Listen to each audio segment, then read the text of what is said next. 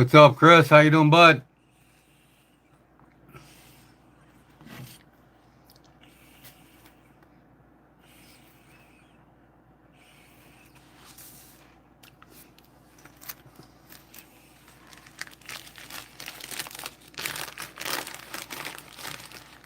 Where's everybody at tonight? Sleeping?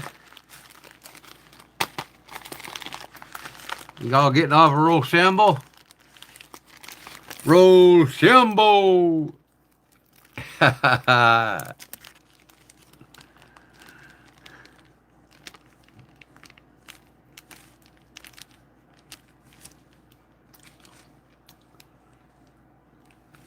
too bad. Hey, you gonna send me that knife so we get working on it?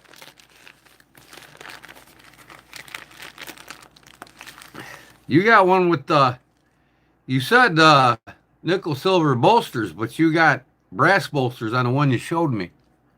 Is that right? Is that the one you're sending or what? Or are you gonna find one with nickel silver and send it to me?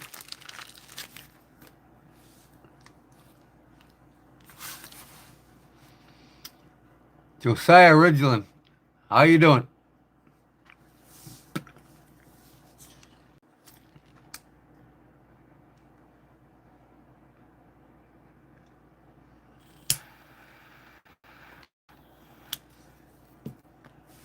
All right, I'll email that to you tonight.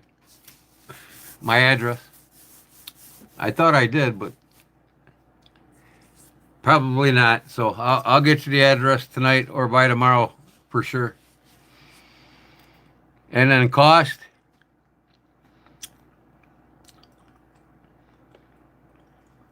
Carving the spine is $50, but you know it. Putting paws on it, I'm probably gonna have a buddy of mine laser some paws on it because it's gonna be kind of hard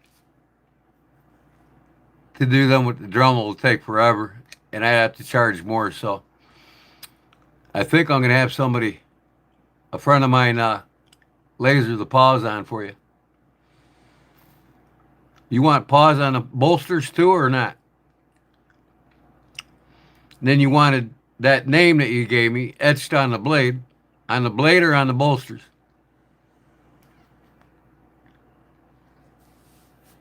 So, and if I ain't doing nothing in the handles, you know what I mean? It could be anywhere around $100 to $150. Oh, wait. I'm putting black and white my card on it. So, yeah, it'll be at least a couple hundred. First time I'll charge you less. Normally, take away $100 for the knife now since they're not $64 anymore. But normally, I charge about $375 for a custom job. That's spine carving, and so if you take $100 away for the knife, that's $275.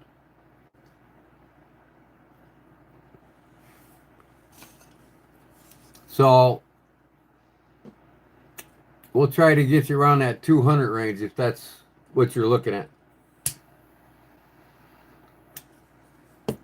First time customer, we'll get you locked in at a lower price. And then from now on, you know, if I have to supply the knife, it's $375 a knife. If you supply the knife, it's $275. But you double the price of the knife, more than double. If you pay $375 for a $110 custom done, you're gonna get $375 back for it, if not $4 to $425. So it's not money wasted. It's a one-of-a-kind knife, and you get authenticity papers from me for it. So when you go to sell it, you will get what you paid for it. Unlike if you buy a Spyderco, you're not going to get what you pay for it unless it gets to be about 40 years old. You know, you could pay $275 on a Spyderco or a Kaiser or any really nice high-end knife, and you're never going to get that $275 for it until it becomes rare or old. But the $110 or $112, you'll get every penny back on a custom job. Especially better it's done. You know, some of these half-ass guys, nobody really wants their shit. I've seen some really shitty ones on eBay for like 275, 300. I'm like, no way. Shabby work.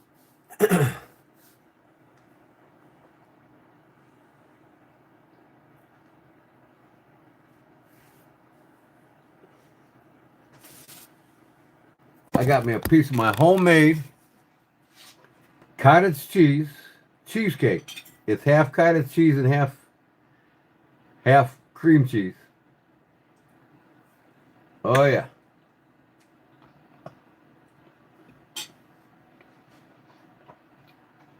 Loaded in protein.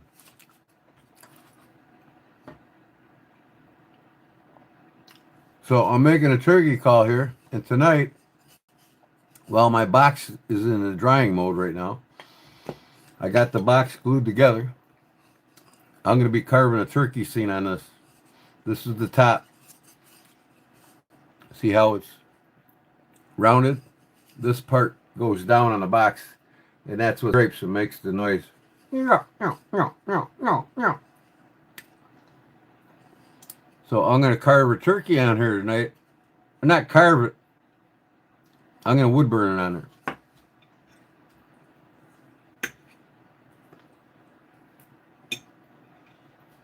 I'm doing good, Barbara. How are you? Welcome back, Barbara.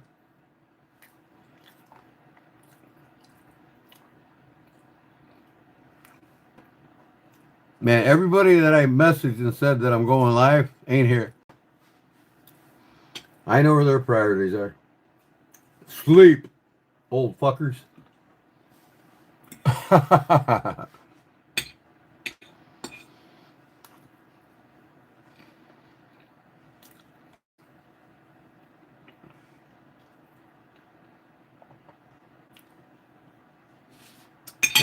And then for tops, I got some pistachios, man. Brain food.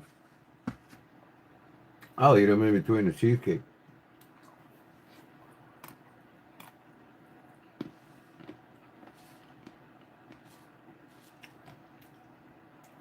Last night, I was at my parents' house. Left there about 4 hours ago. I made them Kansas City onion burgers. You ever hear of Kansas City onion burgers?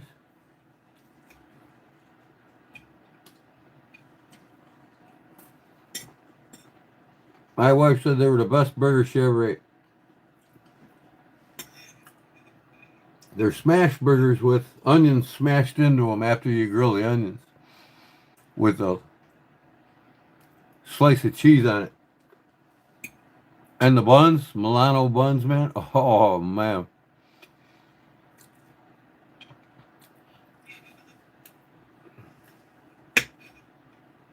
Come on, people. Where y'all at?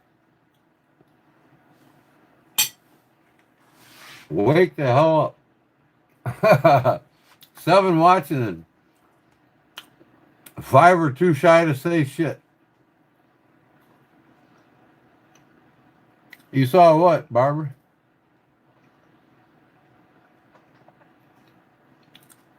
Long day, huh? What's the long day about? Hope it was a good long day. Not a bad long day. Usually when somebody says long day, that means bad.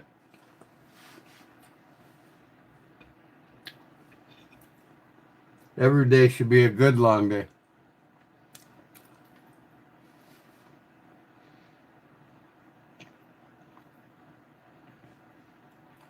That burger? Oh, yeah. Kansas City onion burgers? Oh, man. They're awesome. You guys got to try it. I got it posted on my Facebook page.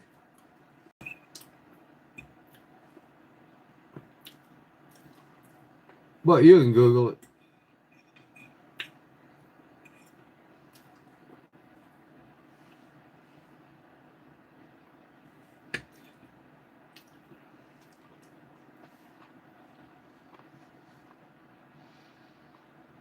from another creator. Yeah.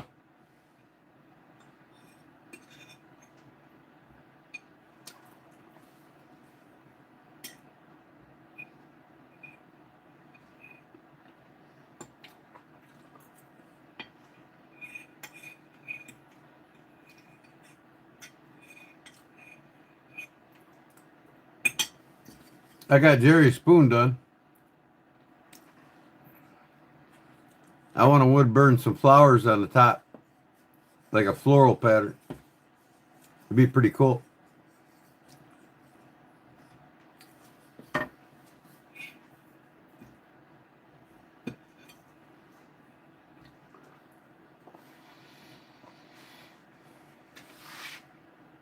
Man, everybody's fucking sleeping.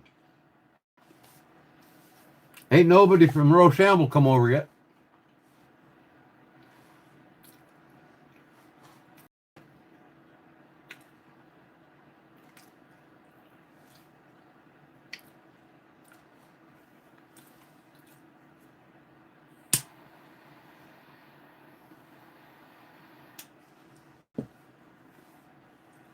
Was you at Rochambeau,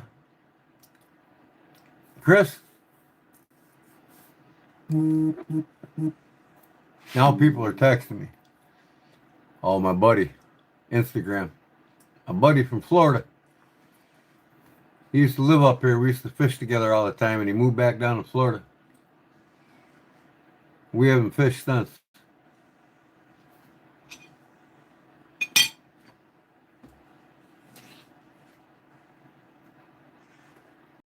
Told him I'll be taking my camper down there soon to go fishing with him.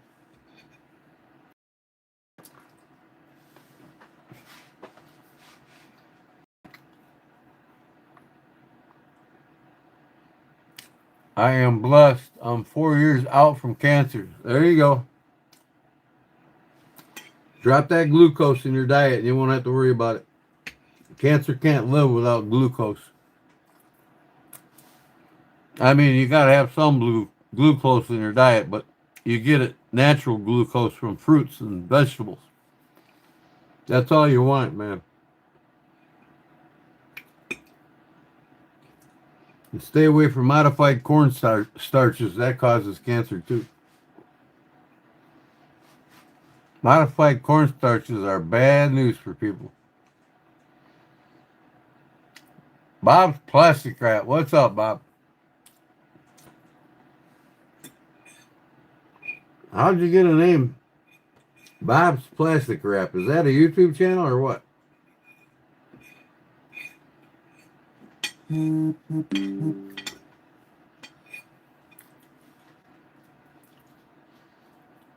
Yo, at DH 7615. What up, brother?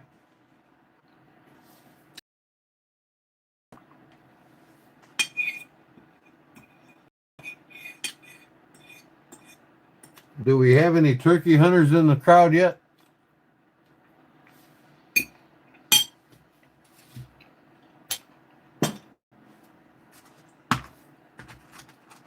Brain food right here, guys. Loaded in omega-3s. These and walnuts are the best nuts you can eat. If you eat 6 walnuts a day, you get the allotted amount of omega-3 fatty amino acids in your diet daily. Just 6 walnuts.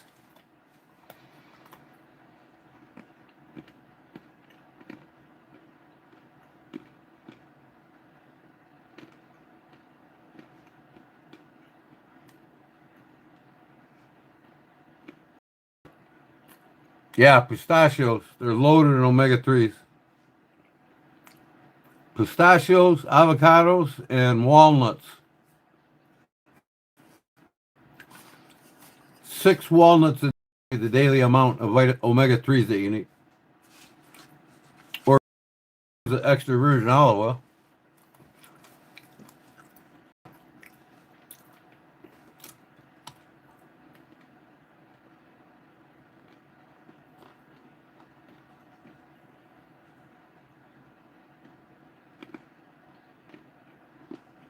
Grabs, yeah. I think just about all human beings around the world love pistachios. I mean, I ate them when I was in the Middle East. I loved them over there, and I still love them here.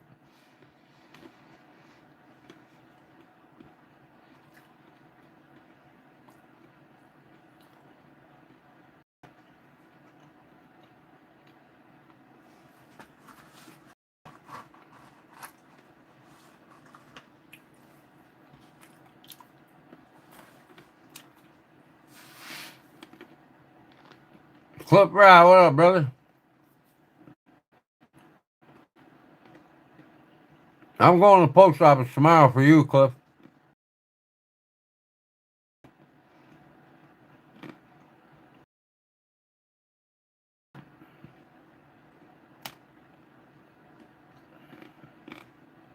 Ground Fog, what up, buddy?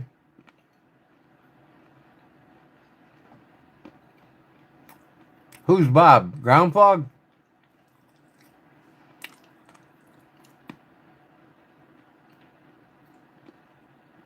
What's up, pimpin'?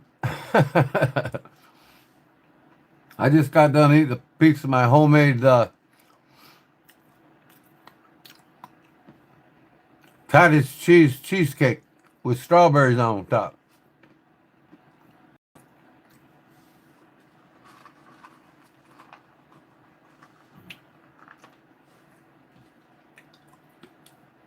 Hold on, I'll be right back.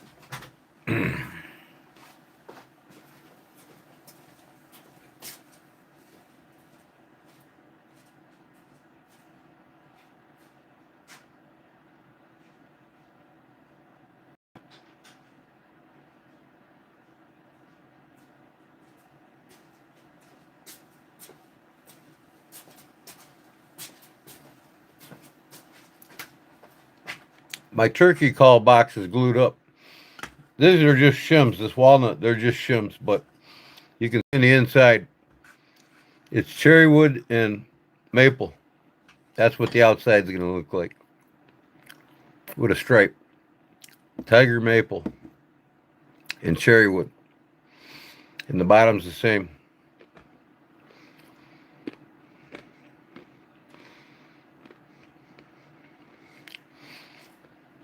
So I got to wait another 40 minutes at least before I can take this apart.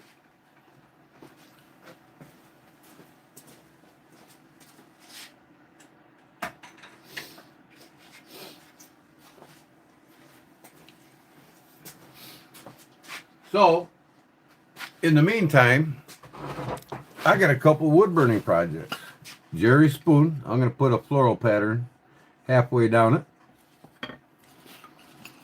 And then this is the top of my turkey call. See how it's curved? That's what gives that scraping turkey sound.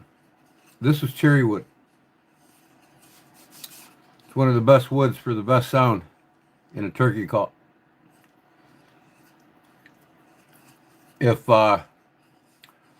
Charlie Cook was here, he would tell you that I'm right. Why does that fucking hole look like it's off center? Man, I can move it over a little bit. But anyways, I'm gonna wood burn a turkey scene on top here, and then I'm gonna clear coat it, and then this will get a floral pattern. So, Marty YB 1980, what up? Welcome. Found a Toledo torch. Looks like a cartoon bomb. A Toledo torch. What the hell is that?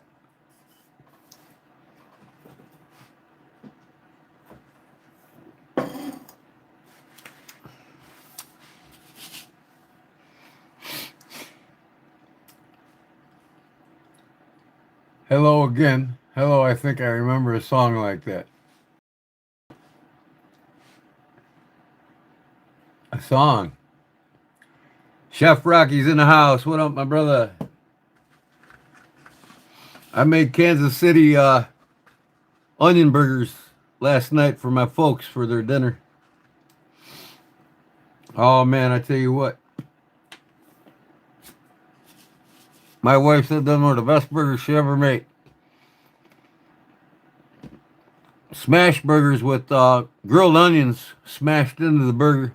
After the onions are grilled, slice of cheese on some good Milano buns, boy.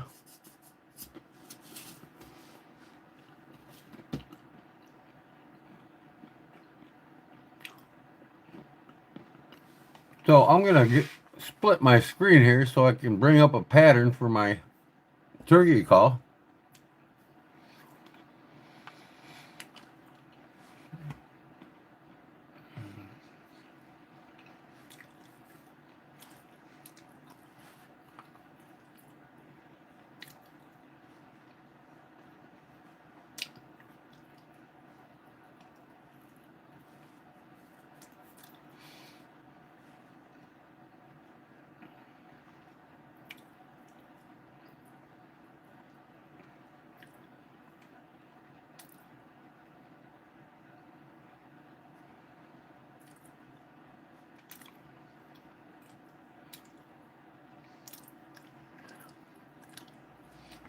Okay, let me type it in here.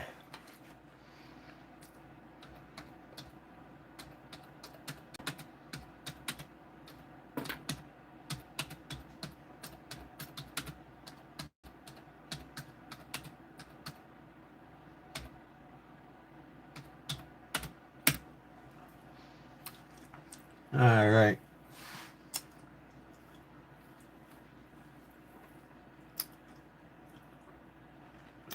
Now, I got to decide what pattern I want here.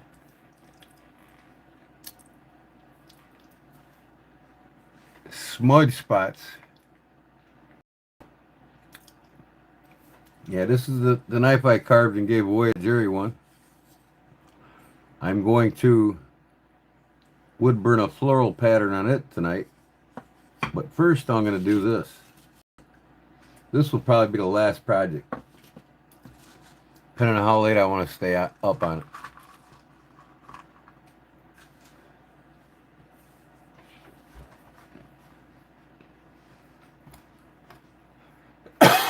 Oh, man.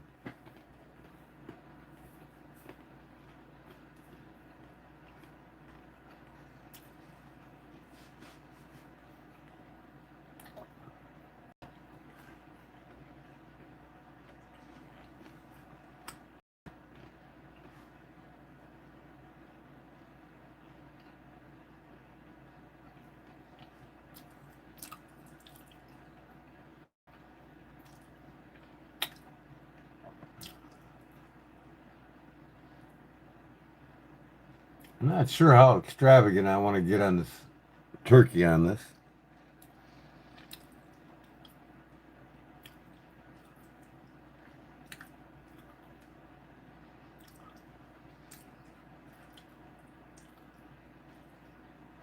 I don't know, we just put a turkey on it and that's it.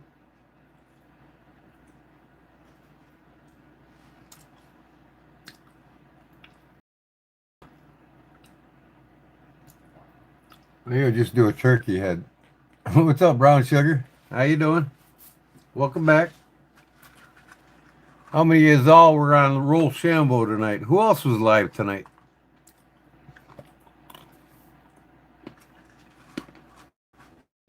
I don't know because I was gone most of the night. My parents are getting kind of too old to do anything anymore, so I cook for them 3-4 times a week now.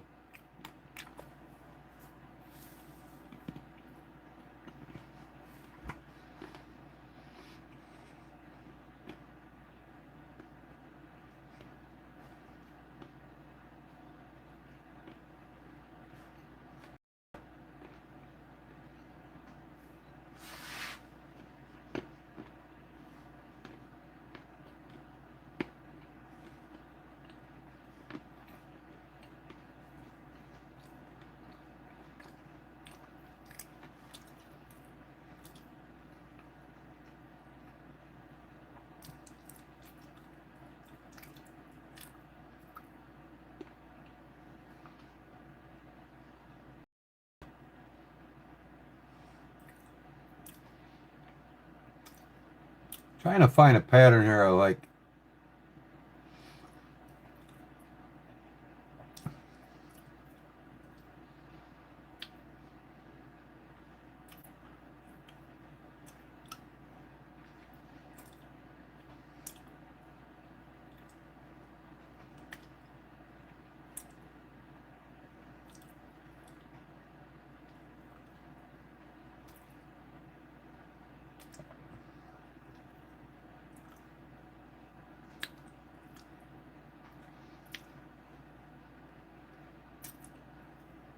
I think I'm just gonna find a turkey here and start drawing it. I think I'll just freehand it.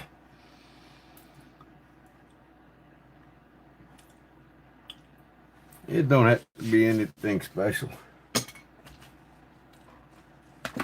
A good knife.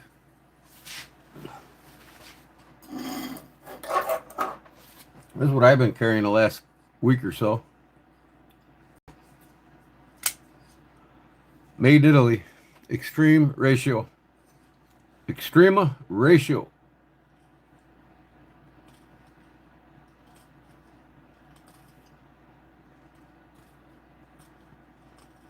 I got a whole deca come from live stream that I won the other day. The big old blade on it.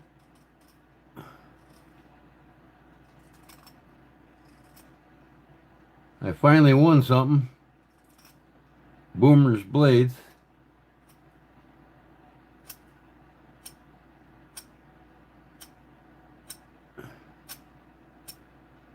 Y'all haven't joined Boomer's blades yet. Go check them out.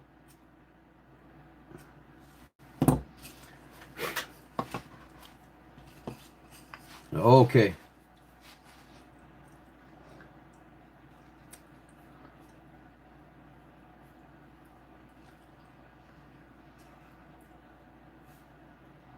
Okay, I got me a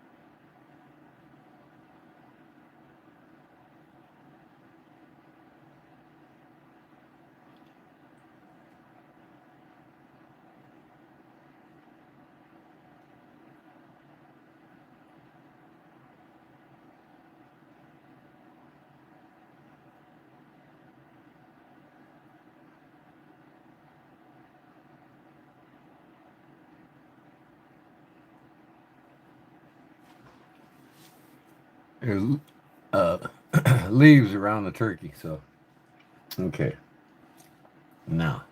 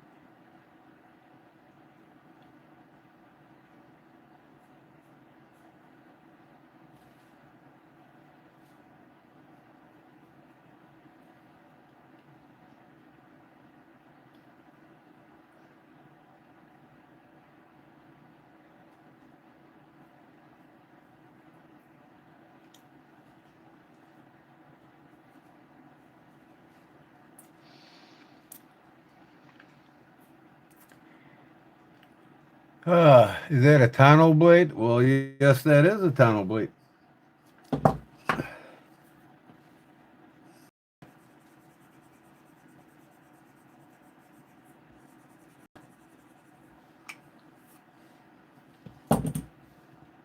That is a tanto. It's the Extrema ratio. Extrema ratio. BF2R CT. This one is a discontinued model, but they have another model similar to it. And it's got the fire safety on it. Or the lock safety. That's in the lock position. Now you can't close that liner lock until you take it out of lock.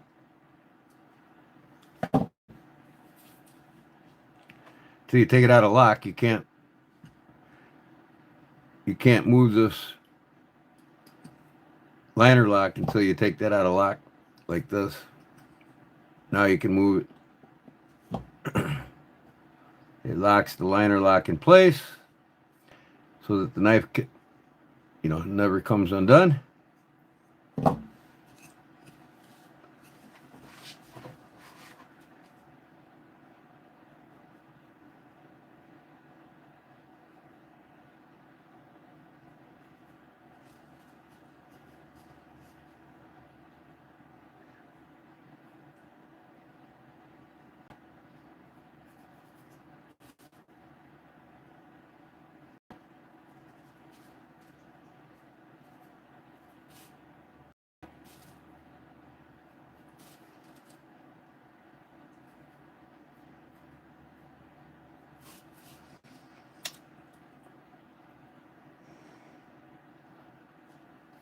Yeah, I got these too tall.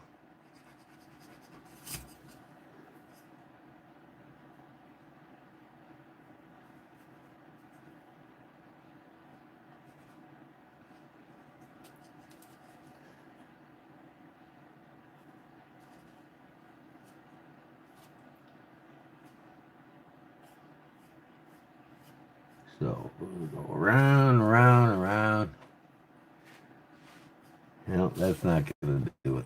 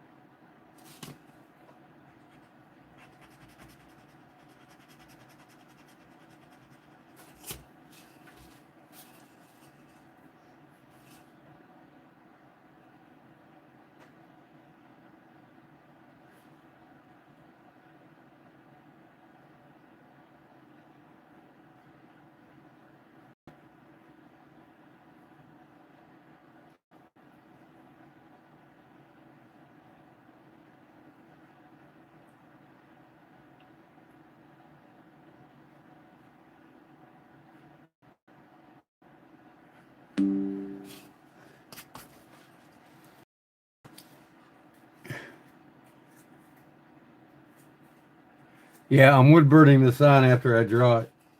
I could trace a pattern, but I don't feel like tracing. This time I'm going to freehand it.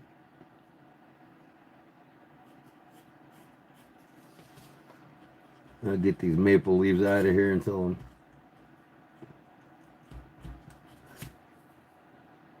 done doing the bird.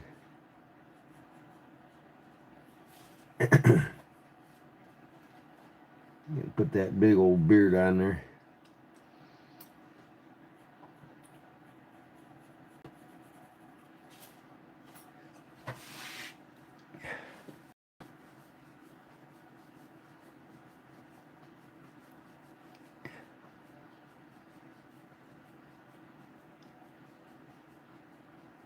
It's a turkey, Jerry. I'm making a turkey call tonight. And then I'm going to put some flowers on yours.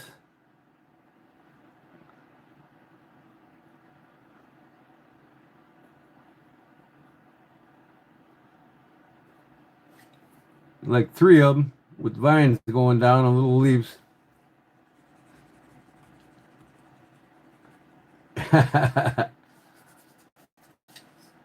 Unless you got something better. Okay, this comes around.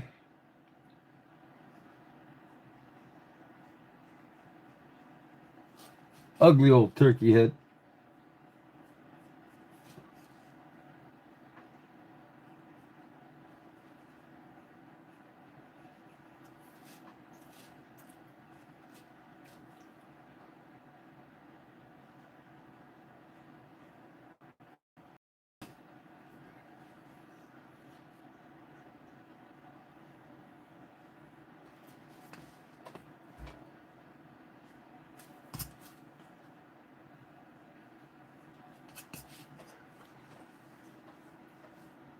Plain will be fine. Okay, I'll leave it plain.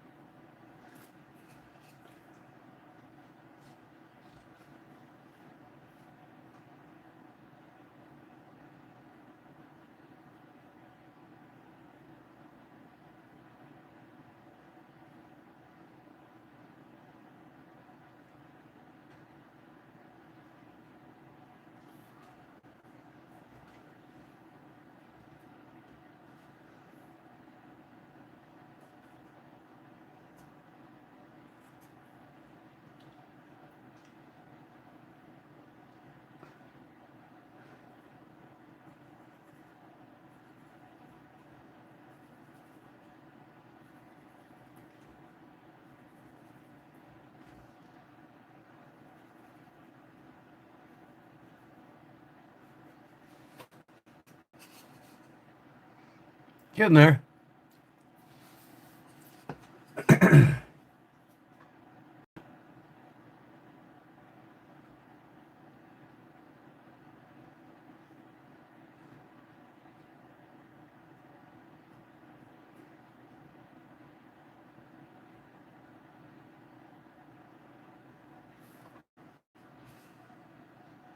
Big old ugly bird.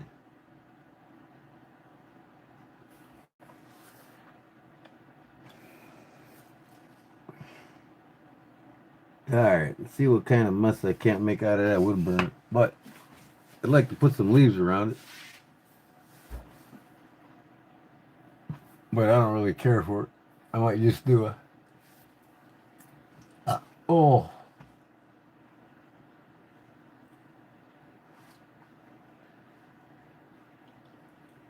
I don't... I might just do a...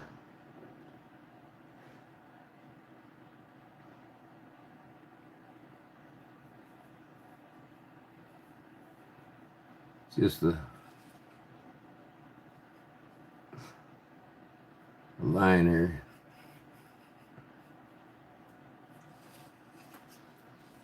Just to make it look like he's on the ground. I might burn some maple leaves in.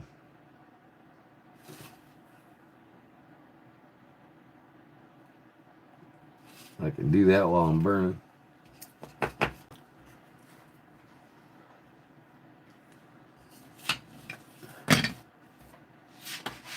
Oh, Jeff Jackson. Well, folks, I'm headed to bed. Night, everyone, and God bless. You too, Jeff. God bless you, brother. We'll see you on the next one.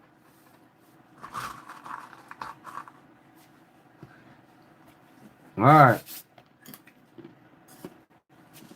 Coming along good. That's going to look nice.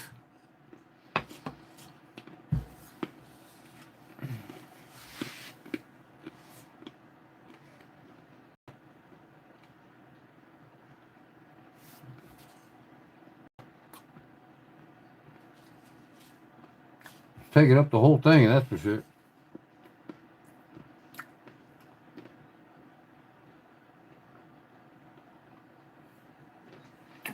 What else should I add to it?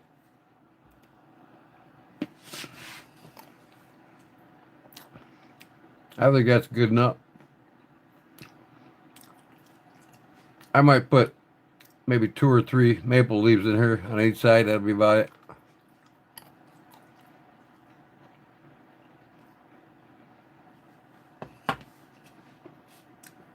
Make it like he's walking through the fall leaves, right?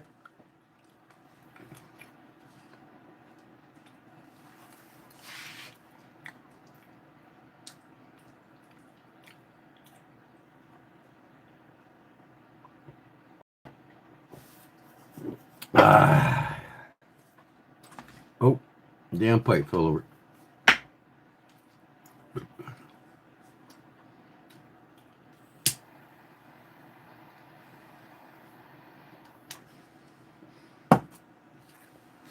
That's pretty, ain't it? That's what the call's being made out of.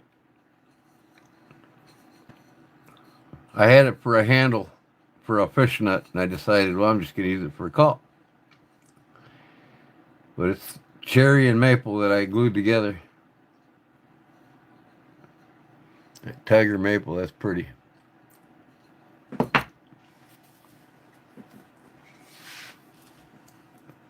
And this is cherry wood. That's cherry wood.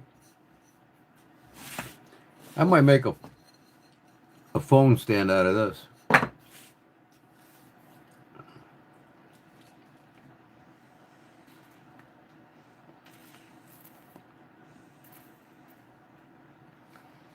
Where I'll just put my phone in the back here. You can see all the pretty wood, and I'll do something with it. I might chisel this out and put a cross in here. Who knows? I do all kinds of different things with it. It's the chunk left over.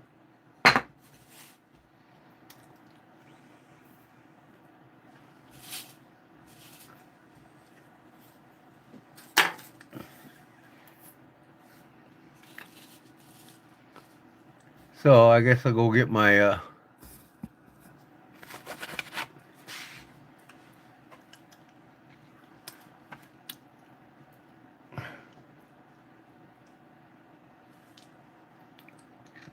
wood burner and I go from there.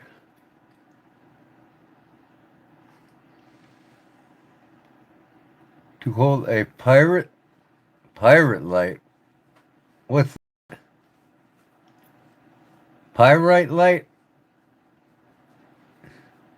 What is a pyrite light? Pilot light. Thanks, Jerry. I'll carve it on there, and that'll be my first turkey call.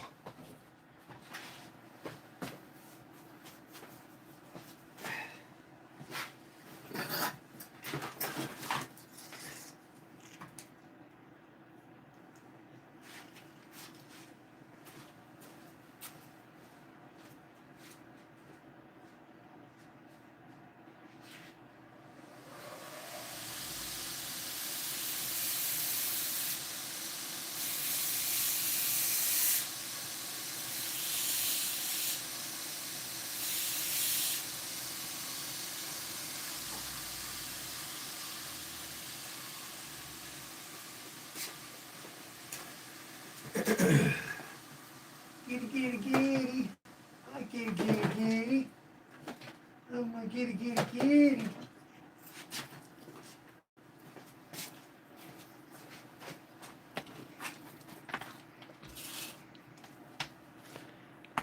I don't got the fancy schmancy wood burner.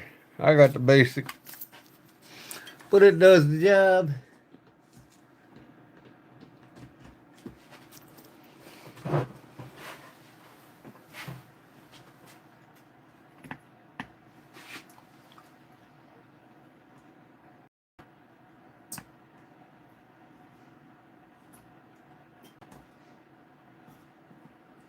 That's all that matters.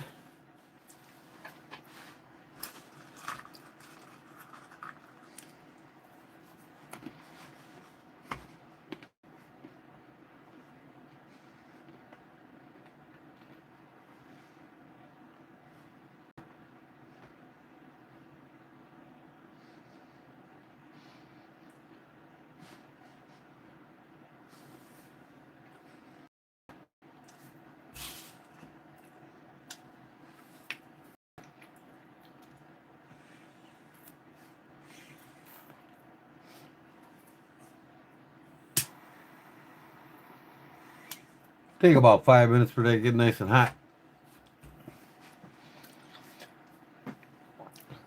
So what everybody carry today? I gots to know. I gots to know. What's up, Robert? Welcome back.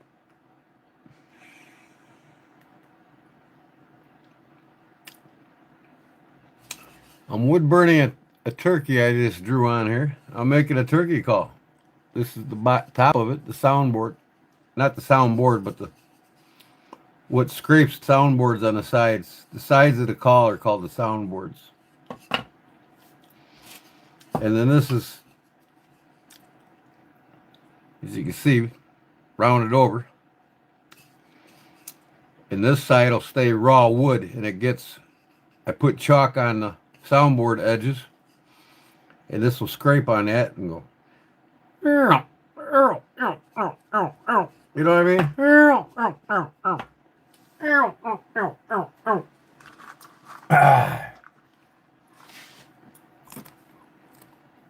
A good board can gobble too. It'll go, come on. So we'll see how good my board is when it's done. Because by the time I get to the wood burning this, I can actually put it together.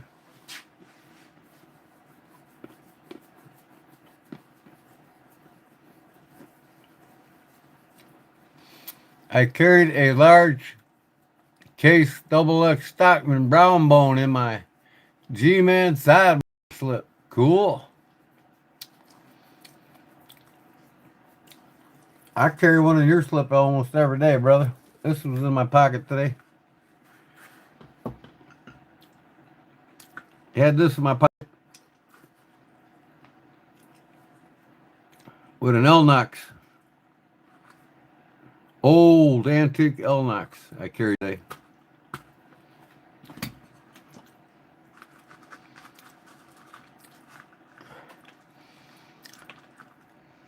What'd you carry, Robert Willsby? Barbara, what'd you carry? Brown sugar, what did you carry? Come on, Cliff. I know what Cliff's carrying. It hasn't worn out on him yet.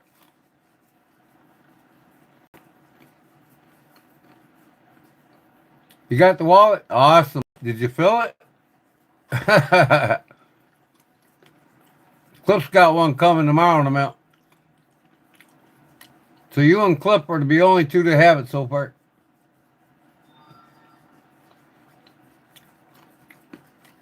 I hear you, Robert. That's okay. Of course, I got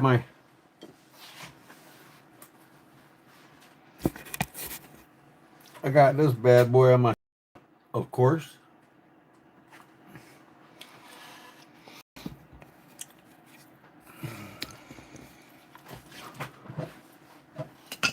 Ooh. Let's see if she's getting hot yet.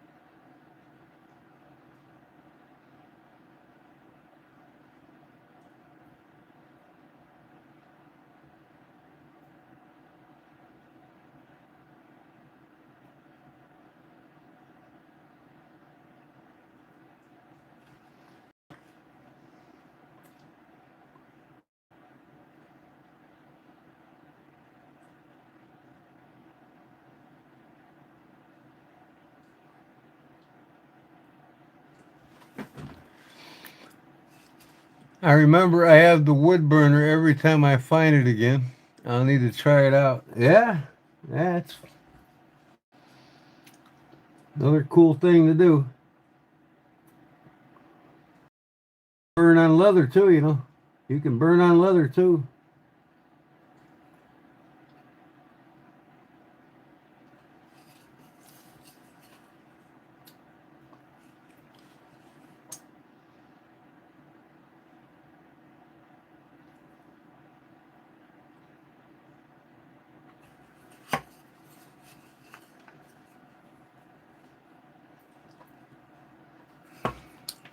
Man, I blow this picture up and it wants to stay unblown. Okay, man, what an ugly ass bird, man. But they sure do taste good.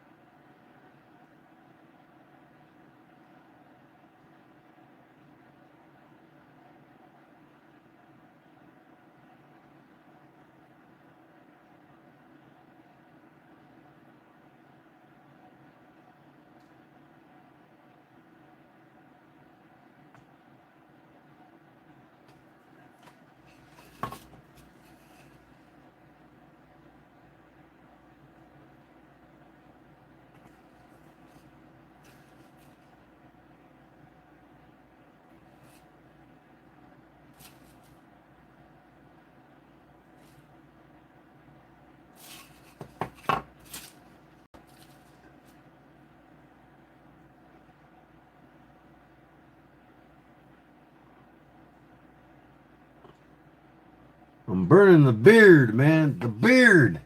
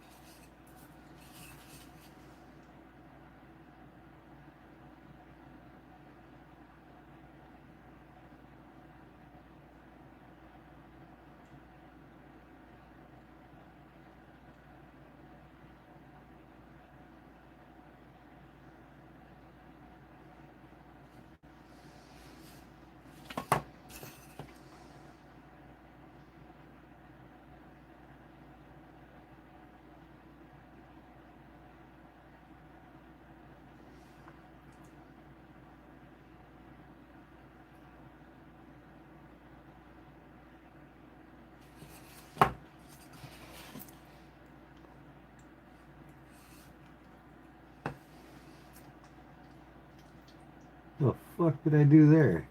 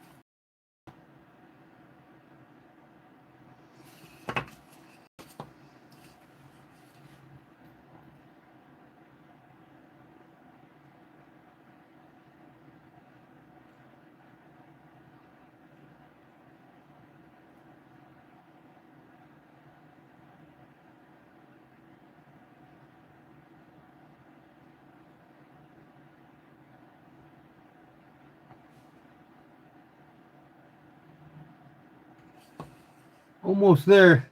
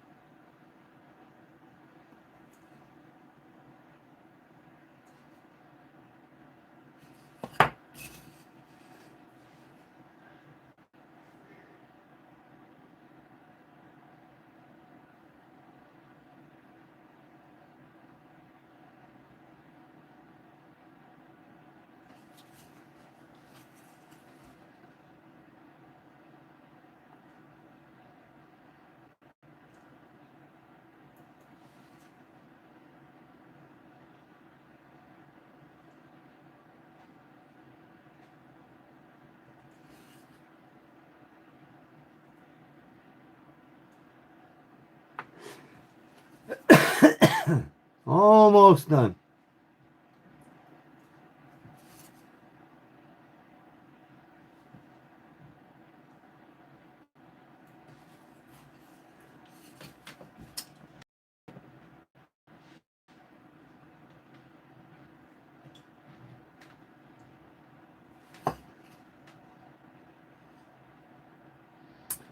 I pretty much think that's a gobbler, folks.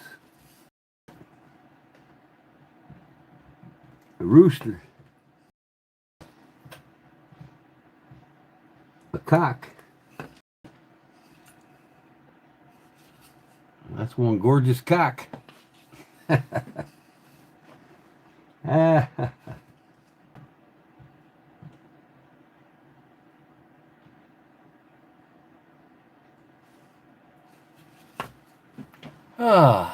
No Charlie Cook yet, huh? Oh, there's Cook. Hey, me neither. Have pretty neat. Let me see here.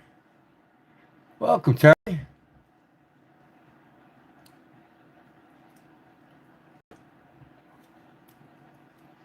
Oh, you can burn. You can use a wood burner on leather, no problem. I'm making my turkey call here.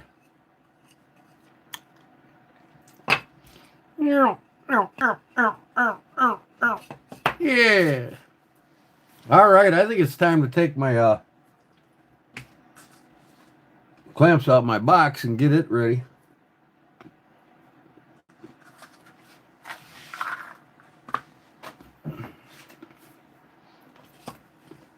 Yeah, I'll put a couple maple leaves in here. I don't know.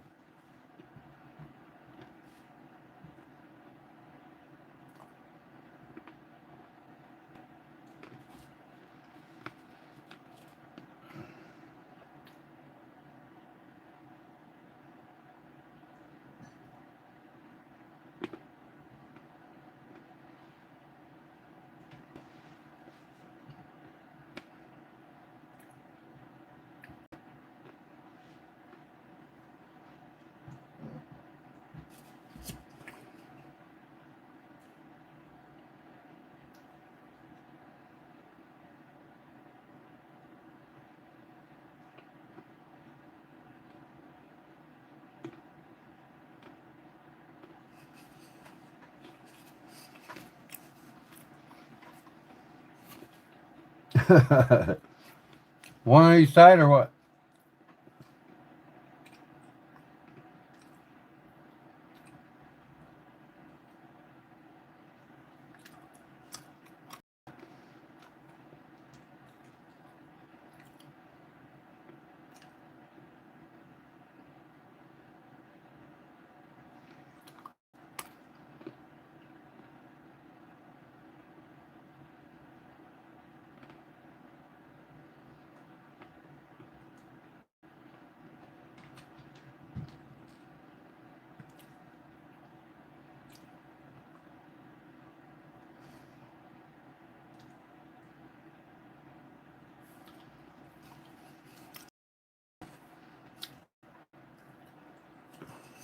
Yeah,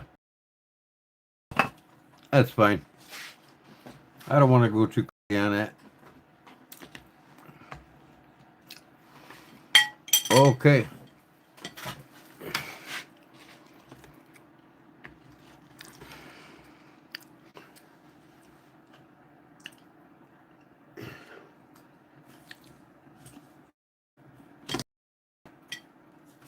All right, I unplugged the right one. How's that look, folks? That look like a turkey to you, Charlie?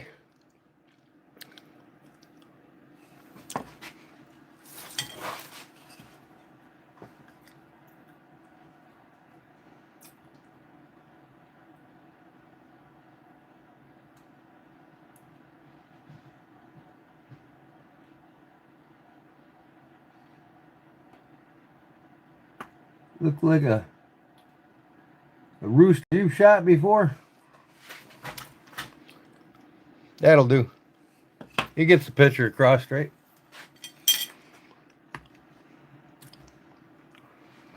Beautiful cherry wood.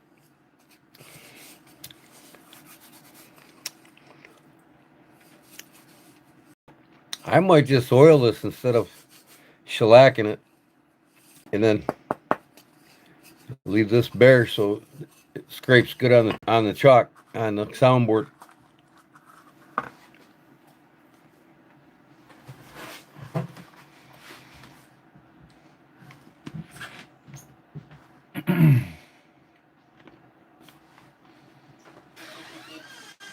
You want this container? Look up. Here. Yeah. Now you get out of here. Come on. From inside. Get. Here, lay down. Stay. Leave me alone. Get out of here. I'm going to whack you every time you come over here. All right, let me go get that box. Oh, you know what? Why don't we go over there? My phone's still strong. Mm-hmm.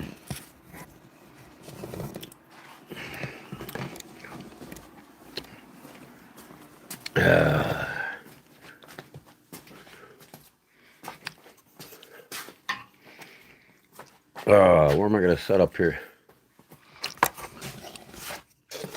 Man, I made a mess here working on this thing. Oh. There we go. Try to find a good spot. All right.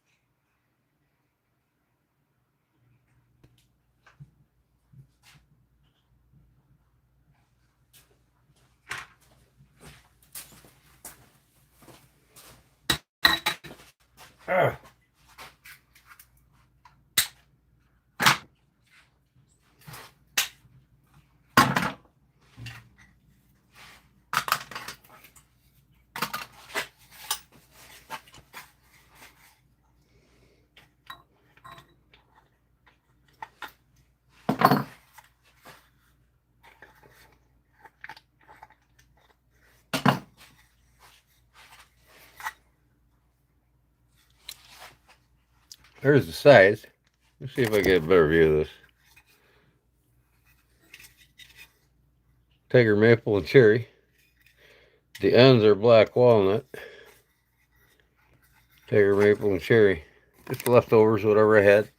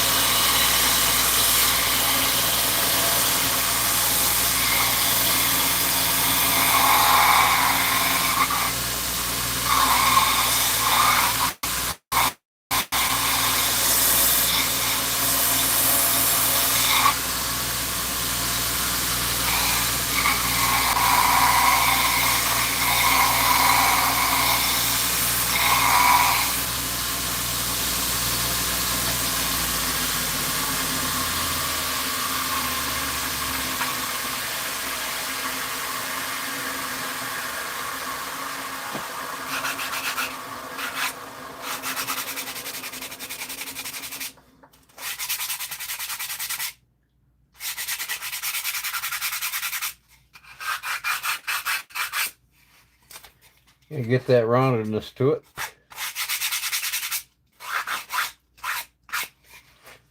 And then the insides get rounded.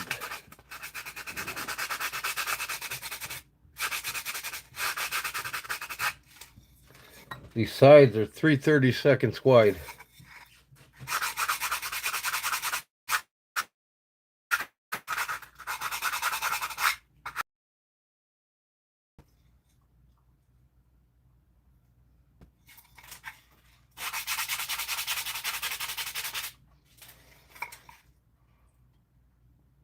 Try to get them the same. I got them pretty close.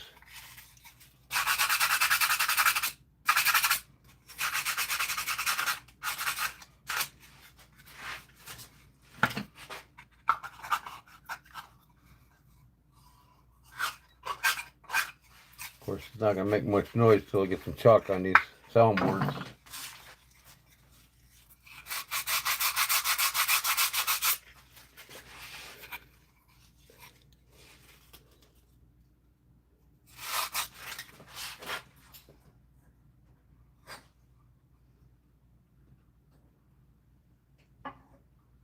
Yeah, they're about the same.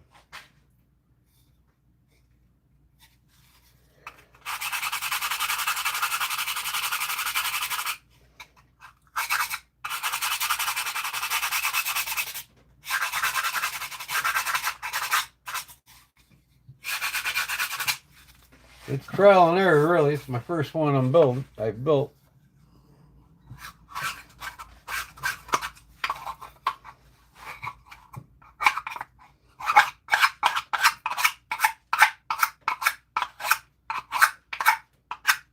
Put some chalk on it, like I said.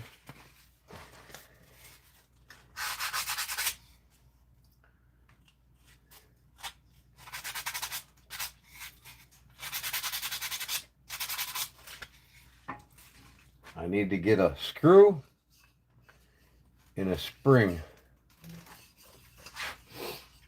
This comes in 3/4 of an inch.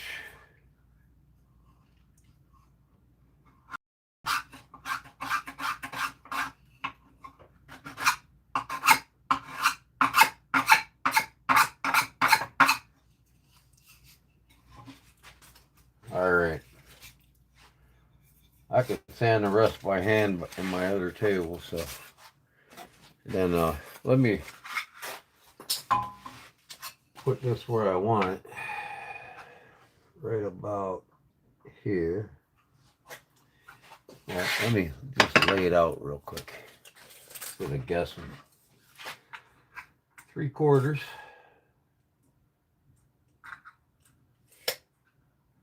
Right there. That should be 3/4. Yes, it is. Overall here is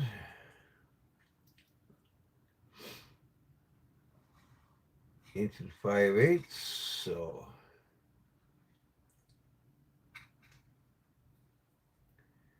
let me see. 1 3/4. So 7/8 should be the middle of it. Come on.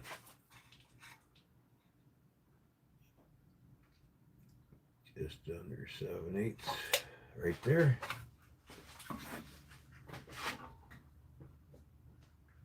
Oh, God. Oh.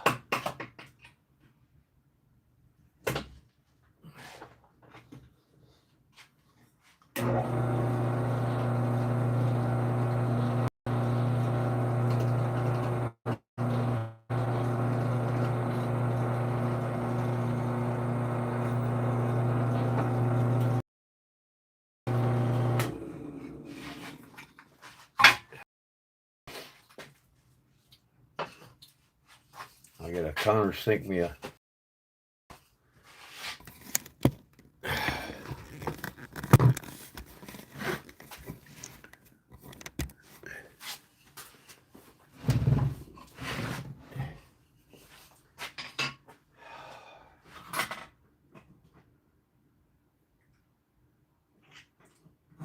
I gotta get a screw that I'm gonna use. I think I got one in here.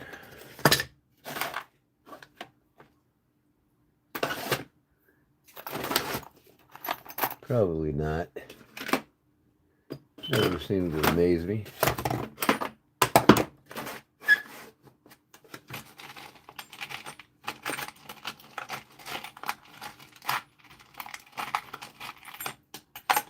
Of course, never have a nice one, man. Always got some ratty fucking screws.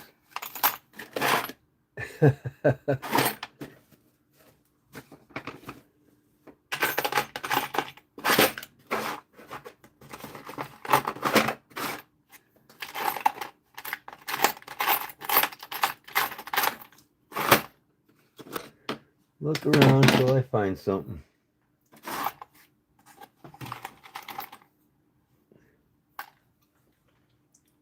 That one's too small of a shaft.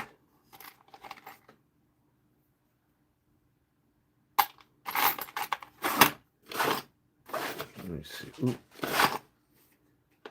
Nope, too long.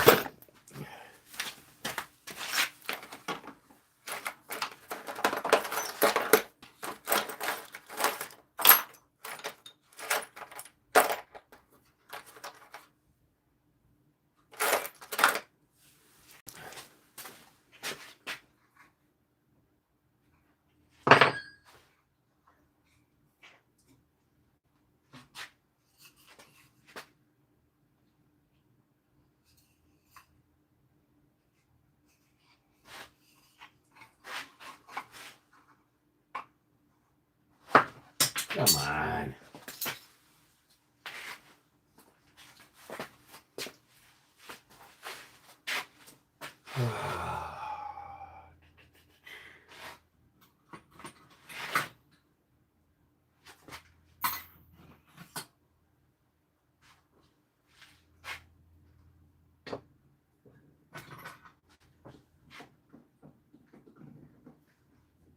Be right with you, folks. I'm gonna go back to my desk here in a second. A couple more. A little more drilling here.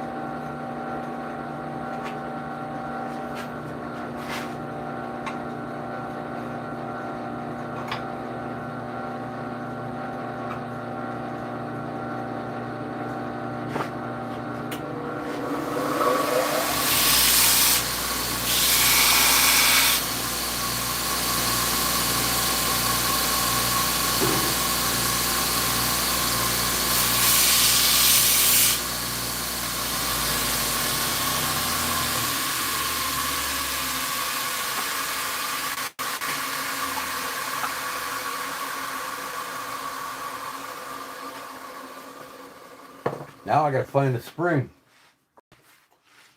Gotta find a spring to put in between that there screw.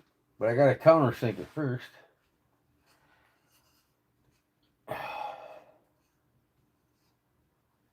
Like I said, this is just the first one I've made. Kind of like a prototype, but it's gonna be fully functional when I'm done with it. Let me drill this countersink and I'll go back to my desk and we'll sand her down, chalk her up, get her ready.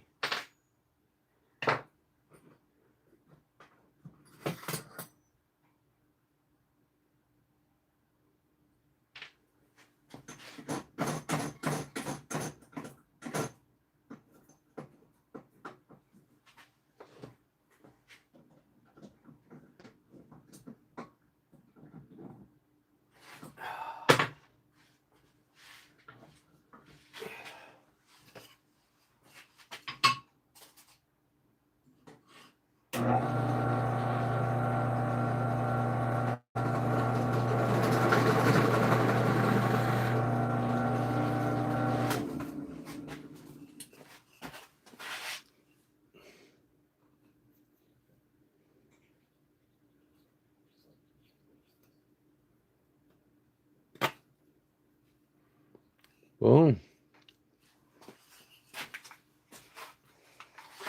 I gotta get a spring for it.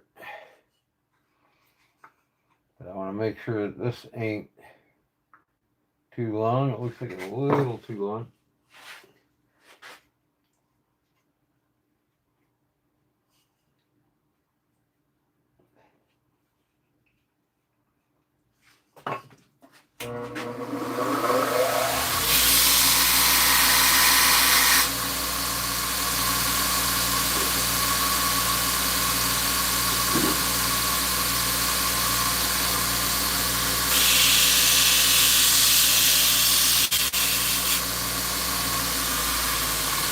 Oh, no, it's not now.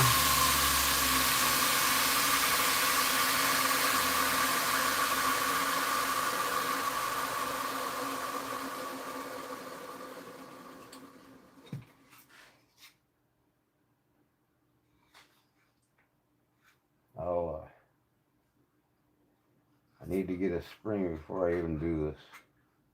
So, but I think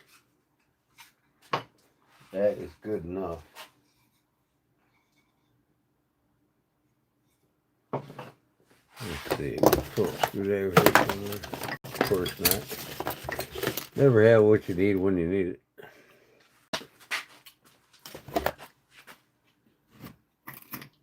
Come on. Bit. Where you at?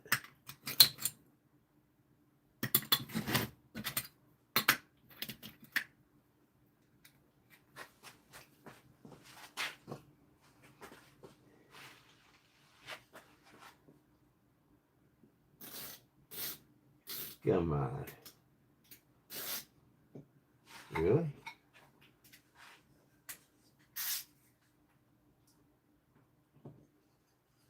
I can pre-thread it before I get the spring.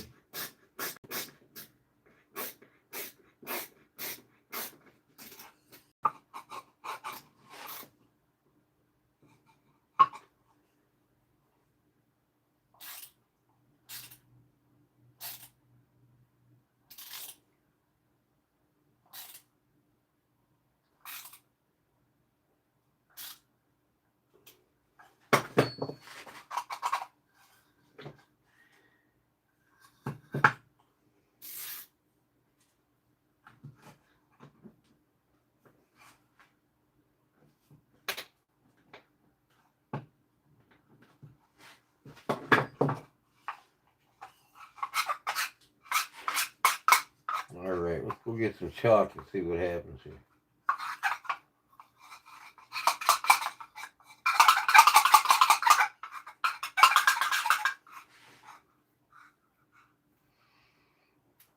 Get this just right. That's where the spring comes into play.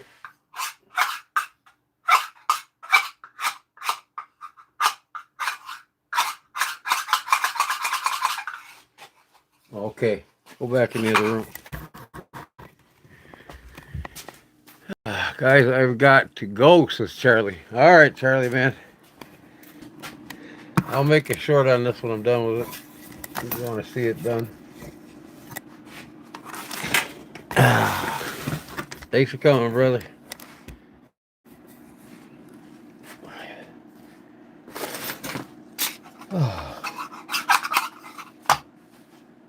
Hi, kitty. What are you doing there, huh? I gotta get my chalk. I think you're on top of it. Where's my chalk? Huh? I think you're on my chalk, kitty. Oh, baby, come here. Up. Oh, right there. Hold on. I'll let you back. Go. Okay.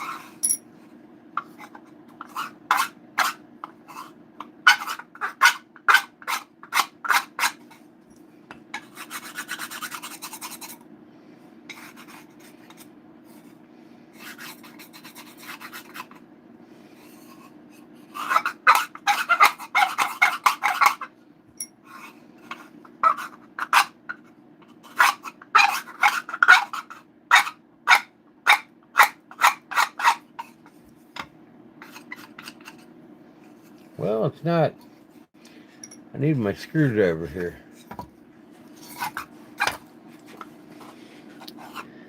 I'm gonna get that spring.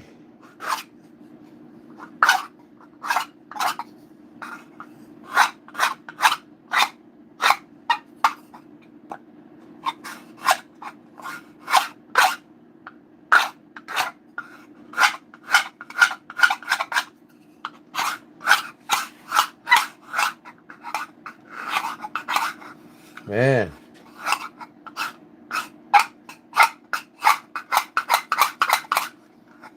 Not sounding right. Like I said, it's a trial and error.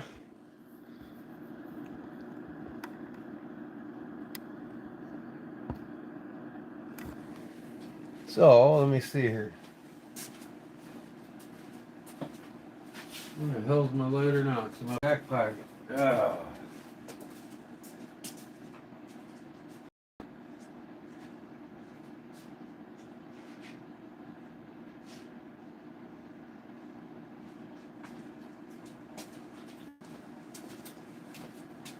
Now, I might have to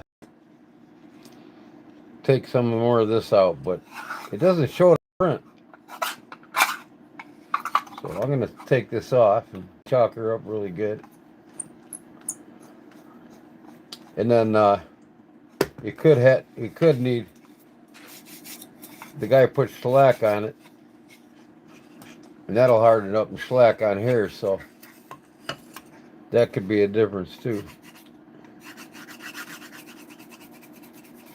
Like I said, this is my first box call ever. Sure does look good.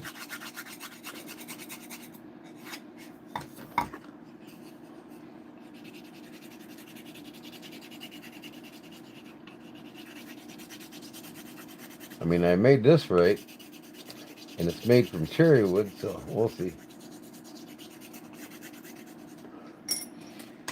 See if I can find a spring. I know I got one somewhere.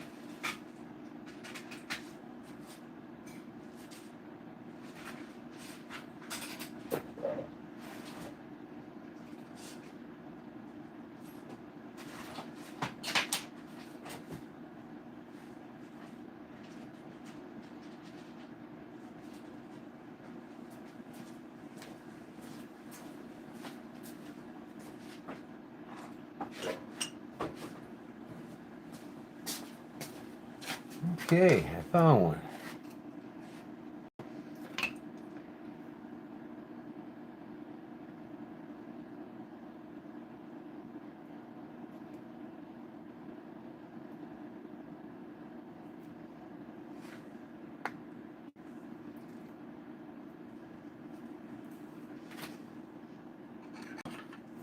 Come on. Come on. I have to use my Dremel tool, I guess.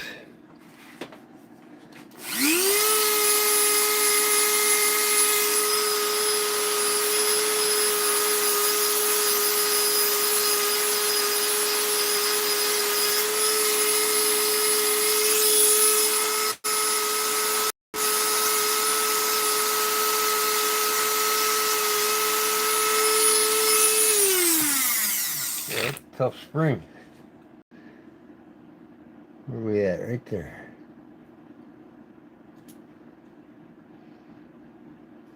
Come on.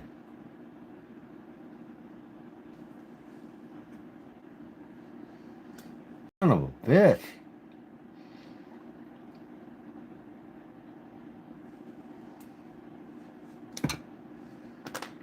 There.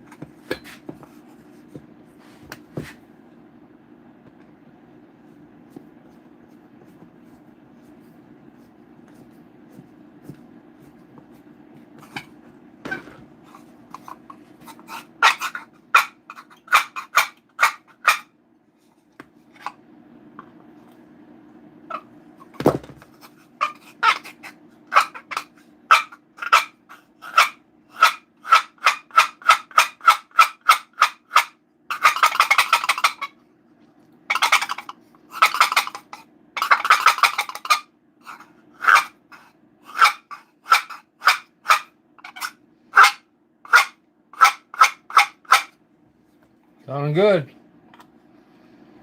I think that spring's a tad bit too long though.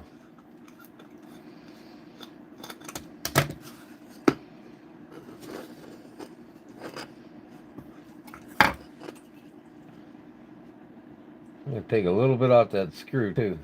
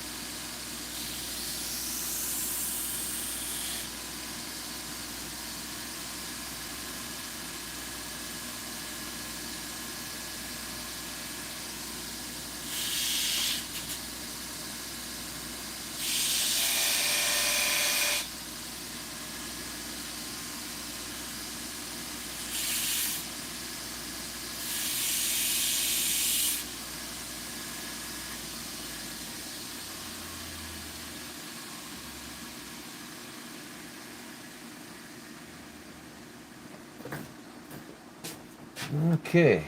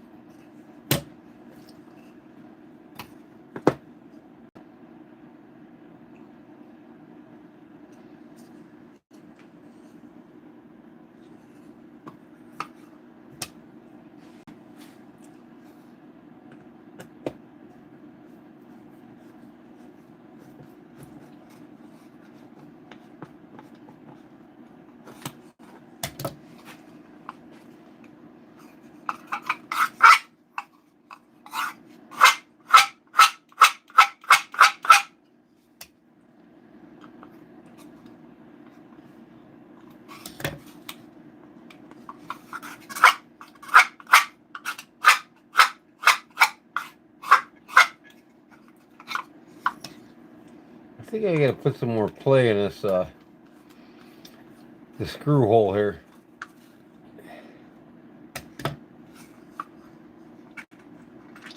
Let's see what happens here. I'm gonna drill that hole out a little more so I got a little more free play in it.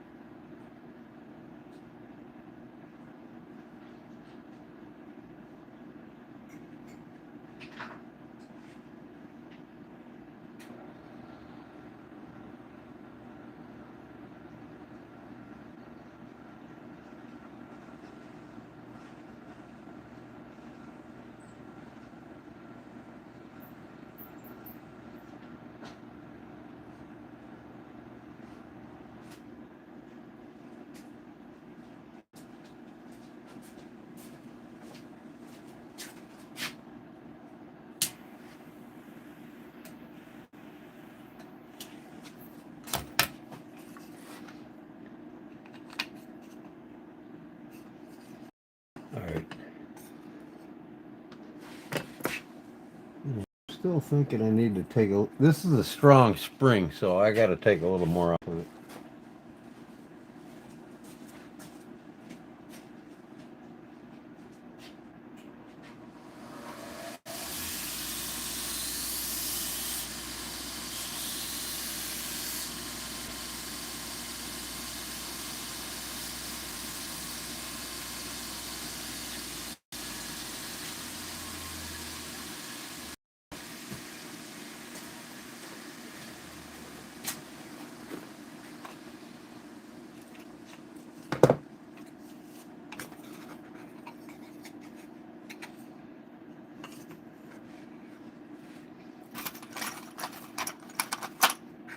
What the hell did I do with chalk stick?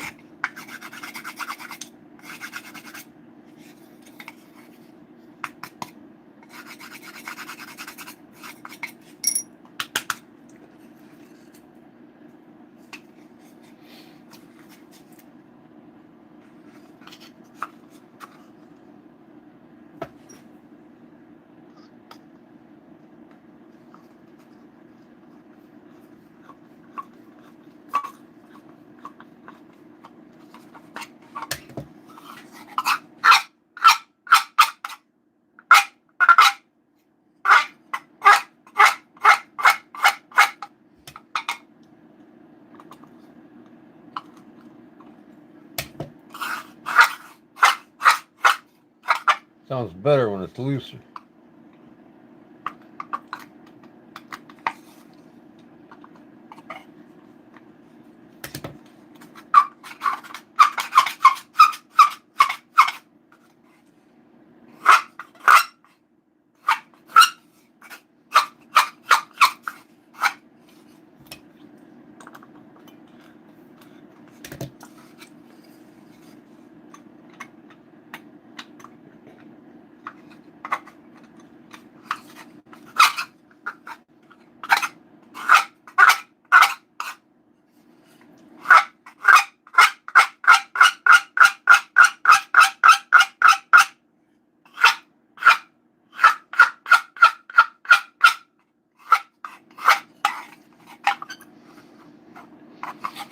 Some guys got it like rubber band, you know what I mean?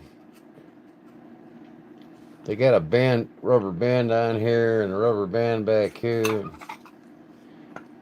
I think that spring is just a little too tough.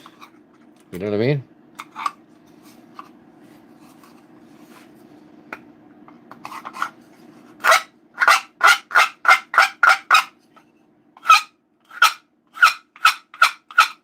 It sounds good though.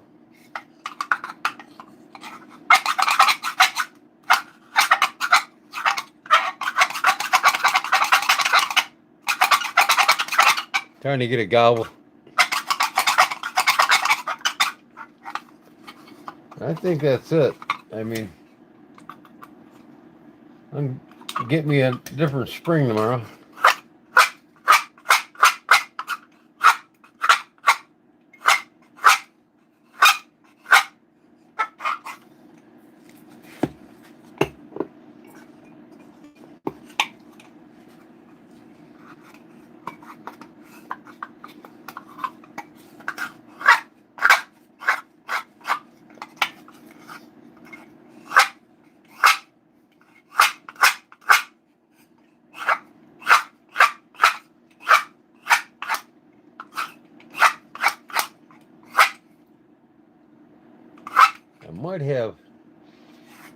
I gotta check my plans. I might have to round it over on this side. I rounded it over on the inside.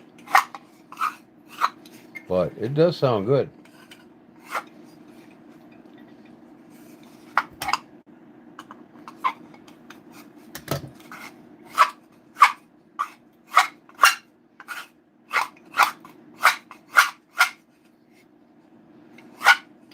Yeah.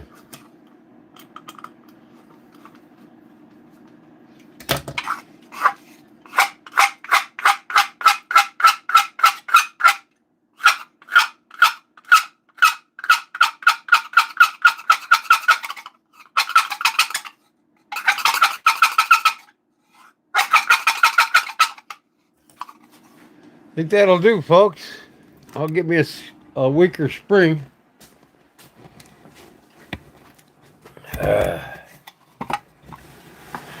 All in all, I like how it turned out. What do you think? Now that I'm watching the chat. What's up, Robert?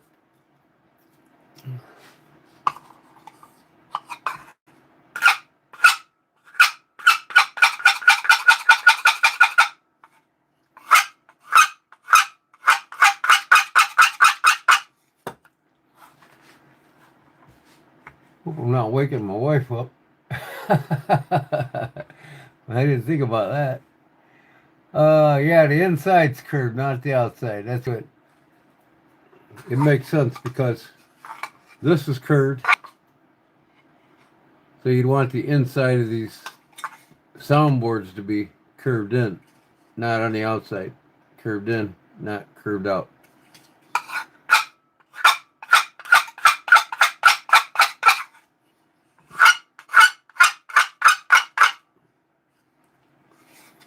Not too shabby for my first one, huh, fellas?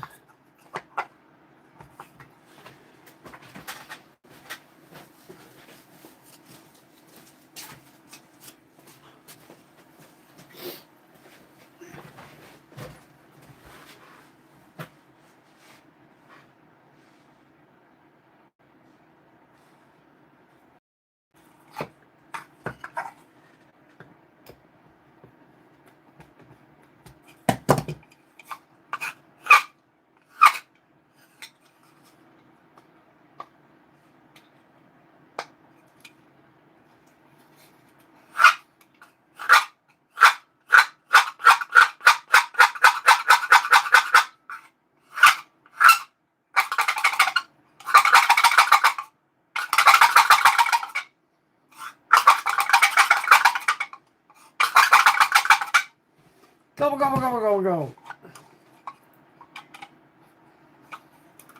Well, yeah, I mean, I kind of threw this one together, so, you know, just whatever I had left over.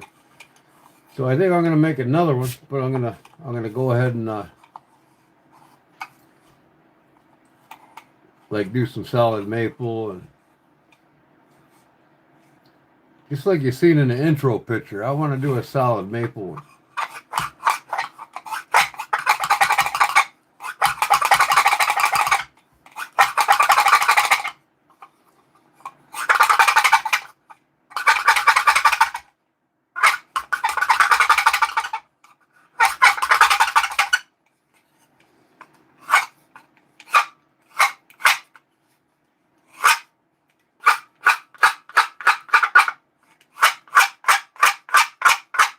I have to try it on the turkeys across the street tomorrow morning. See how they respond. I got a dozen of them across the street every morning.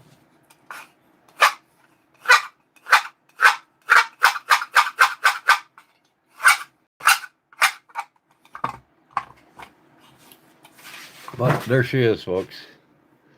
Wood burn turkey.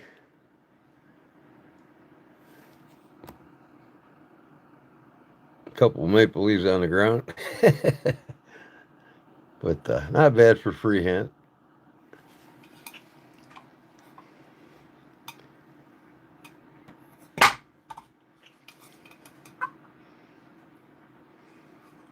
Black walnut, I gotta sand it here really nice. Get rid of these burn marks. Look at the pinhole I put. I used whatever I had in walnut, but I might curve this out just to see how it sounds. Take some more of this wood out. We'll see. I think it sounds fine.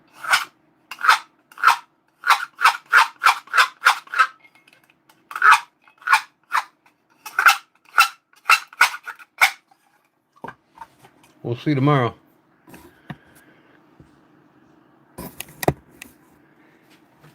Yes, sir. And yes, ma'am. I think about it, tobacco, man. That's going to be terrible.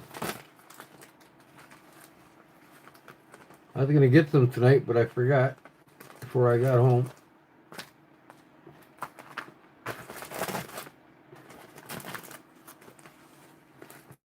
Oh.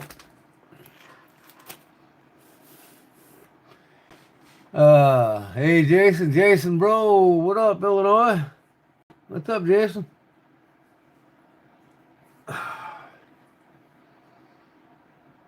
So that's what I made tonight, Jason. Turkey to call.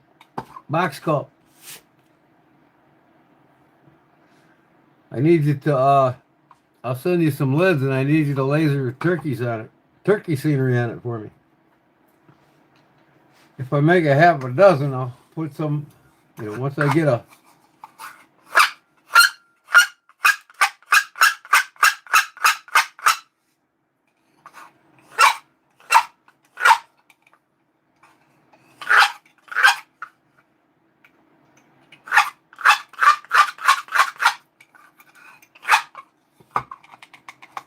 good sounding call going, I'm gonna need them engraved.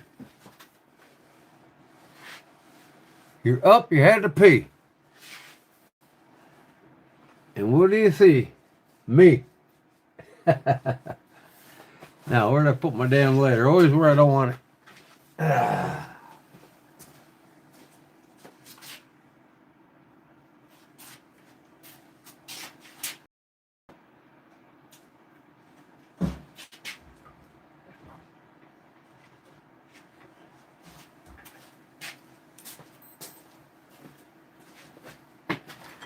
Kind of mad at myself, man.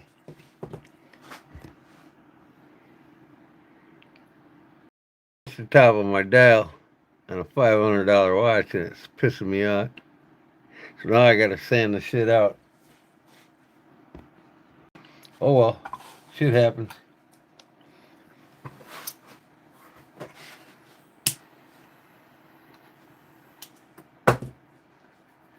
It's gonna happen. Using them working.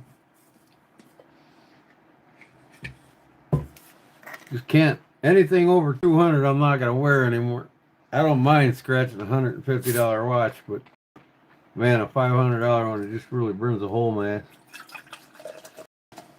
I should have known better. I wear my G-Shock from now on when I'm working in the shop.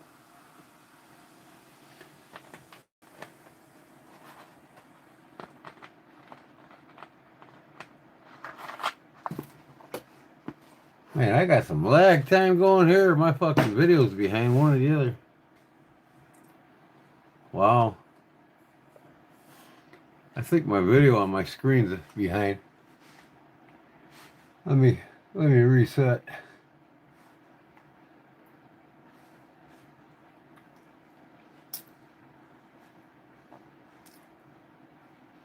Yeah, I'm gonna do some research and find out what the best woods are. I mean, one fellow told me cherry wood's sweet for turkey sauce. It sounds good. He did one out of pine and it sounded like shit. He's all gonna test one out of pine tonight and see how it sounds. I'm like, yeah, it sounds like shit, dude. He even said it first.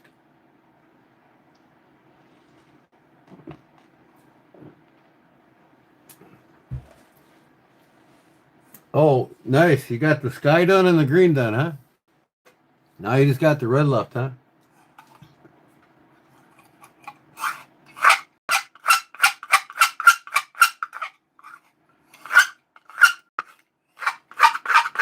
I'm going to sit my yard in the ditch on the other side of the road. The street's up higher than the field in my yard. So I'm going to sit my ditch across from the turkeys on the other side of the street. They won't see me, but they'll hear the call. And see if I can get them to cross the road. I'll put my ghillie suit on and I'll sit there and just fuck with them. Take a decoy out with me and make them go to it.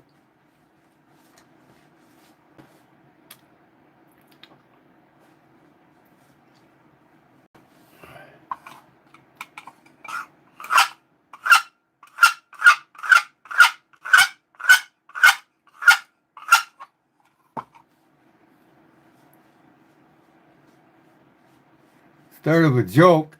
Why did the turkey cross the road? Because the motherfucker wanted to get to the other side. That's why. To see me. I might even take my bow out there with me and fucking shoot one as soon as it walks into my yard.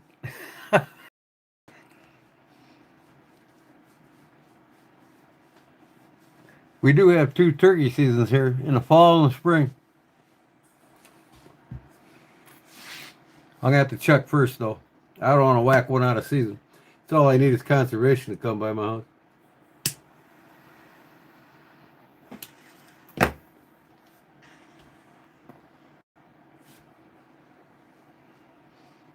Yeah, it does sound like the start of a joke. I'm going to get them turkeys to cross the road. Get to the other side. Hopefully a car will hit one and then I can just pick it up and take it in the house.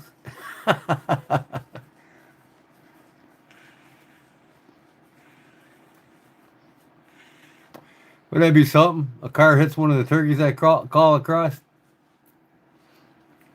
I grab it and the son of a bitch gets mad he couldn't get out and get it before I got it.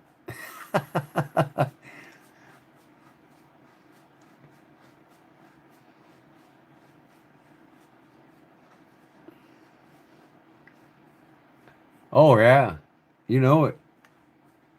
I see more than turkeys that explode on the interstate. I see a red-tailed fox and a rabbit and all kinds of shit. I've actually seen squirrels explode on the power lines. Big old pop. Pop! Oh man, bad day for that boy.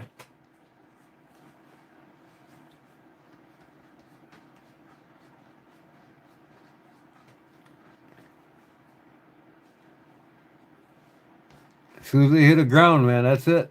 Pop.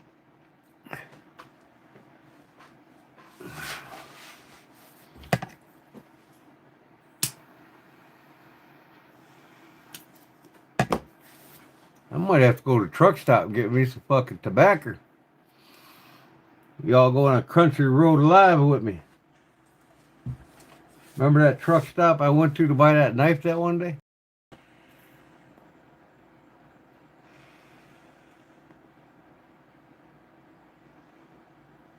Yeah, turkey feathers on a job site. Better than eagle feathers. It's a federal offense to even possess a eagle feather. Don't even take an eagle feather if you see one on the road. You get caught with it, it's a federal offense.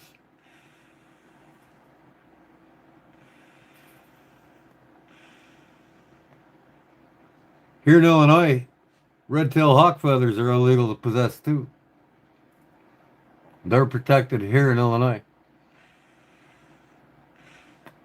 But that's Illinois statutory law, not federal law. Federal law is worse. You're a felon.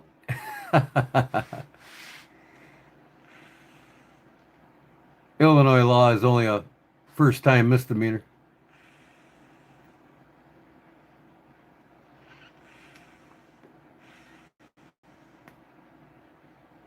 They killed your bluebirds. What did the hawks?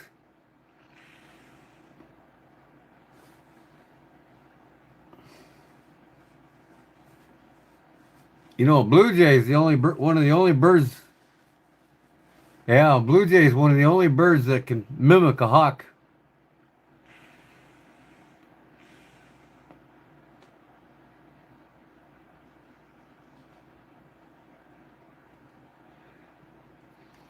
Hunting your pond? Yeah, yeah. Well, you can possess one, but don't get caught with it. If you want to make a pen quill out of it or something, I wouldn't use it in public. Maybe out of state, but not here in Illinois. Barbara don't have to worry about it. Her state don't protect red-tailed hawk. Some states do, though.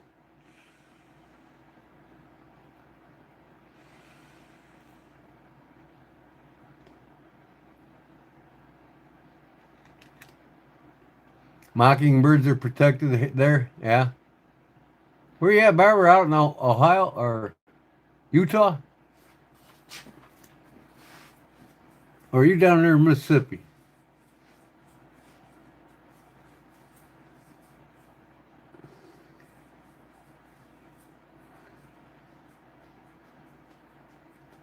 You're down in Mississippi. I think Gene Johnson's in Utah. If I can remember right, I think you're down in Mississippi. My memory's kind of going out.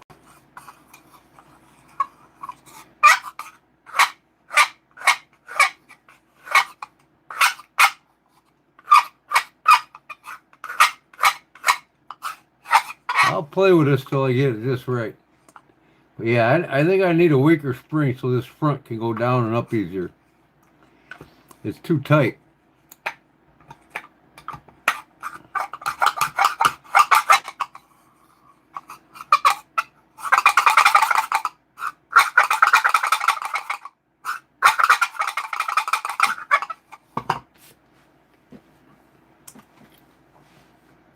Let me see. I'm going to bring up a hot column video here. Or not a hot column video. Damn. Using a box turkey call. Let's see what we come up with here. I slipped my screen. Oh.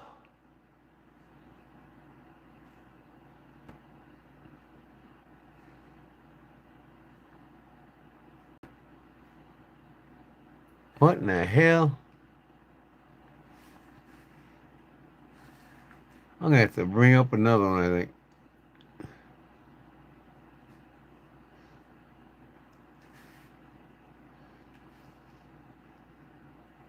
There I am. I want this over here though.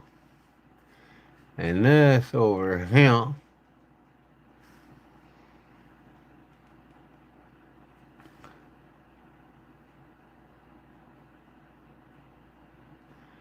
There we go.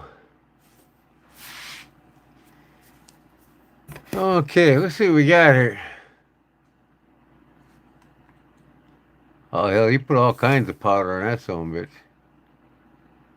It's needed. This chalk comes and it's just easy. You can put it in your turkey vest. I like to put a little swath right there because an unchalked box call can sound like that dude who has no business singing on Friday night at VFW karaoke. Okay, let me go get some more chalk then.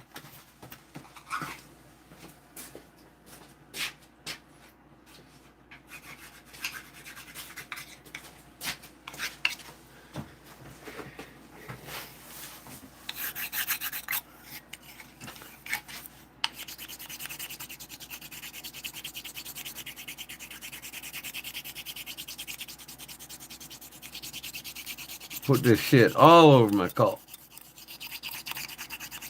Alright, I think I got enough. Keep it chalked. Just makes it sing a little bit more. Two different hens, one's a little higher pitch. I like it. Keep your box call chalked. It always comes with it. So if you notice, every box call you buy, I know ours do, come with a little slab of chalk. Now, the cool thing about chalk, it's needed. This chalk comes and it's just easy. You can put it in your turkey vest. I like to put a little swath right there. I got chalkboard chalk. Box call can sound like that dude who has no business singing on Friday Same shit. It's chalk. Keep it chalked. Just makes it sing a little bit more. Two different hens, one's a little higher pitch. I like it. Keep your box call chalked. It always comes with it. So if you notice, every box call you buy, I know ours do, come with a little slab of chalk. Now, the cool thing about chalk, it's neat. Okay, over and over again. I heard enough. Hey, if you're out in the turkey woods this spring, do this quick tip. It's going to change the way your call sounds for the better. If you're using a call like this, a box call, don't grab your thumb and put it on top of the You got a paddle magnet as you on it. That's pretty make slick. that noise, because what it's going to do is it's going to put downward pressure on this paddle lid that's not necessary. It's going to change the way your call is made to sound. Instead, take your 2 fingers, put on either side of the paddle. Oh, okay. Use the weight of the lid itself to make the sound. It's going to open up your call and make it sound so much better. If this is helpful for you, make sure to follow along for more. Okay, if you're in the turkey woods this spring, do this quick tip. It's going to change the way your call sounds for the better. If you're using a call like this, a box call, don't grab your thumb and put... Yeah, you can use chalk line chalk, but it's messy. This is direct. I mean, it's not in a powder form. This will, you know, using this, you just take it, rub, see?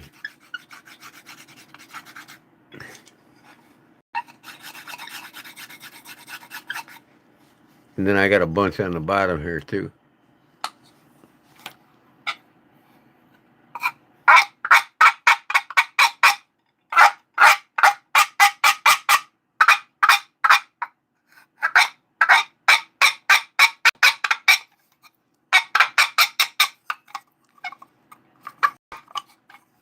Yeah, I got to get a weaker spring for the front. That guy's got a magnet on his. the paddle as you make that noise, because what it's going to do is it's going to put downward pressure on this paddle lid that's not necessary. It's going to...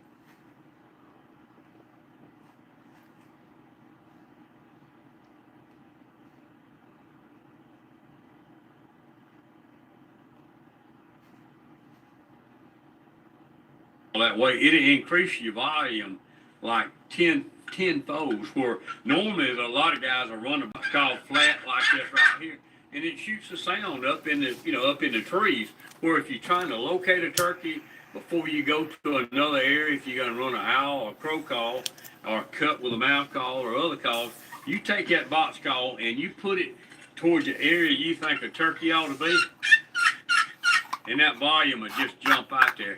And another thing too, a lot of hunters out there are not lucky enough to can run a mouth call. And a mouth call is probably one of the toughest calls to learn to run. Where a box call, you I got a mouth call too. They are tough. can take this box call overnight and practice a little Yep. bit with it. You get it chalked up good. It sounds better. I just got to get a looser spring for it. It's too tight. One other thing that a guy's not real comfortable, especially when that gobbler, it's just right out there, and you scared to move a little bit because they'll pick you up, is take these box calls and dig them down into the dirt, like clean the leaves out and dig them down in the dirt to about 3/4 of the way down. And what happens is the dirt right side of your leg, normally I hunt off a little old stool, and I'm just right there. I can run my hand right off down to the right just a little bit and grab a hold of that lid, and the dirt will actually act like a third hand. And I can grab that lid, and I ain't got no movement. I can hold my gun right here and grab that lid, and it ain't gonna give you the volume that it would if it was in your hands, but it'll be good enough that you Oh get yeah, I'm ready. fired up. I got them in my backyard, brother. And you ain't got to worry about I could running shoot one back. of my underwear if I Slip wanted your to. hand down, and he won't never know you there. He'll never know you did. Tips while ago on pot calls, but let me give you a couple different tips. I guarantee you, and if you learn to run this box call, I actually hold it up, and the reason I do that is this is a built-in sound chamber in this box call right here, and if you're trying to locate a turkey, if you'll learn to run a call that way, it'll increase your volume like 10 folds, where normally a lot of guys will run a box call flat like this right here, and it shoots the sound up in the up in the trees, where if you're trying to locate a turkey before you go to another area, if you're going to run an owl or crow call or cut with a mouth call or other calls, you take that box call and you put it towards the area you think a turkey ought to be, and that volume will just jump out there. And another thing too, a lot of Yeah. Google says a 5-degree angle on the sound box turkey call. That's exactly 5 degrees. Exactly 5 degrees. Good job, buddy. Trust, this ain't my first rodeo hunting turkeys. I know what calls are how they're made.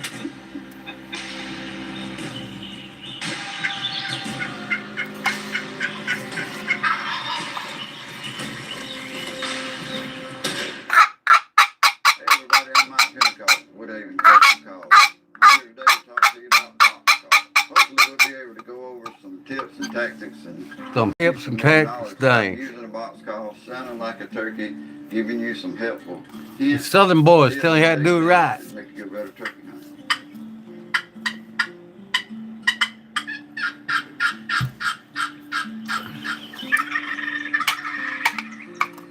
The biggest thing about a box call is the most simple operation of all calls, and it sounds real. Basically, a box call is two pieces of wood. There's a base and a lid. Within our line of box calls, we have combinations of wood that make differences of pitch and tone and sound. I'm just getting ready for the season, guys. That's why a Different call. pitch and tone so that you got more variables in your calling arsenal to sound like a turkey, a real hen, and trying to get that response from a turkey, a gobbler. You're trying to get him to respond to a pitch and tone that you're producing. Sometimes boxes are the only thing a turkey wants to hear. I've been running mouth calls, pot calls, something in a box, changed to a box, and a turkey responds because it sounds real and it's hitting the frequency he likes. When you open one of our box calls, it's called a real hen. Real And you're hand. just gonna lay it down there and open it up. That's a This is long what's one there. included. There's a box call. Most of them are We enclose a silica gel 8 to pack. 10 inches That's- long. We're trying to control moisture while the call is in the pack. A silencing strap If I wanted one, I'd have to walk get down right in. the hill. to using the box call, sounding like a turkey. And the basic call that everybody wants to talk about is yelping.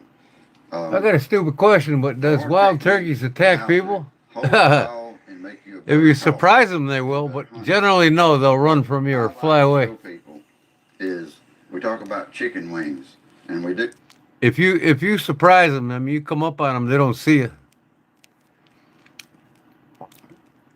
They can peck at you. Have one do that, just grab him around the neck and wring his neck. He's dinner.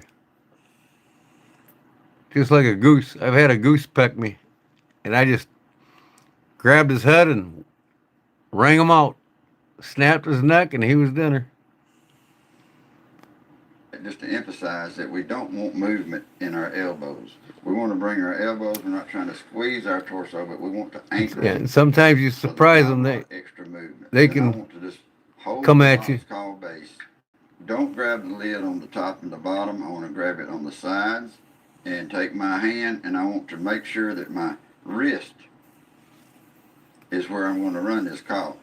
And I want to. First thing I do when I go out in the woods, as I'm approaching the woods, like outside of the woods, the edge of the woods, I'll hit a crow call. They hate crows. They attack them and eat their eggs and everything else. Attack the. So I just go.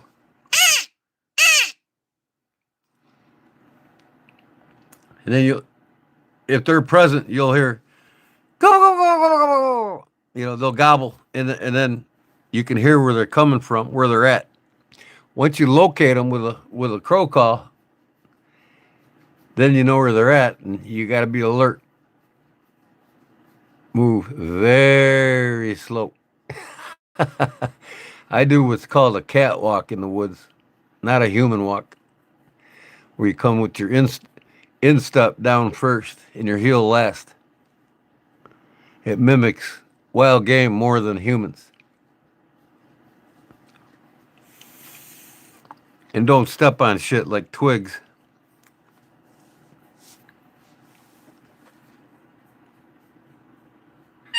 So I have anchor points here, not a lot of extra movement, but to be very concise and clean with my yelp, I want to just use my wrist, open it enough to make the full front end of the yelp. And hear the call making the yelp for you. You just want to.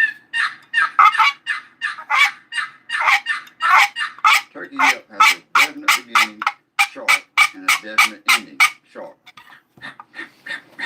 This little cut and clip, calling clip, spring that we include in all of our box calls is a helpful tool for multiple reasons. But you can put that right there on the opposite side. Whether you're left-handed, you put it on the right-handed, which I am. I'm going to put it on the left side. And it's giving me with a yelp, it's giving me a stop point. So I'm going to hit that. Here it makes it crisp. You don't want to get in a situation where you're just running a box call and you're dragging it. So a lot of times what I'm going to do to make sure I'm getting the full back end or the deeper rasp in the calls, I'm going to pull that spring. If I'm going to use it, I'm going to pull that spring to my furthest position to the left, away from the lid, and I'm going to go hit that with the lid, and it's going to give me a crisp, sharp ending note.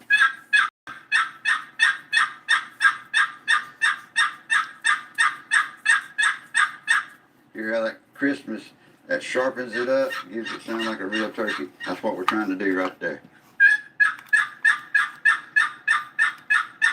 Now that we've talked about yelping, let's talk about cutting and soft clucks. When I want to do the clucks or cutting, which is excited clucks on the box call, you don't have to use the little clip, but it's such a useful tool. It's the best way to do it. I can do it with just my thumb.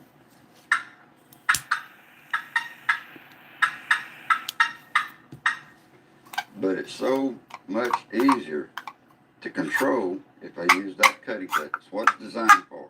You can make that clip go up or down the rail depending on where you want that lid to strike. And I would practice with that. I would slide it up a little bit until I hear the sound that I want out of my box, the cutting I want. Usually I've got a pretty standard spot I put mine, and the lid is going to lay against that on the rail and pop against that clip. Does the work for you. You just want to.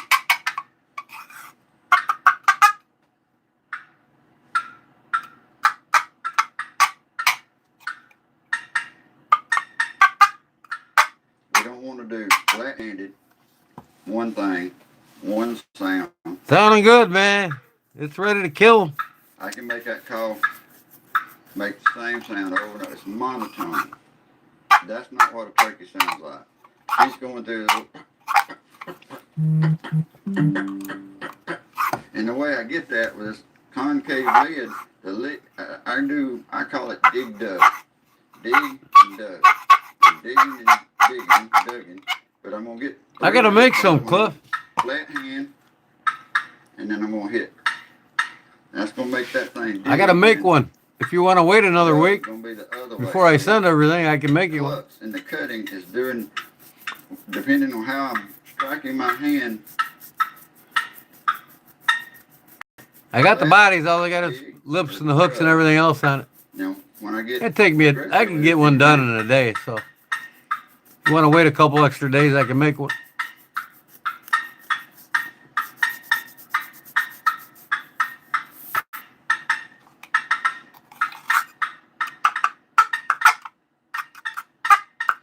Makes a big difference.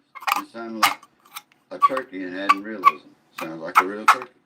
I'm very subtle a lot of times in the way I present my calling. I call public land turkeys 90% of the time. So I'm very conservative. And a lot of times I'm doing clucking purse pots and stuff like that. Everybody knows that about me.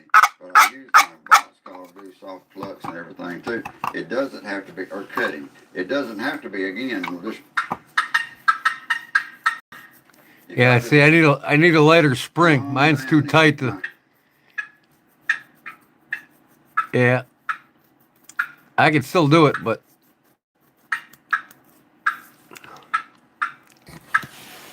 Just taking that pressure off that lid and just being very conservative.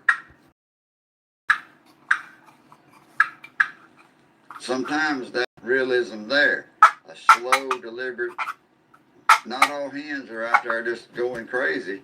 But that realism,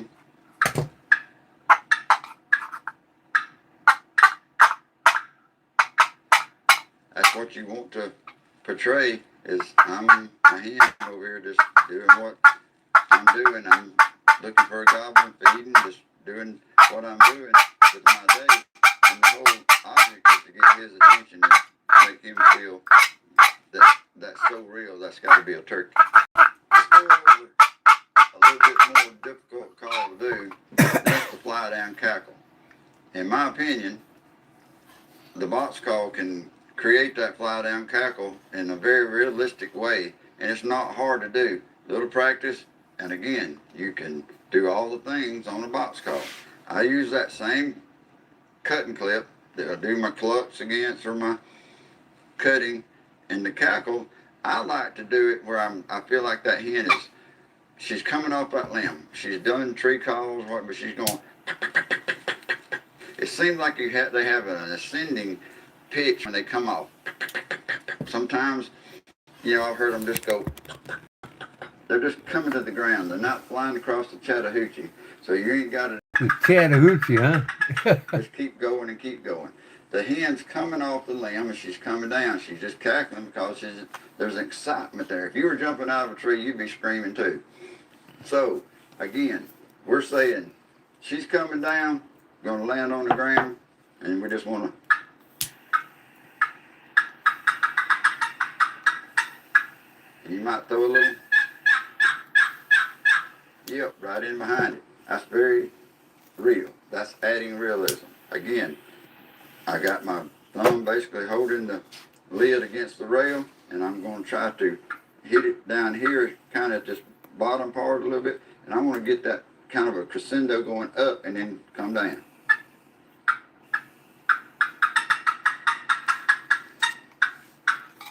And then I might throw a little yelp in at the end, make it sound like a real turkey. I think the box call is a preferred method, easier for you to get a realistic fly down cackle. It can be difficult, mouth call. If you know how to run the mouth call, that's great. A lot of folks don't. So again, pot calls, they can be difficult. It's getting really advanced. But the value in what the box call is for you is it can do so many versatile calls, and it can do some of the hard calls easy. So, that being said, that fly down cackle is a hard call to make that's made easy with a good box call. Hope you enjoyed this time together as we've gone over some box calls. If you like what you've seen here today, follow along with us on YouTube. We've got a lot of good information, some good videos there, hunting, just doing what we do, tips, tactics, how to use calls, how to take care of calls. We hope we've been able to help you. Check us out at our different social media platforms, and maybe Oh, that's meet up fun. in the woods sometime.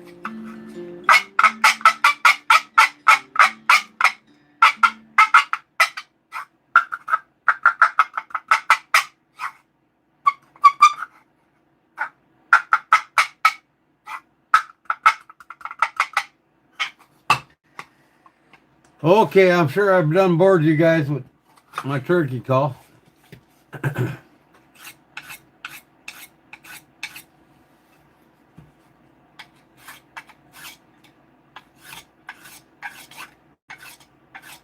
Where's Cliff at? He disappeared.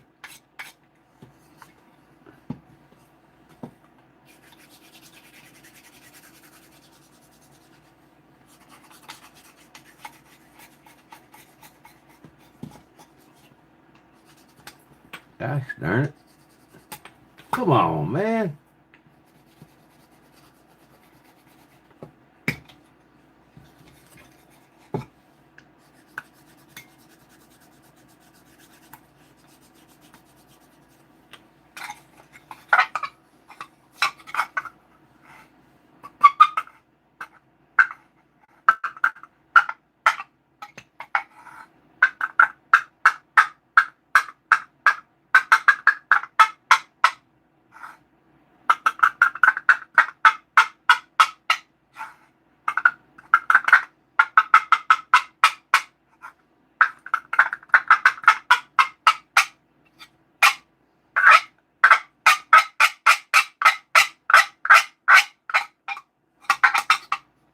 I want to get that gobble.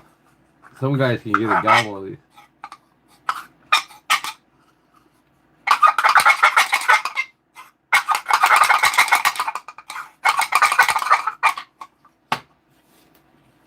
Oh, well. Would everybody fall asleep? Nobody's saying anything anymore.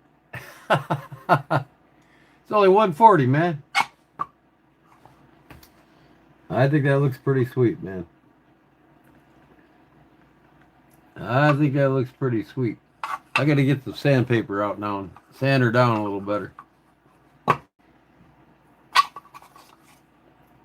I'll put me a clear coat on the top. That helps the sound too. I need to get some sandpaper.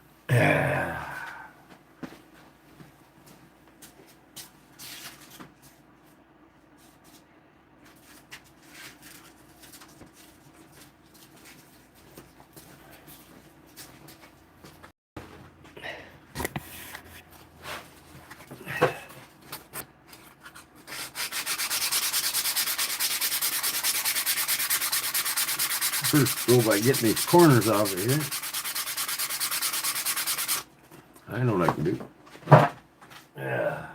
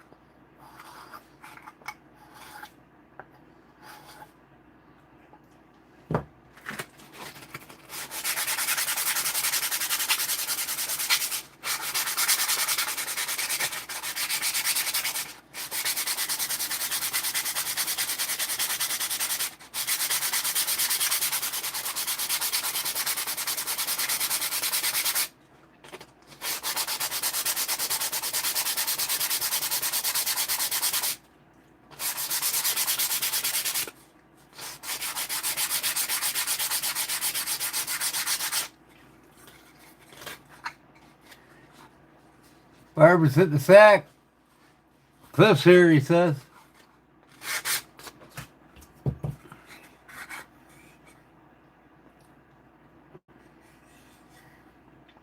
See, that doesn't come close enough to that. You know? All right.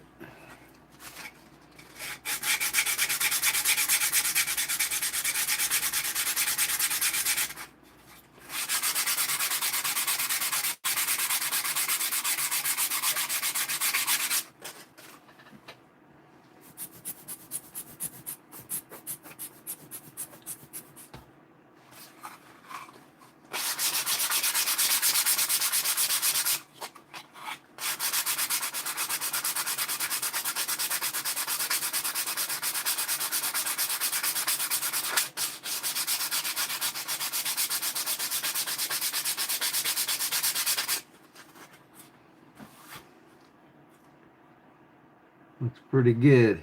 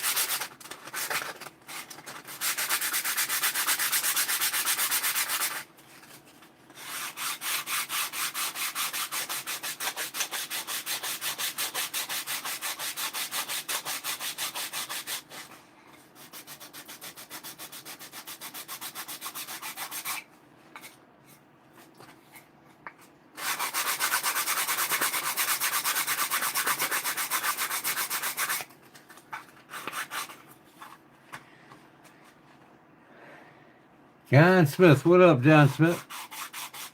Finishing up my turkey call here.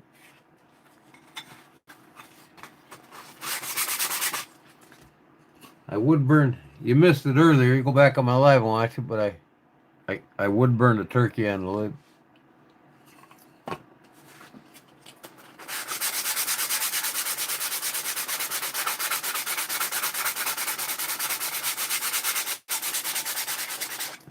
I've made duck calls too. Where's the other half of this one? Huh.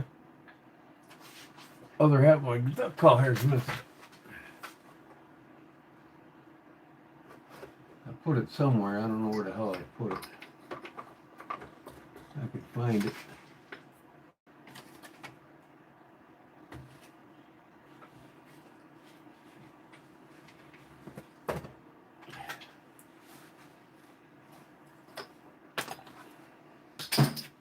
What in the hell? Okay.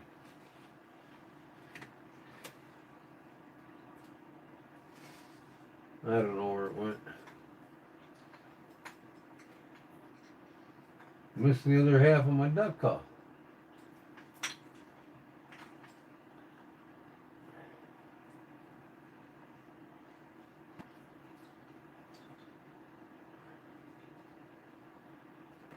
Ah, come on, man. Oh.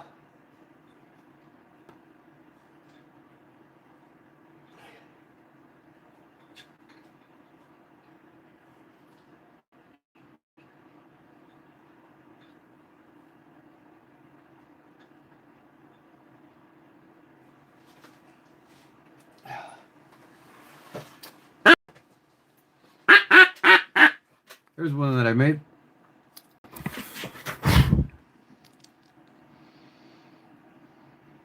Made this about 12 years ago.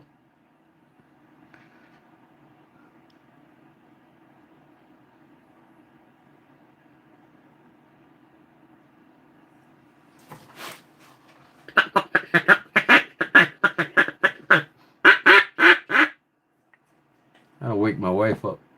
She'll get mad at me. Oh.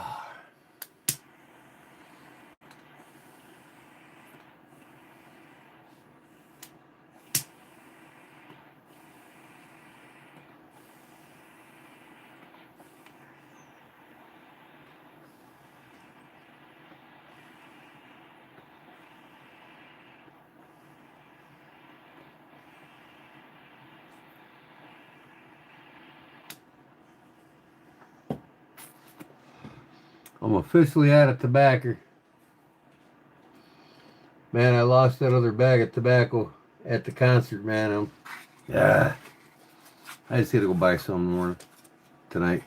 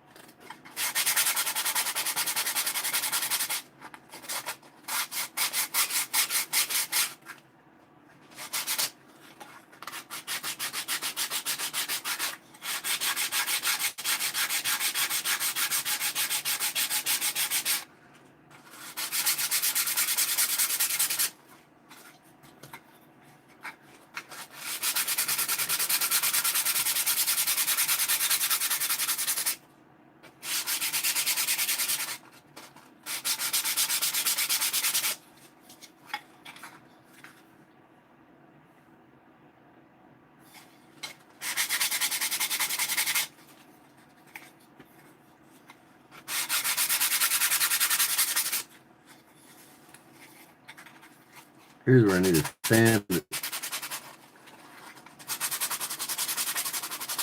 I might glue me an end piece on here on both sides.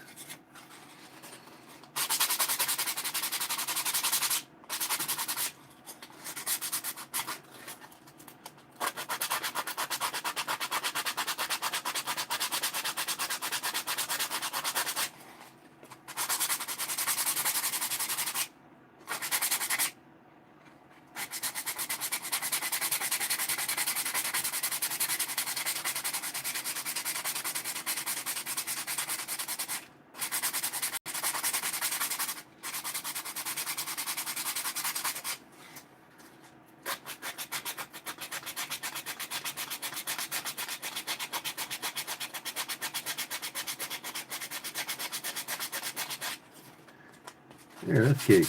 That's getting it.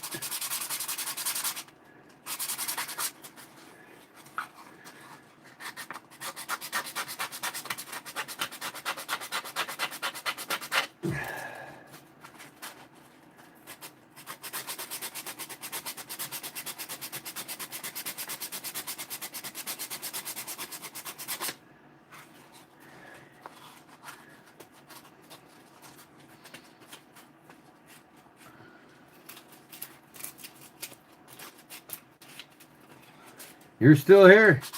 All right.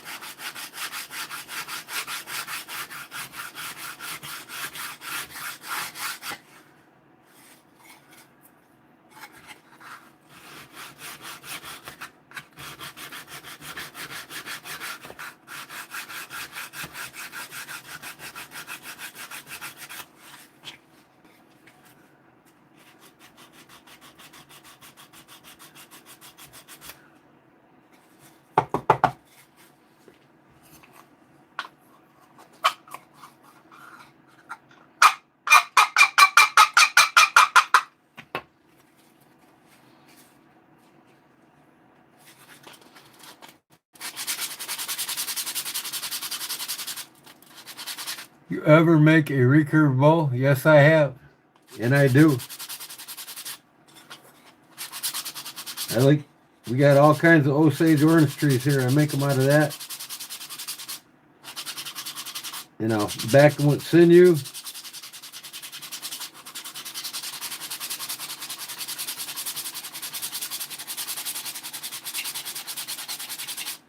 I've even got a draw table where I make it. Some of you have seen it.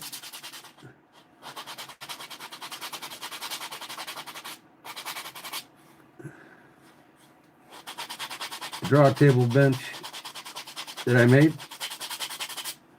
I make bow and arrows and everything. Cedar shafts. I fletch them. I do everything to them.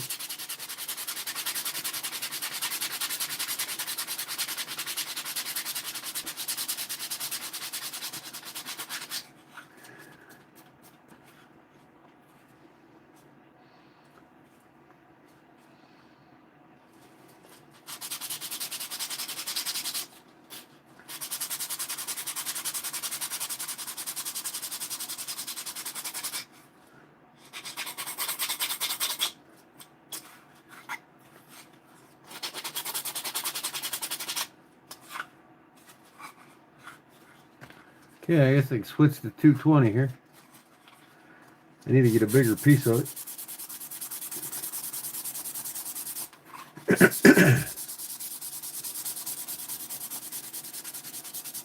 I just go up to 400 and that's it. That's smooth enough to put any finish on. This is 220 and then I'll go right to 400.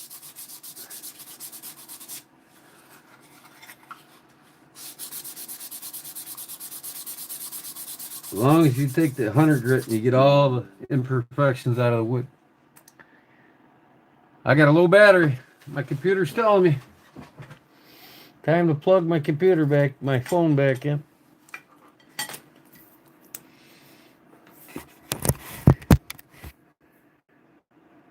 Yep, 9%.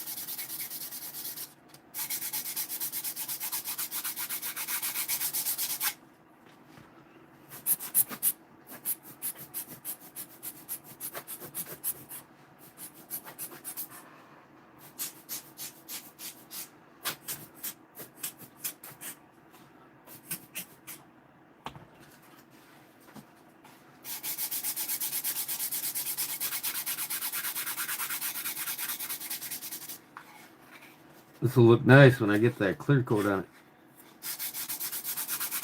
You'll see this tiger maple really pop.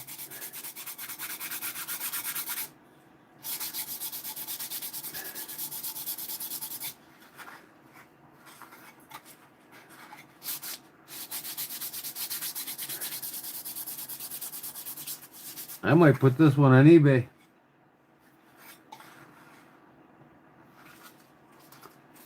I got some burnt shit here.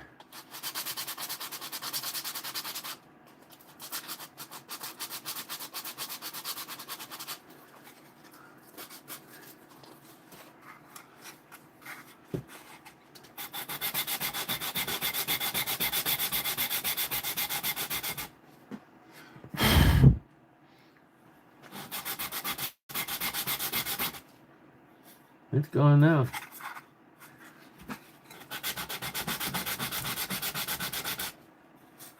There we go.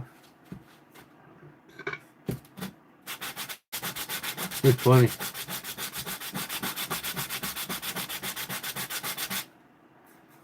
Got this grain direction going like this, and this grain direction going like that. That's okay.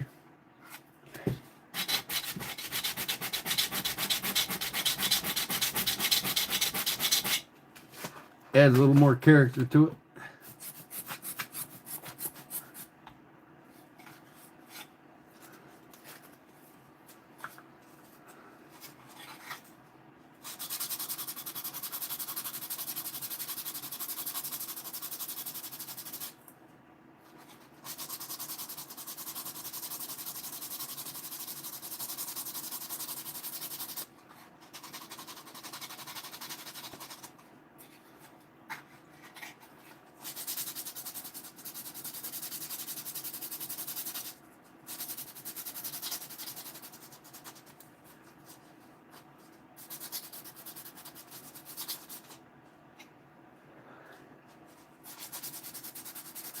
I might do a live where I make a recurve bolt, you know, but I gotta get more subscribers over to my other channel.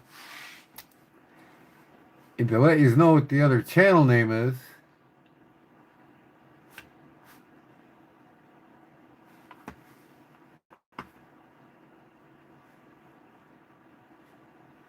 it's right here. I'll post a link, and if you haven't subscribed yet, please do so.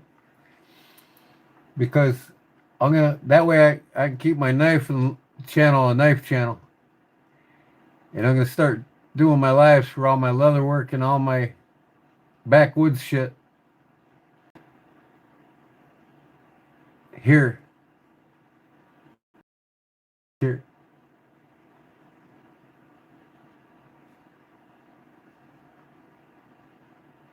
If I can get it.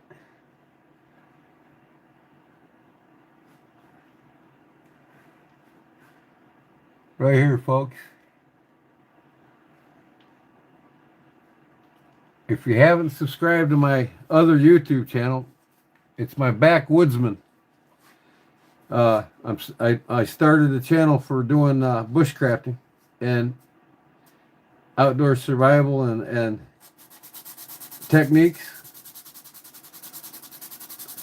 Please go subscribe to that channel. I got 26 subscribers. I need 100 so I can go live. 100 subscribers.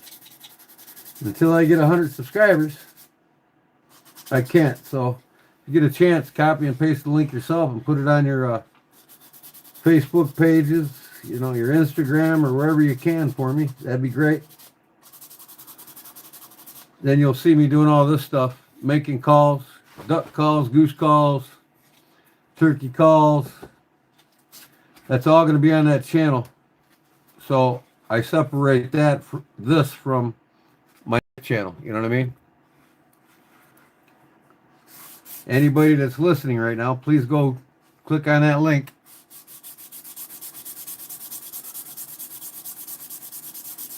I appreciate it. And subscribe to it.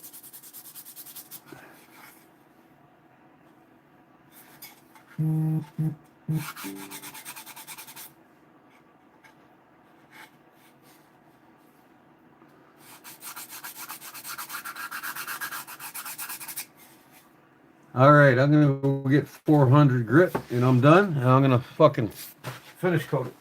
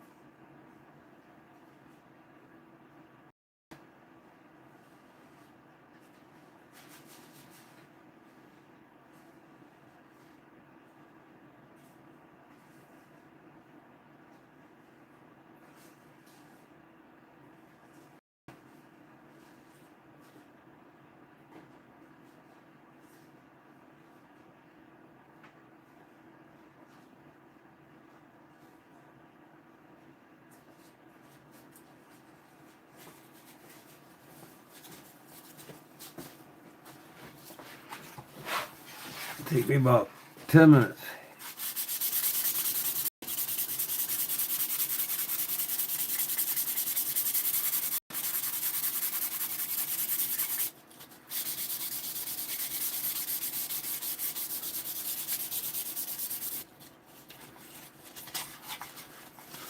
Not even 5 minutes.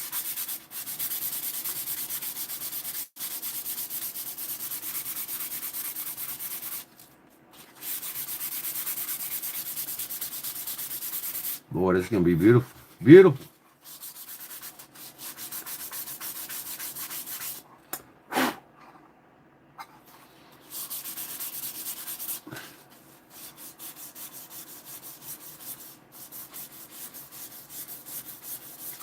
That feels like glass, boy.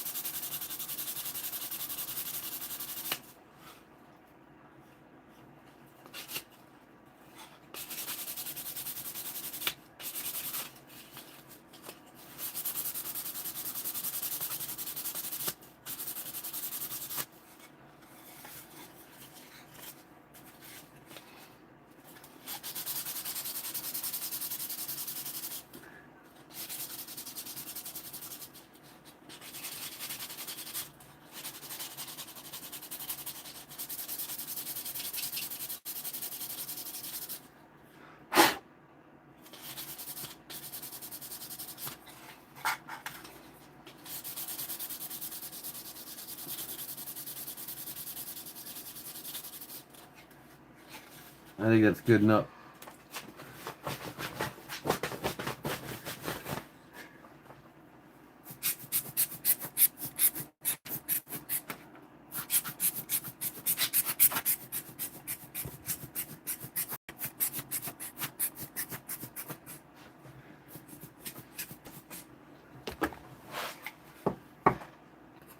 Okay. Oh shit, where'd my screw go?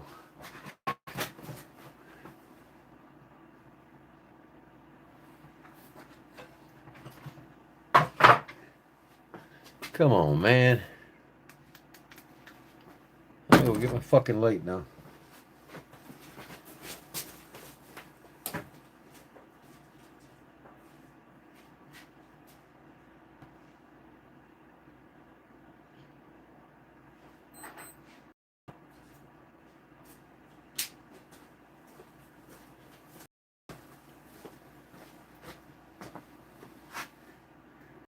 There it is.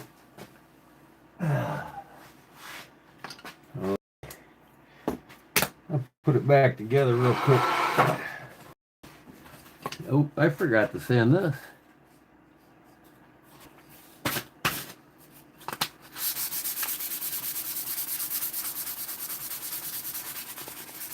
I already hit this with 220 before I wood burn it, so just need the 400.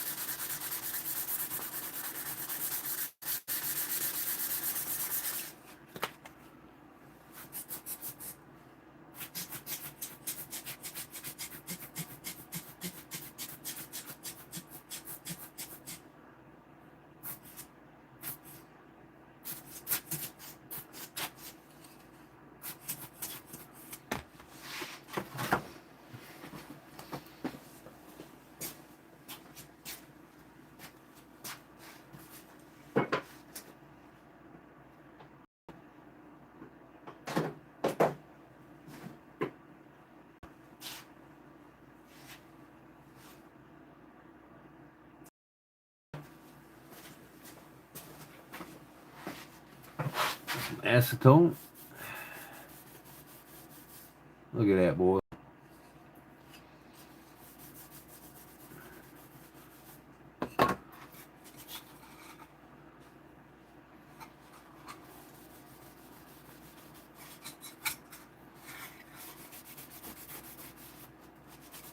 Get all the dust off of it.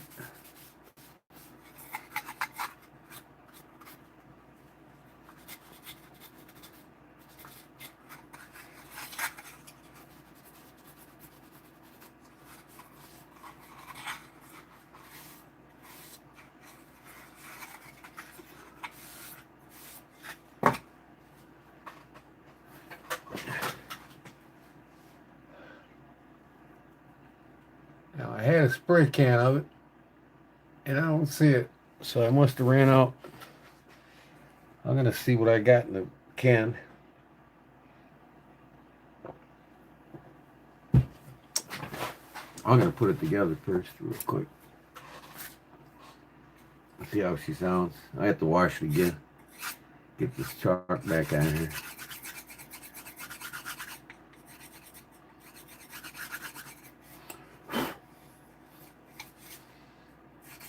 Just want to hear it one more time before I put a finish coat on it.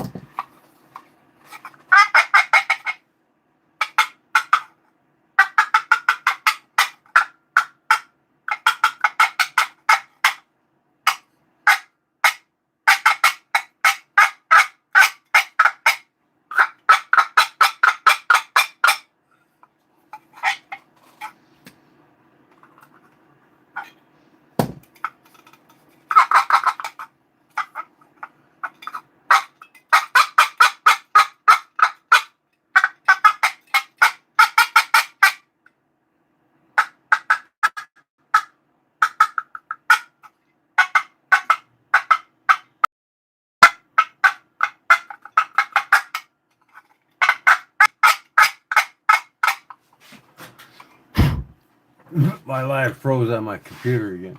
Come on, man.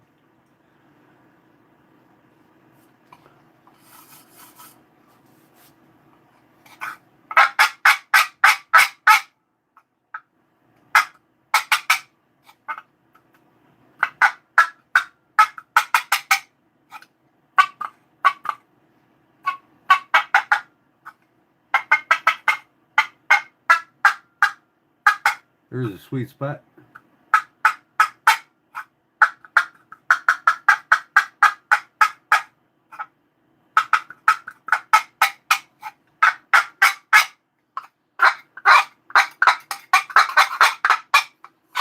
Nice. Okay, time to clear coat it. Wash it one more time.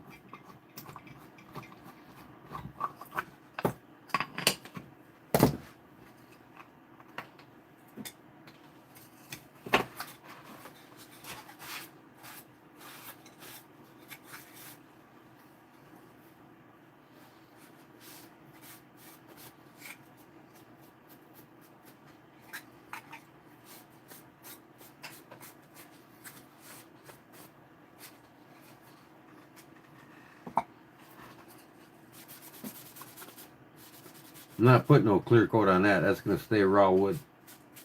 You're not supposed to put it on there.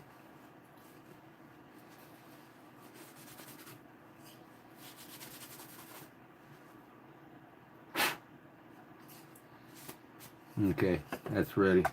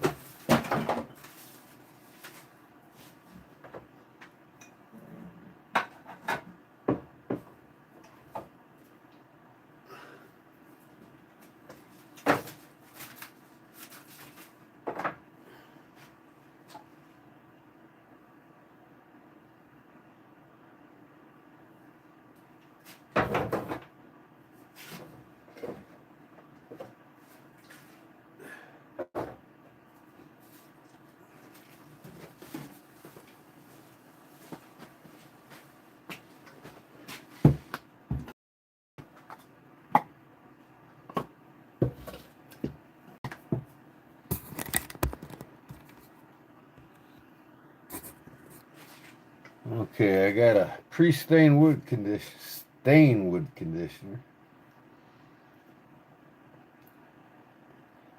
I'm not going to use it because I'm not staining, so I gotta find it.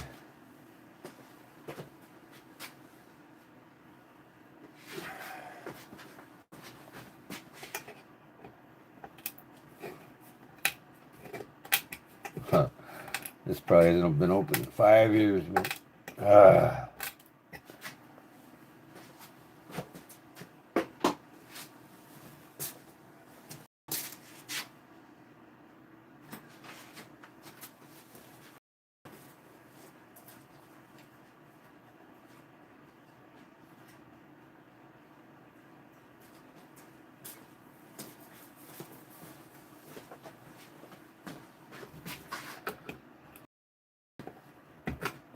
Wow.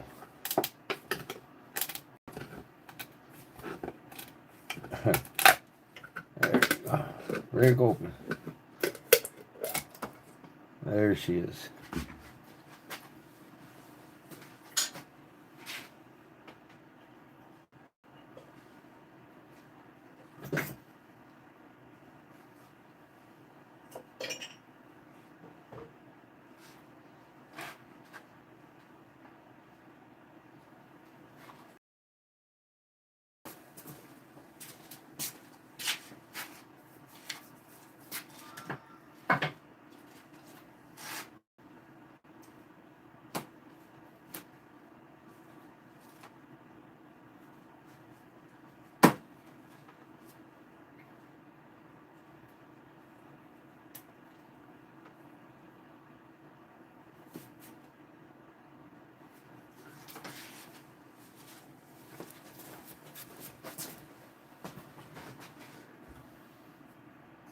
All right, see this thing come alive.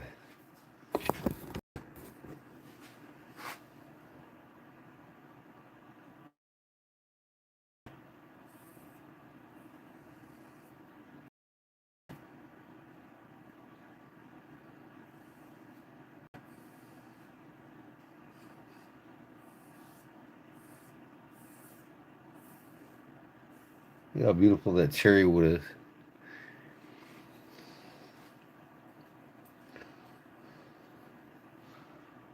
Only the top on this gets stained or clear coated. This is a fast drying polyurethane. I can do the handle here.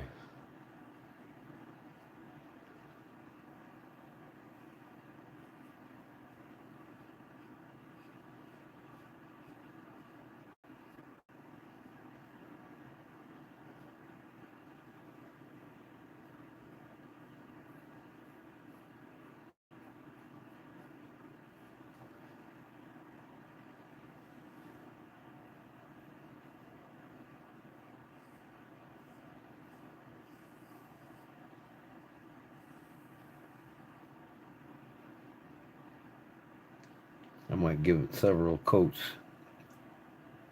This dries, I'll hit it with some 6/0 steel wool and put a real fine coat on it. Isn't that beautiful? Fucking cherry wood is beautiful, man.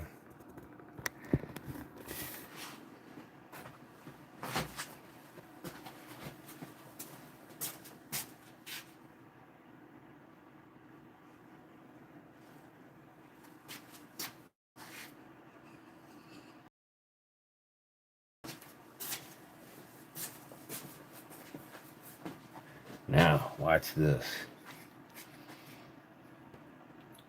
This maple something else. Maple and cherry wood.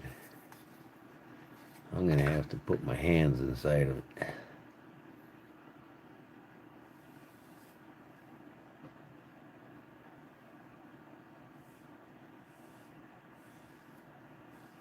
I think that's a match made in heaven. Cherry wood with tiger maple.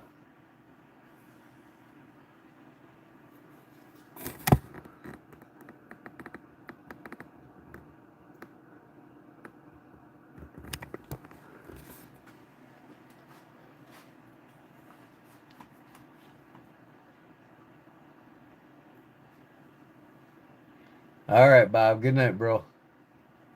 God bless you. See you again on another one. Yeah, if you guys please go grab that link I posted and subscribe to my Backwoods channel. And once I get 100 subscribers, I can start doing my outdoor and all these, making calls. And I'll even be making fishing lures on there. I'll be showing Cliff how I make fishing lures, crankbaits. And I'll get the molds out, the lead molds, and I'll show you how I make spinner baits and everything else.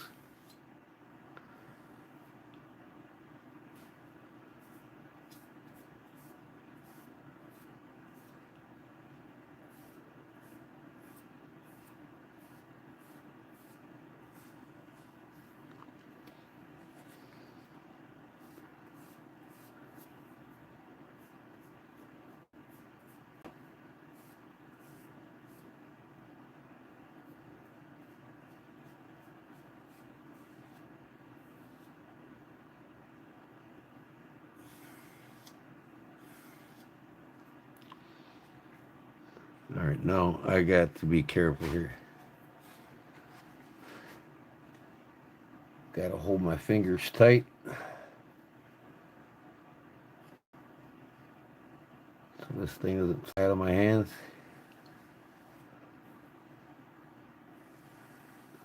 Yeah. Isn't that beautiful? Cherry wood and tiger maple.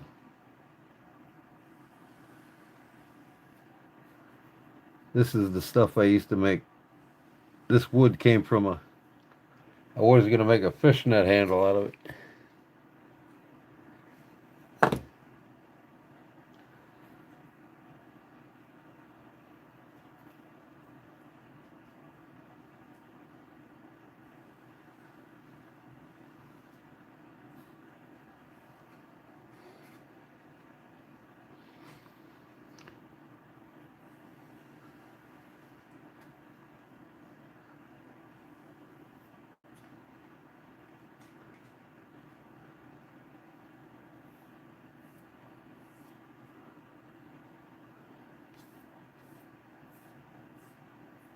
Okay.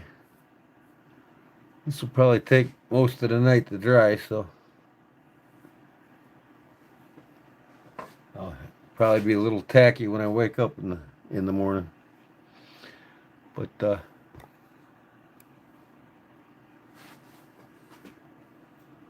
gonna be beautiful.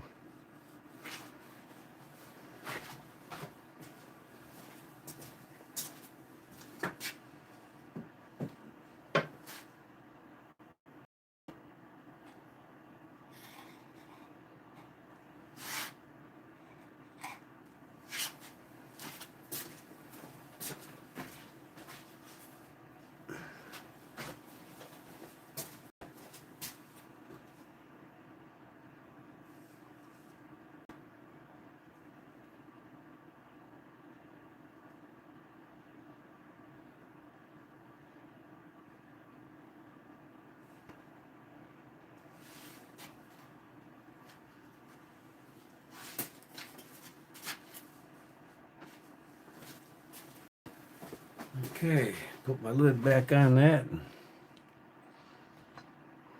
Get all this crap out of here.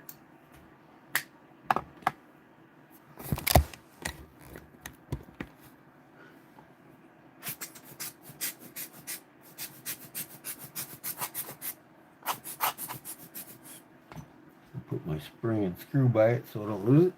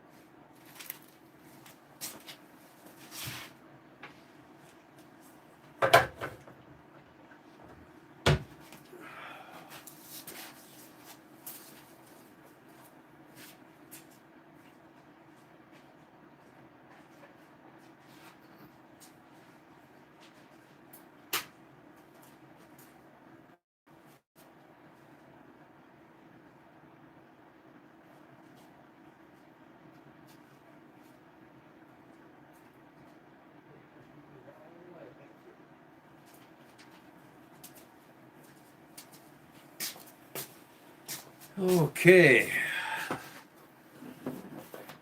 Man, let me get some of this shit off this table. I'll be right back.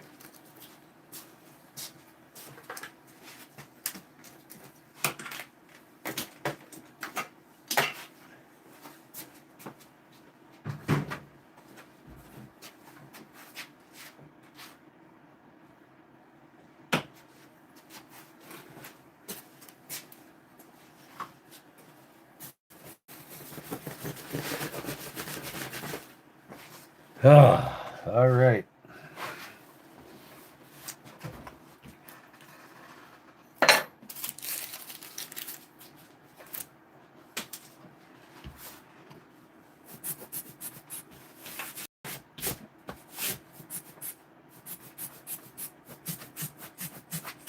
No dust, man. No dust.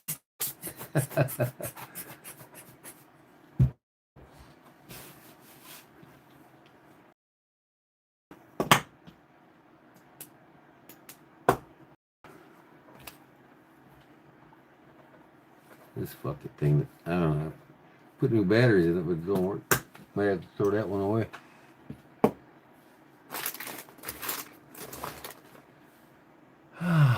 This one I gotta put batteries in.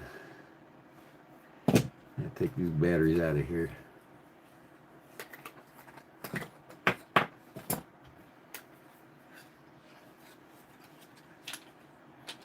This is my good one. Got the magnet on the bottom of it. I use it in my shop a lot.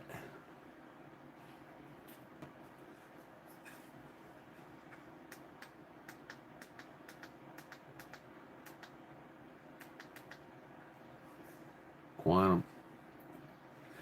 It's even got a pocket clip on it. Big son bitch. But it's magnetic.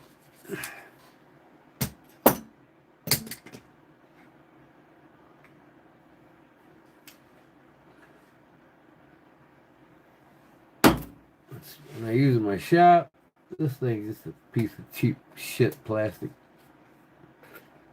I might get it working. I don't know. I'll see.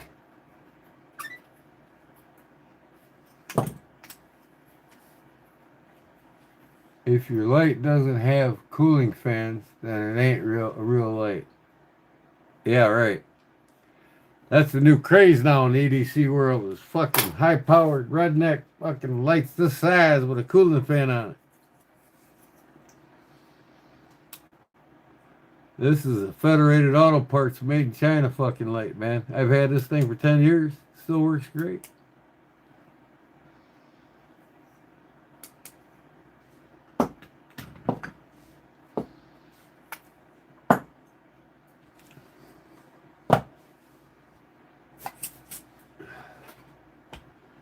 Still works great.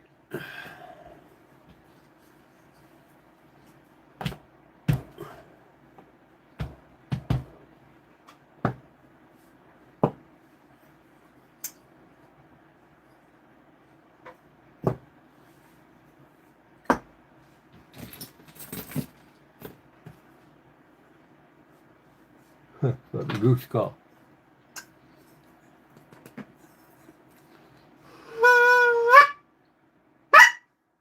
Wake my wife up with that one.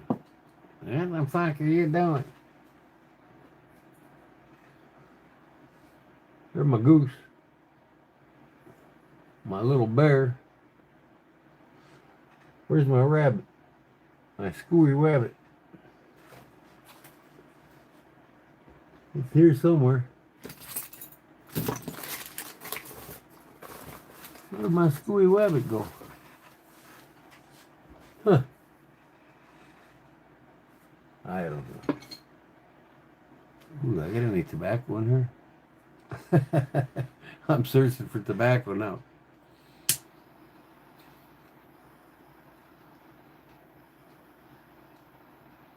Mm-hmm.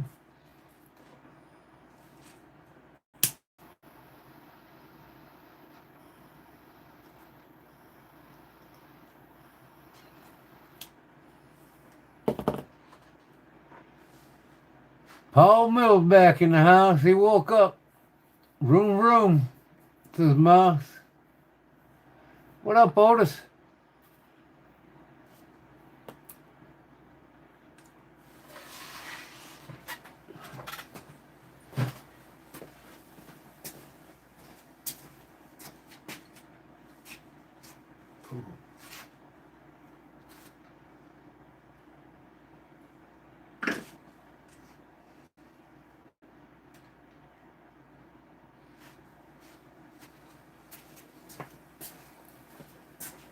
I got a piece of tobacco in her. Where the hell did my screwy rabbit go? I don't know. I hope I didn't drop it on the fucking floor. I don't think I did. It was with my goose and my...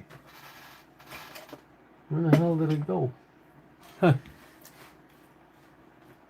Been in ER all damn day. What happened?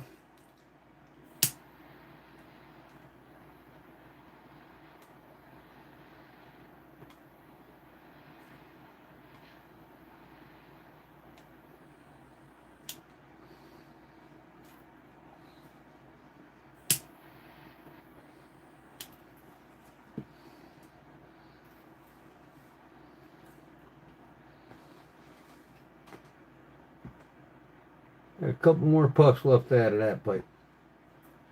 I have to set it right there. Okay. You okay, man? What's up?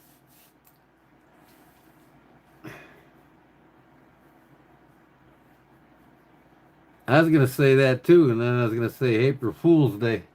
But it's April 2nd already. I didn't pull any April Fools on you guys. I was gonna come on here earlier and say I had a heart attack again.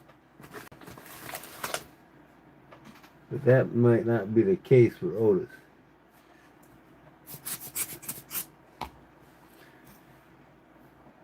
Cellulitis lag. Wow.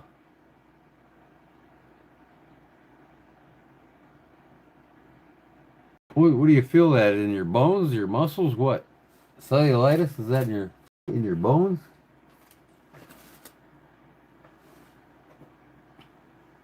No good. Doesn't sound good, whatever it is.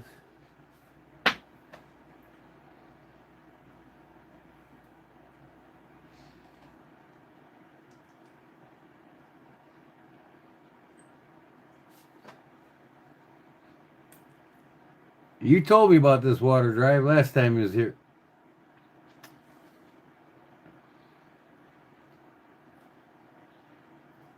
You better get some omega-3s in your diet so your memory stays sharp. Get you some walnuts, man, and start eating them.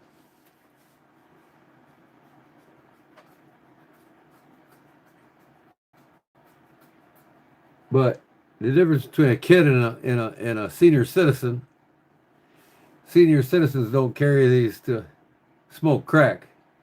They carry them to smoke pipe tobacco.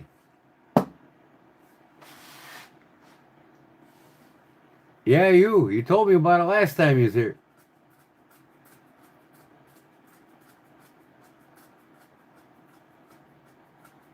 You smoke cigars?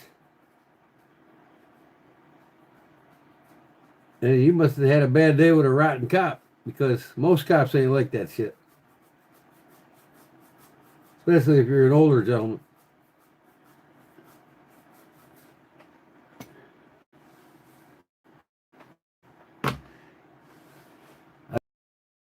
I know that.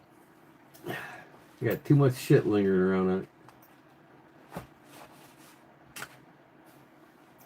it.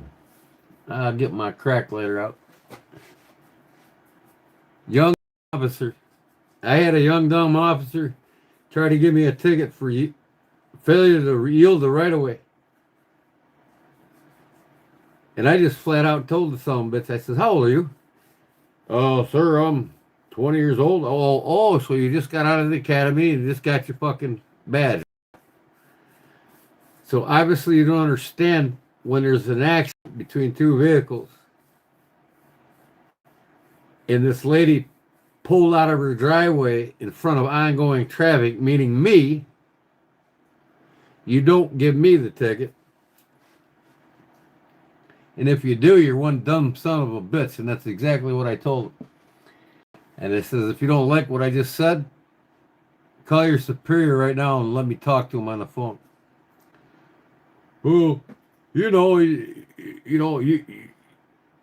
making up some stupid fucking excuse like I was going too fast or some shit. I'm like, what part don't you understand? Failure to yield the right of way. That was her coming out of her driveway, not me. I'm on the road in motion. She's not. Went to court over the bullshit. Case dismissed. The cop laughed at him. I said, I told you, you dumb son of a bitch. And the judge says, watch it. But I'm good friends with the judge, so he's been a friend of my family most of my life. Hey, what's up, Best Life Homestead? How you doing?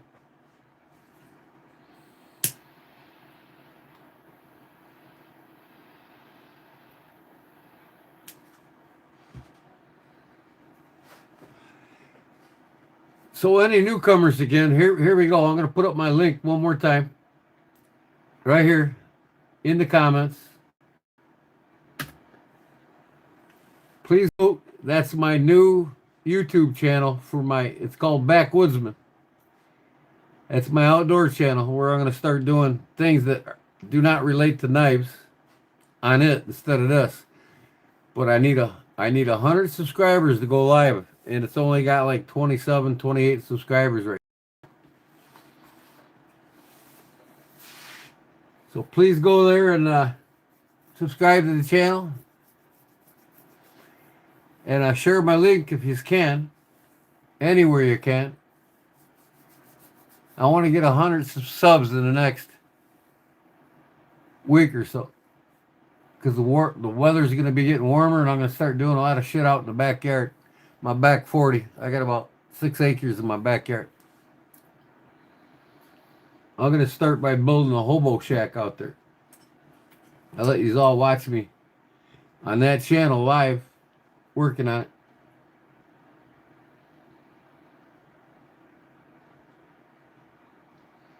Cliff can manage it. You damn right. Cliff's an outdoorsman. He's a backwoodsman, just like me. Cliff can be my #1 moderator.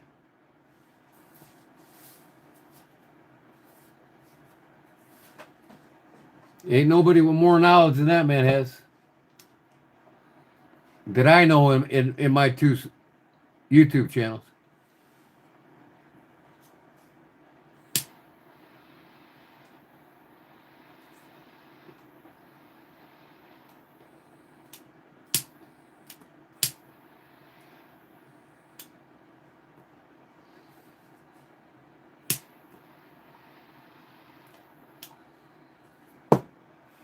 I'm getting some puffing out of this one. It was half filled.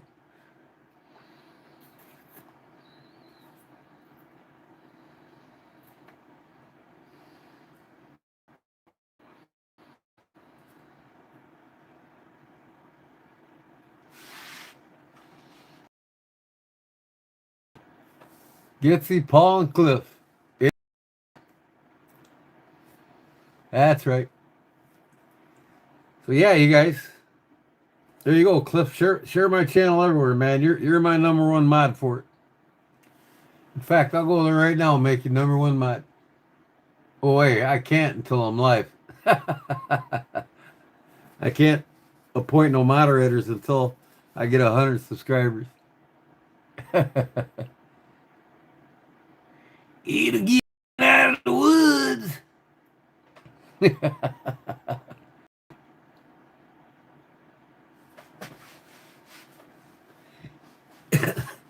Cliff will get you in and out of the woods.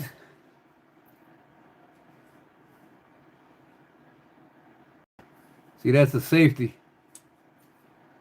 I can close it now. When I open it, I put that safety on. You can't move that liner lock. It will not close until the safety's off.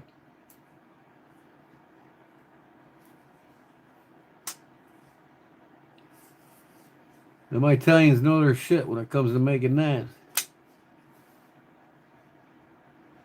That's what you need in your collection, Paul.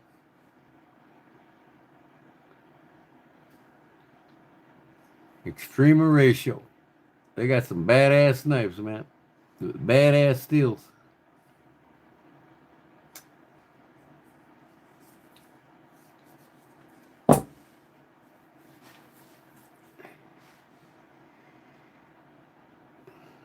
It's a $175 knife. I got it at a gun show. The guy was discounting all his blades. $75. I think the newest model is this. The newest version now is like $250.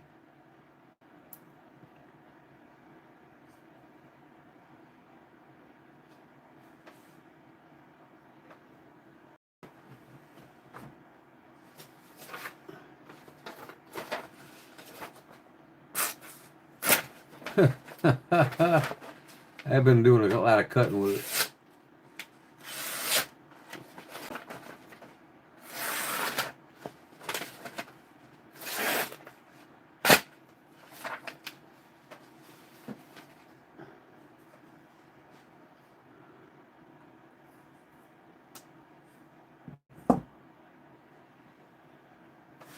Mousetrap. Mousetrap. What are you talking about, Willis?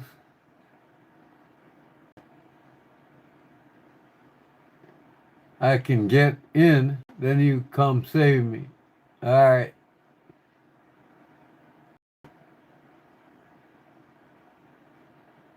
I'm sub. Click on the link that I posted. Click on this link right here, Paul. Or Cliff.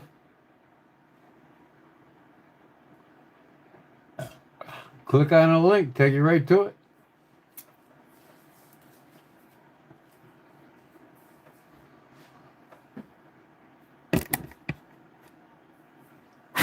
Man, I got dust all over my phone.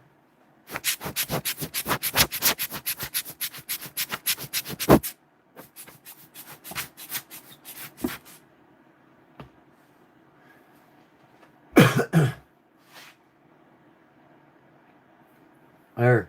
That better? They don't work.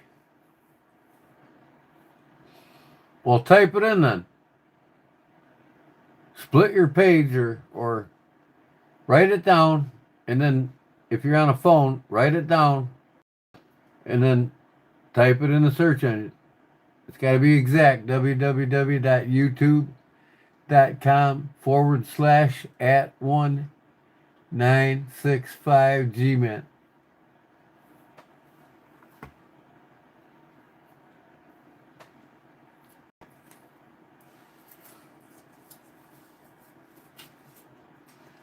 I'm going to split my screen and see if I can go to it.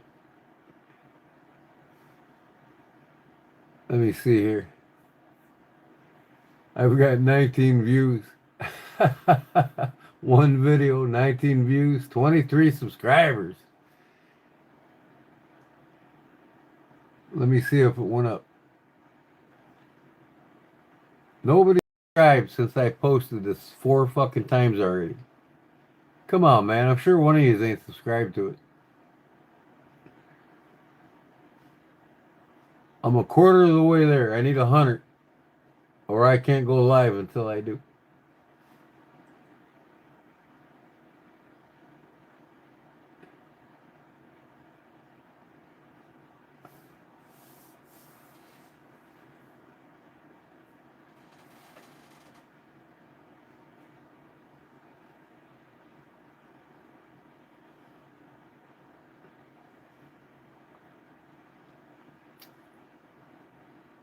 Share channel. Share channel. Copy. Maybe this is the link you need right here. Let me try this. Paste. This link's different than the one that I copied and pasted. Try that one. Try clicking on that link. It's a different link than the first one I posted.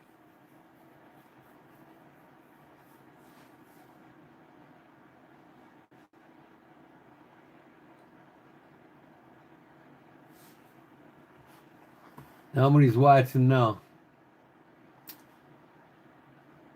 13 people watching.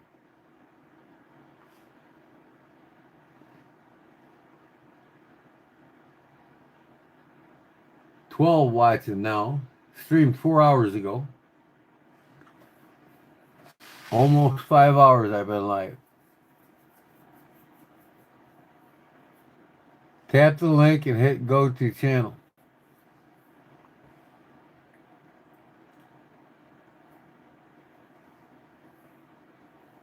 Is that what you did, Paul? It takes you to the channel, Gordon. All right, cool.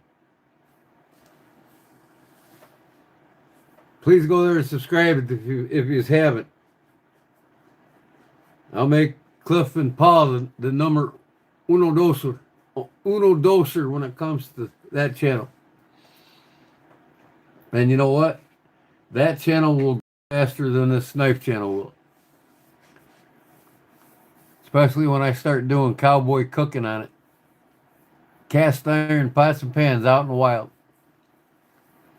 And I got a lot of outdoor survival techniques I'm going to start filming, and I'm going to build a hobo shed in my back 40. I want a nice little shed back there built out of the trees. I'm gonna follow the trees right in my property and build the whole cabin out of my trees. There'll be lots of times I'll be out there going live. I'll have the camera on the tripod while I'm building. Yeah, it'll be real fun. I mean, I'm telling you what, man. Bushcrafting YouTube channels get 10 times the traffic than knife channels because the community is 10 times bigger, and it's the top. It's bushcrafting is in the top 5 YouTube channels to have. I mean, look at Lost Boys, right? What's he got now? 2.5 million subscribers. So if let's say I get lucky and get over 100,000 subscribers in the first year of having it, well, all 100,000 of them motherfuckers are going to send over to this channel here. But I can see it in a year and a half doubling what I have here at Kodiak Edge. That, I mean, I would say almost quadruple what I have in Kodiak Edge in 1 year. Because I'm going to make my thumbnails for the bushcraft community.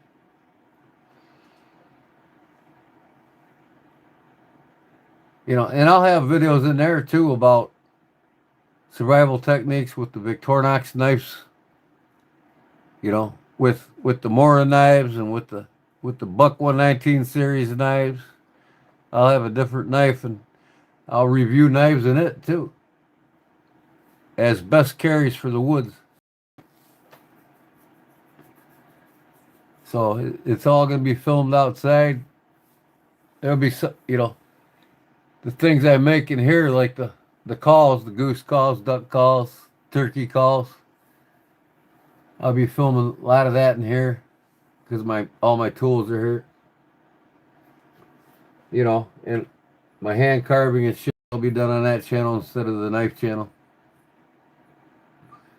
My little bear, my little goose. And I can't find Mr. Wabbit. My wife might have grabbed it upstairs. I don't know. I'll find it tomorrow when I clean.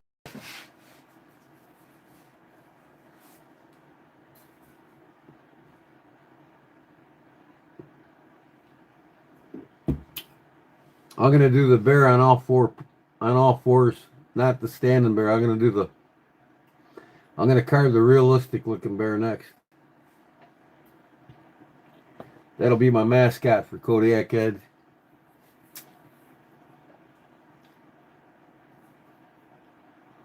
You'll see my mascot and my little Jesus next to each other. Here's my little Jesus.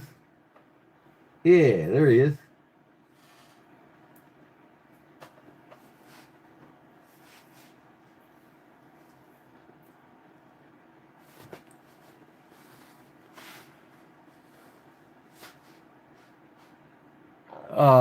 That will be fun to watch. I meant the link sends you to this channel, Kodiak Edge Bladesmithing. What link does?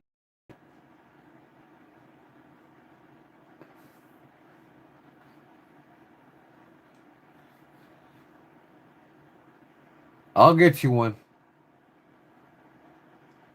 I'll do one of them up here in the next day or two, Cliff. I might even do it live. You guys can watch me put a lure together. How's that sound? Or a crankbait. I mean, nothing to do with knives, but you know what? Hey, it's fun to watch, right? See, that's the shit that I want to do on my backwoodsman. You know?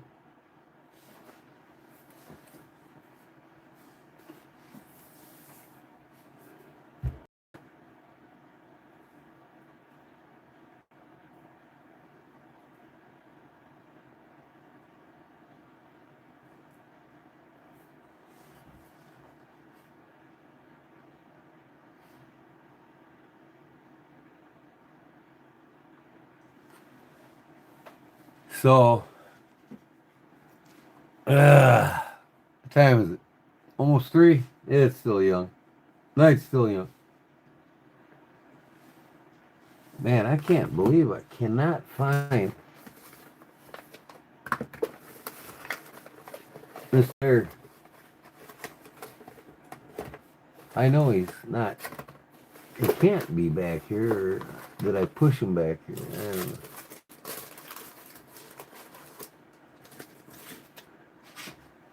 I don't know where Mr. Rabbit, I mean.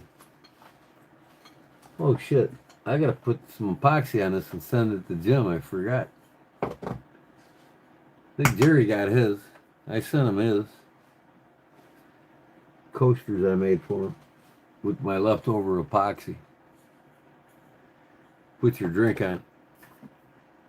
I put the clear. I gotta get more epoxy. I ran out. I gotta put clear epoxy on this so the sticker lasts. It doesn't wear down.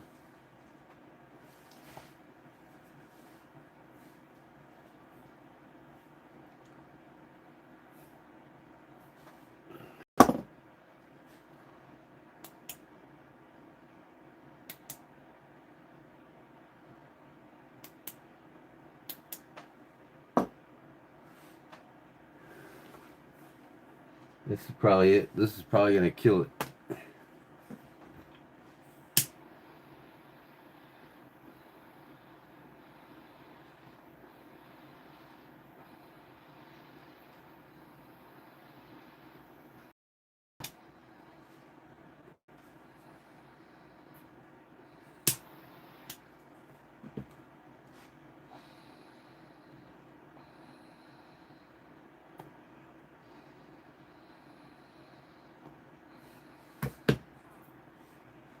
I got a couple more pups left, I think. Get me through the end of the night.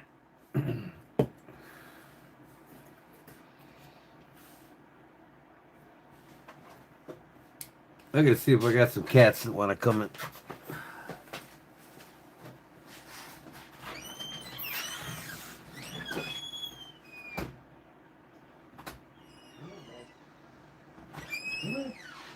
Let's go. Come on, kitty. Come on, baby. Go. What do you want? Okay, yeah.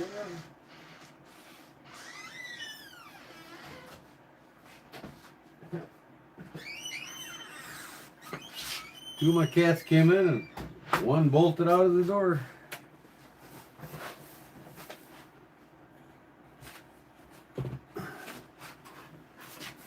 Oh.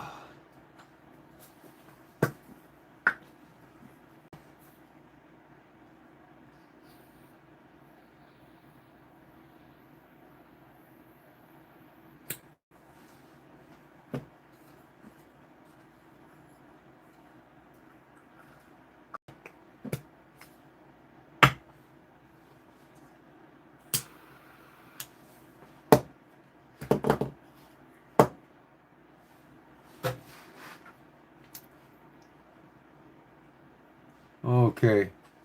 Claude's in here. Where's Claude? You see Claude?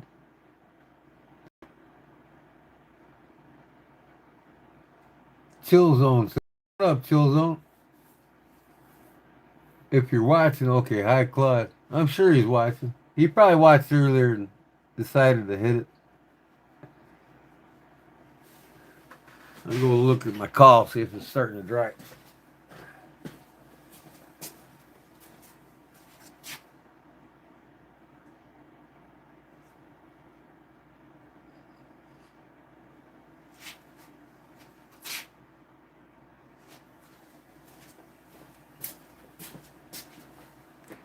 Yeah, it's still tacky. Looks good though, man. I like it.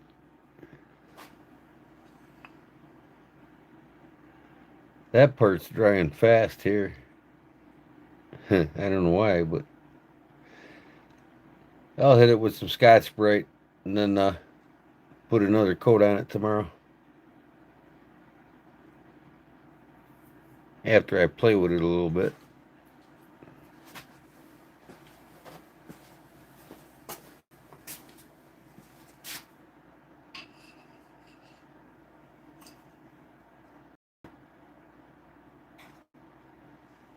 Oh shit.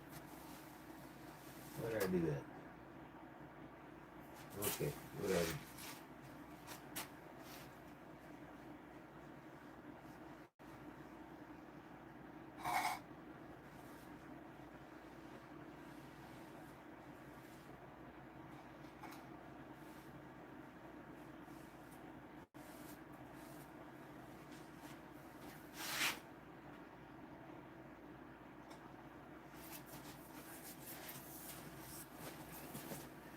Yeah, they're pretty wet. It's gonna take good 24 hours, I think. Fast drying my ass. Use that spray in the can shit. Not the polyurethane, but the acrylic, and it dries. I could put 4 coats on it in a half an hour. I haven't bought it in a long time. I need to buy some more water-based acrylic.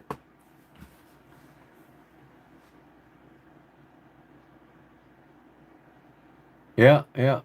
It looks nice, man. This fucking nickel, man. It's got a handshake on it. 5 cents. With a hatchet and a pipe. Must be the something to do with the Indians. What's it saying? Louisiana something. Can't read it. I have to get my eyepiece out here.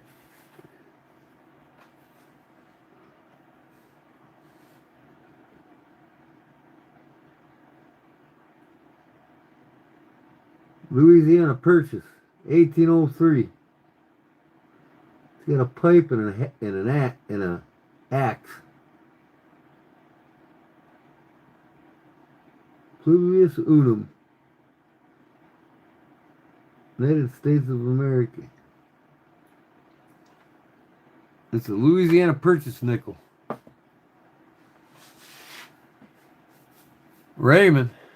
That sounds good, man. I'll go upstairs and make me some ramen noodles. Ramen noodles. I need to make some more duck calls.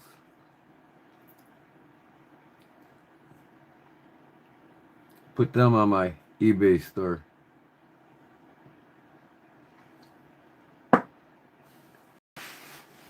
I got my knife, a couple of my knives on the eBay store, and nobody's buying the fucking things. So, see what I mean?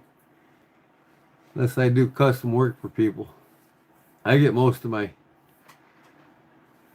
from custom work. But I need to get a hold of that fella and have him cut me some blades out, so I can start going to knife shows and selling them. My sow buster. And then I didn't have enough spare money this week, this check, to buy shit for my new folding knife.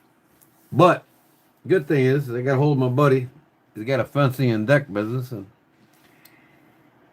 he's gonna put me to work, pay me $250 a day cash. So you probably won't see me late anymore. Not this late. Maybe midnight at the latest.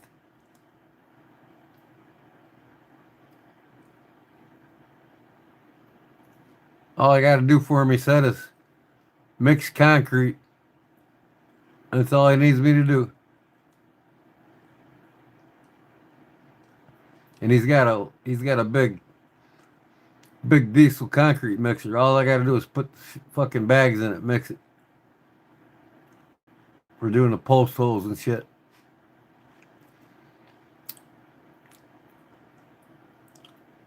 When is Easter? Like the 12th or something? When is that? The 5th? I can't remember. I have to look at my calendar. I got my notebook upstairs.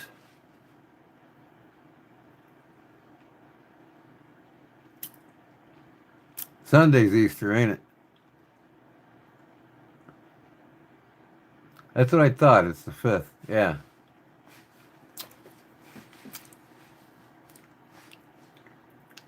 Yeah, I'm gonna have a big Easter dinner every year. I have to get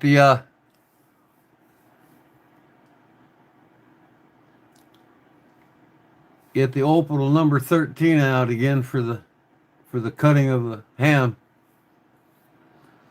Opal 13 comes out for Easter and Thanksgiving.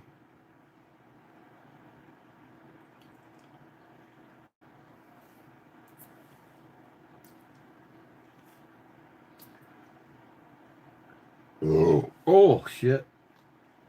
I gotta finish this thing, man. I poured epoxy in the bottom. I gotta sand that now.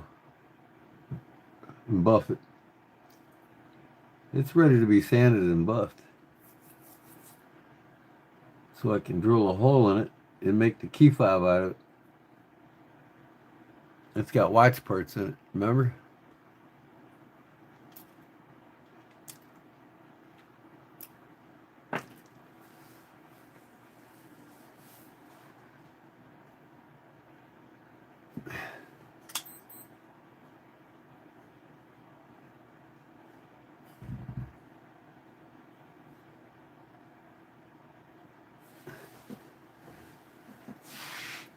Oh shit.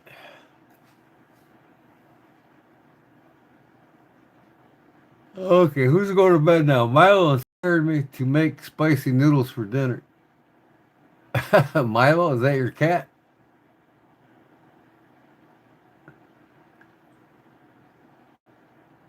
It was good for a change. Hadn't had any in a little while. Right. Oh, okay, night. I thought you said night.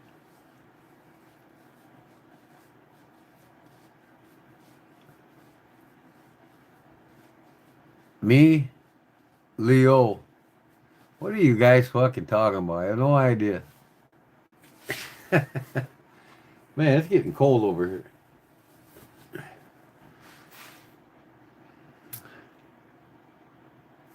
Let me go see my kitties, see if they're chilling out in the back there.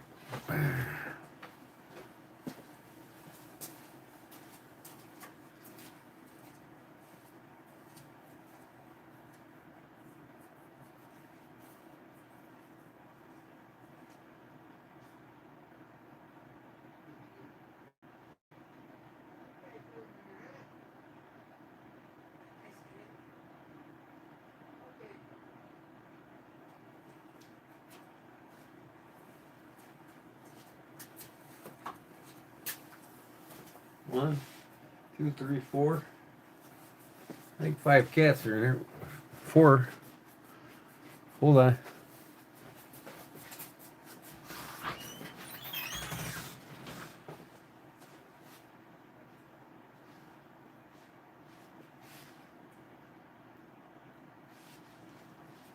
I gotta go to the bathroom. Be right back.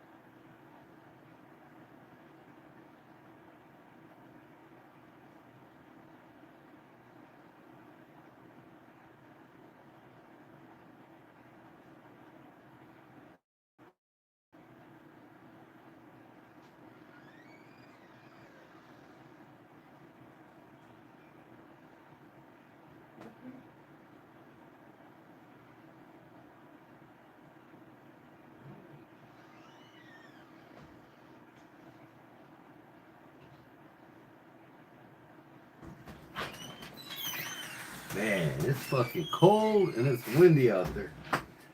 I don't know why that one cat bolted out. Looked like it wanted to come in, but it didn't. Oh well. Stay out in the cold. I guess they do have fur on their bodies. They're warm. My Mr. Mouse, my brother, is that dirty rat. Your brother. Three amigos. Mr. Mouse, Paul, and Cliff are the three amigos.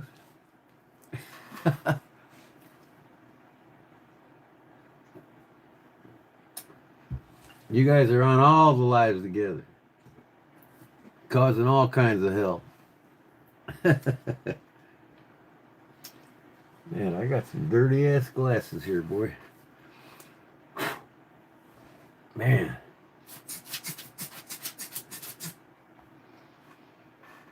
I ain't got no microfiber cloths here either.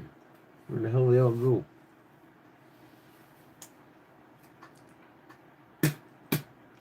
Good old fashioned spit.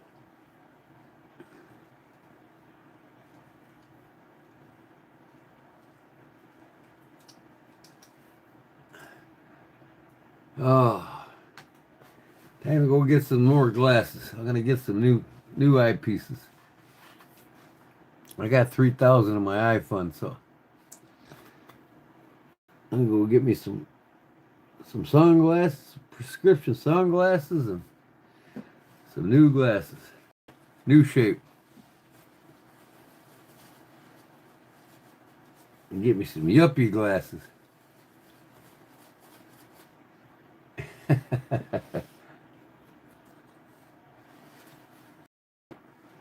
Oh, what we got here? What the hell is this one?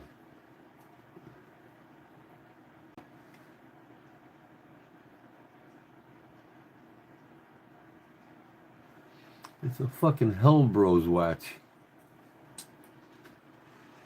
Man, I got so many fucking watches sitting around here. I gotta get batteries in them. Get them out of here. I need to downsize my key. Look at it. I got one key that broke on me. A house key. My Chicago Bears. I left it on there. This is my shop key right here. It's only appropriate to have a hammer for your shop key, right? And then this is my new house key. It was camouflage. It's starting to wear off.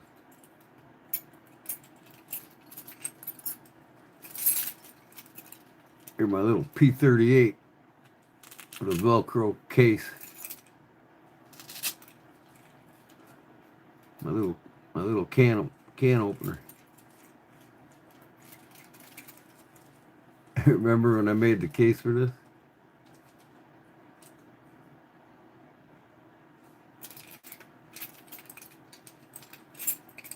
Two Victorinoxes on here. I think I need to take one of them off. I'll take this one off. This one's got more tools on it. Oh, this is the one with a pen. I think. I have to see. I don't need two fucking Victorinoxes on here.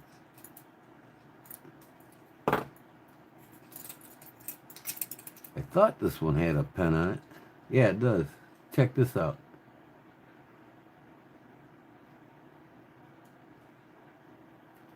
There it is.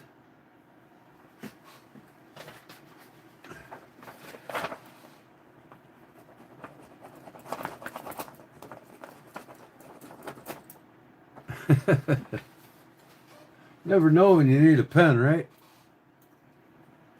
Victorinox has got you covered.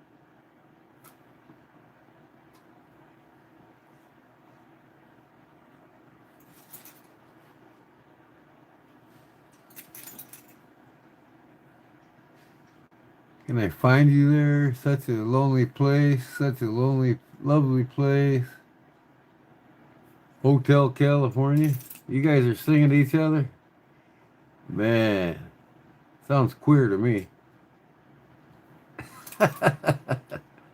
I'm just kidding, man.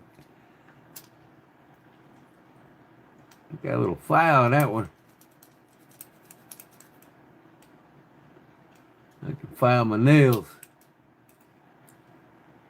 Is it scissors?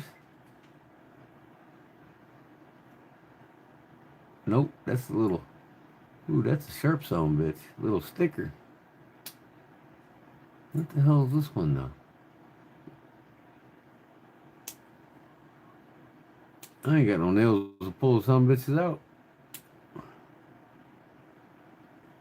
I have to use another Victorinox to pull the tools out of that one.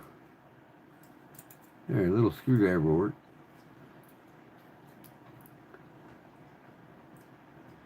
That's a little sticker. That's a bigger sticker. Is it fucking raining out? Damn. 40, it's 40, it was 43. Look at this little cocaine spoon. See how it's curved? I knew I had that. I was carrying this for a reason. I mean, I haven't done coke in 27 years. A little coke spoon.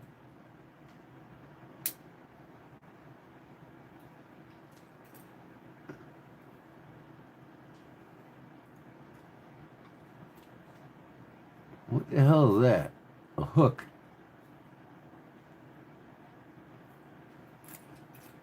I'm gonna have to look that up, see what that's for. That might be a fucking can opener. I don't know. Little Coke spoon. Something or another.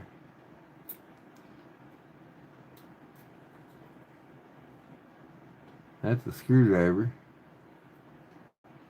And it's got ruler on her. Yeah, it's got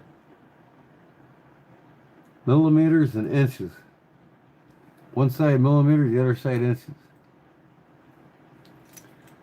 Alright, what we got? These pliers or these scissors? Oh, neither. It's a Phillips screwdriver, a wire stripper, and a tiny fucking bottle opener.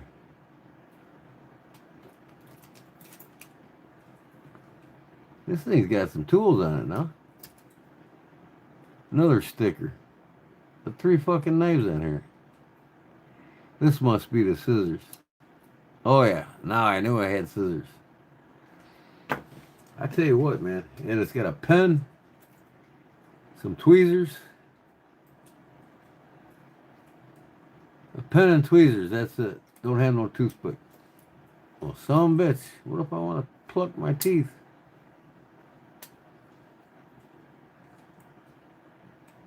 That one's got a toothpick in it. And tweezers. This got way more tools. It's got 2 different sizes of screwdrivers on it. A fingernail file. And 3 blades. Oh, this ain't actually a blade. Yeah. This is just a file. But I tell you what, these fucking... Nobody make better scissors than Victorinox.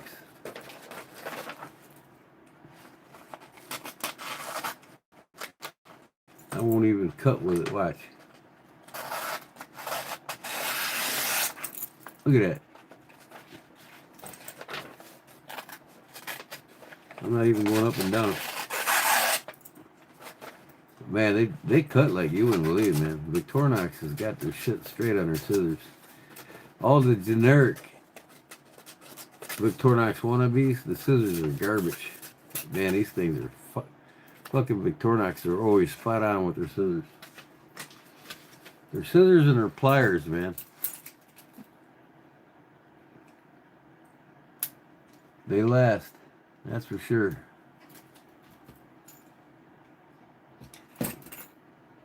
I got a Zandy. I got you, Zandy. Man, you guys are just having too much fun, ain't you? Green heart to smoke. are two of us non-mods. What? This is a small knife. It's got a knife and a fingernail file on this side.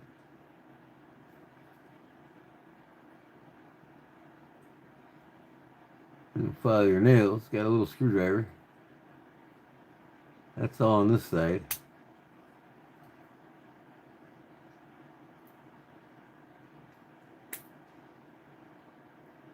Oh, this does have the scissors. That's all it's got. Well, it's got the toothpick and the tweezers. This is good for manicure. Good for a little manicure. Sports warehouse. Got the Kodiak Bear on it. I got the bigger Kodiak Bear one too.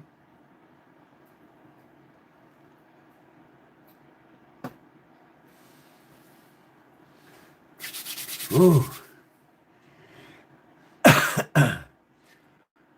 3:30, I think I'm gonna get out of here. 9 minutes, guys.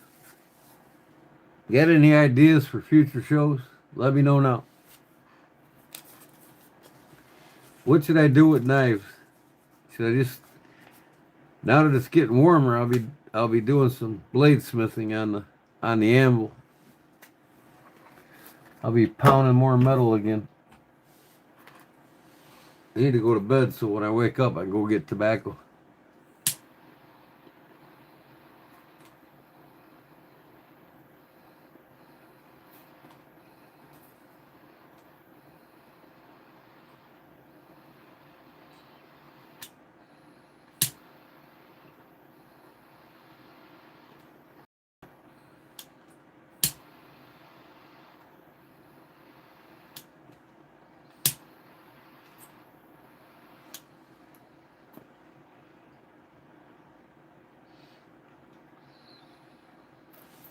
I think this is my last puff. What in the hell? You want me to iodize some metal?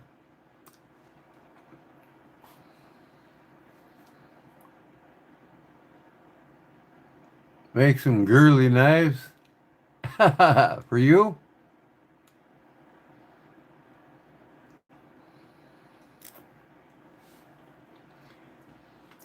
How do you tighten your slip joints? What, you mean if you got a slip joint that's loose with a loose blade in it?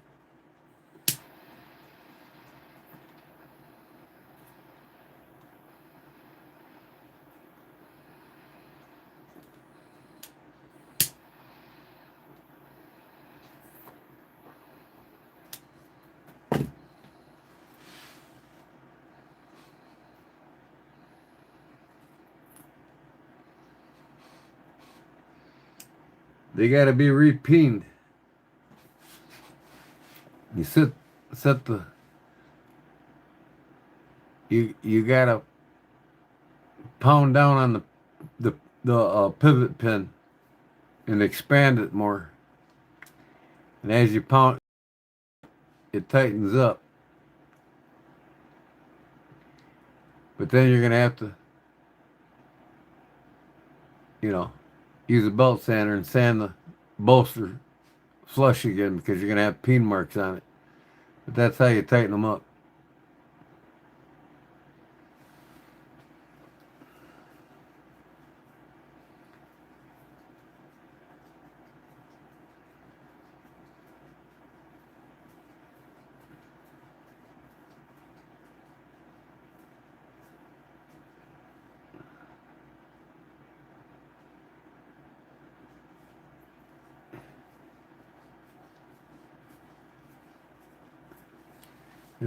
The pins on the ends are made to expand because they drill a hole through the bolster. They first drill a straight hole through, then at each side of the bolster where the hole starts, they do a counter bore, which is only like a millimeter or two wider than the pin itself. So as you peen, the pin expands in that counter bore. Okay? So when you continue to peen, you're shortening and expanding in that counter bore again. It expands. And the pin gets shorter and expands more. So as it gets shorter, though, you're gonna have peen marks where the pin is. So you're gonna have to sand it down until the bolster's flush again. But as you peen, it expands and gets shorter. So that sucks the whole thing together.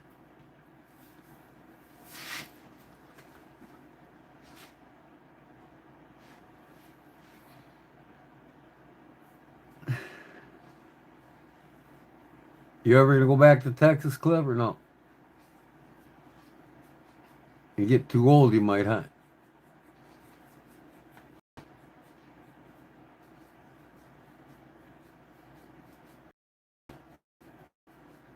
No? Okay.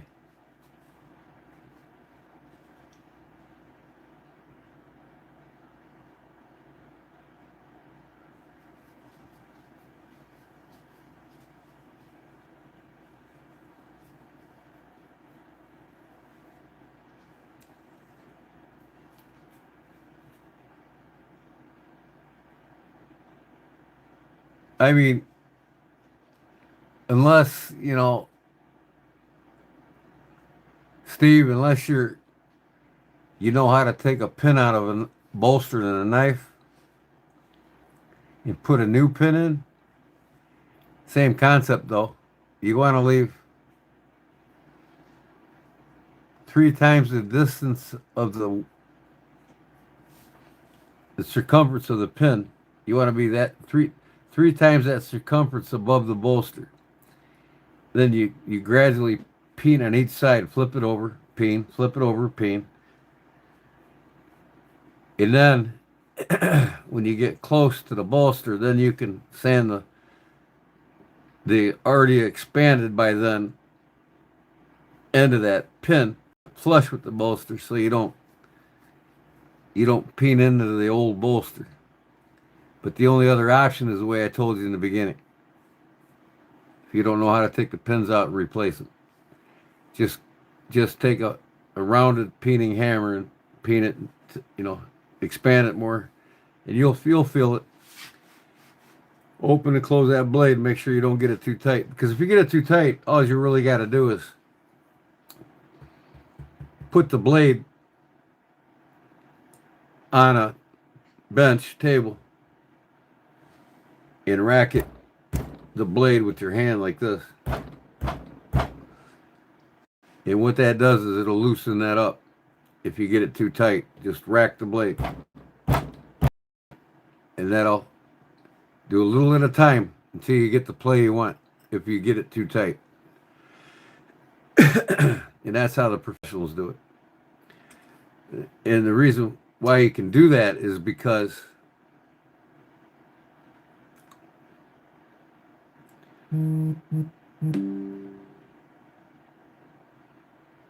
the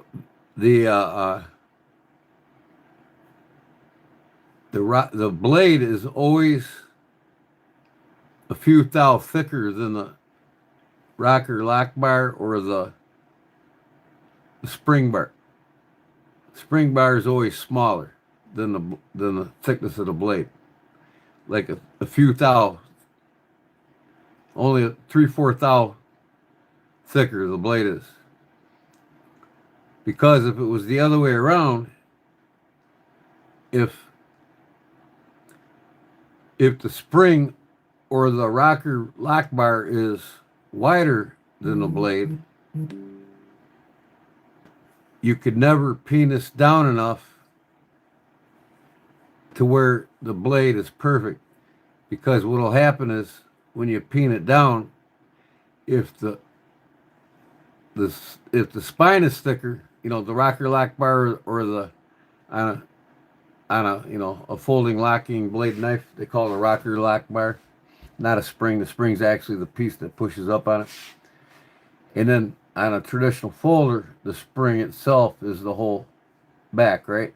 So they just call that a rocker spring. And then on a lock blade knife, they call it a rocker lock bar. So if them were thicker than a blade, you'd get the fucking rocker. You get it too tight. So it'd be hard to push this down, and release the blade. And the blade will always be loose. So that's why the blade's always 3/4 thou thicker than the spring. So for the purpose of this will never be too tight if the blade's 3/4 thou thicker. Get me? You follow me? And it's the same on modern knives.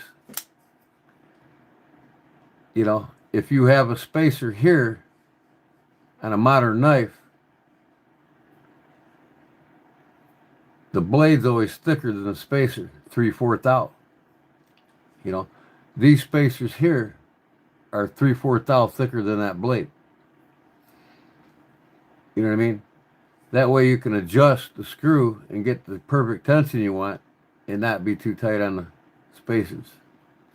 But that's irrelevant to a traditional folder. Traditional folder, it's a must that the blade be 3/4 thou thicker. Because if you get the blade too tight, all you got to do is rack it, and it loosens it up. You don't have to care about the spring, being tight on that spring, because the blade's thicker than the spring, so it'll never get tighter than the blade.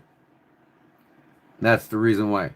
The blades are always 3 to 4 thou thicker on a traditional folding knife, whether it's a lock back or a spring bar folder.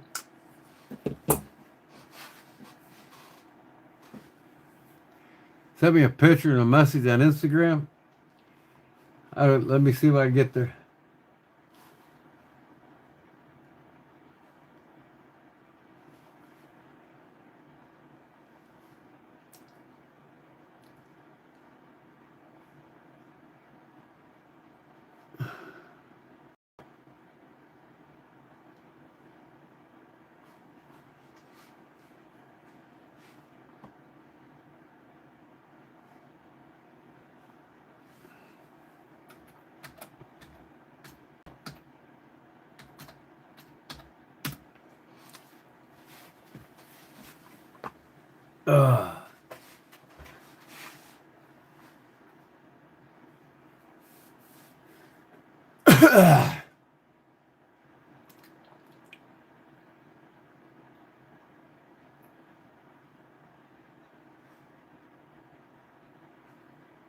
This is the style of blade I want on my pocket dropper.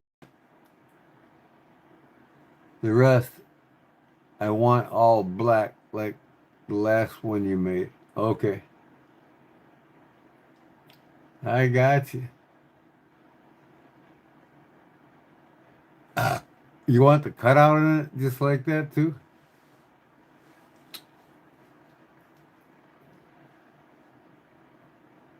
And the blade's going to be longer than as long as the handle. It's not going to be short like this. Same handle, just that blade shape.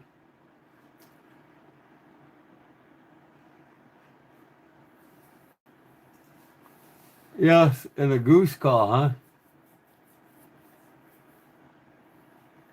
No cutout, that's fine. But that's the worn clip you want. All right. Straight blade worn clip. With the same handle shape that I have on my saw buster.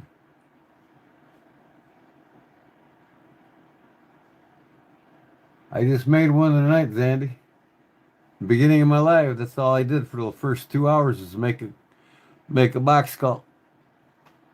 It's sitting over there drying right now. You didn't see it, did you?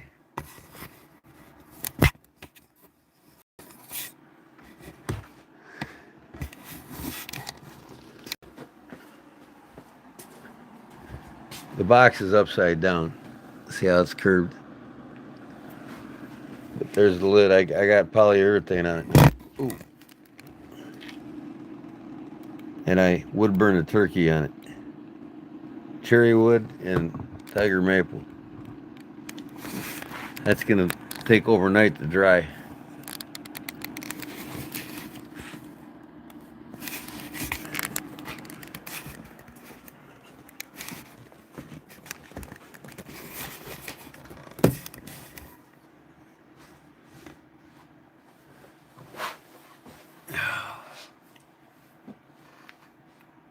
Oh,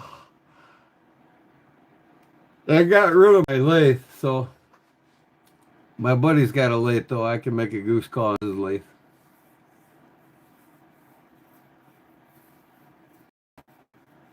Hey, you can go back in the beginning of my life tonight, or I started last night at what was it, guys? 10:30. From like 10:30 to 12:30, I was working on that call.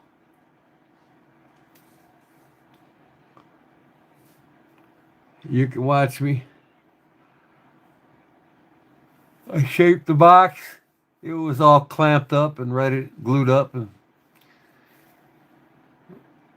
with I basically carved the turkey on, or wood burn the turkey on, and then while I was doing that, the glue dried up good enough to shape the box, and then I shaped the box, put it together, and I go over call techniques with it, just to give it a trial run and see how it sounds, and it sounds perfect. Cherry lids are usually good wood for turkey calls.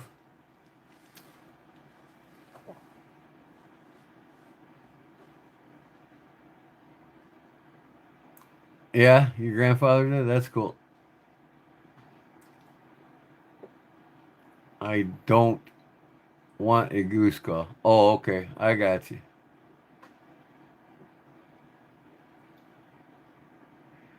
You said and a goose call. What does that mean?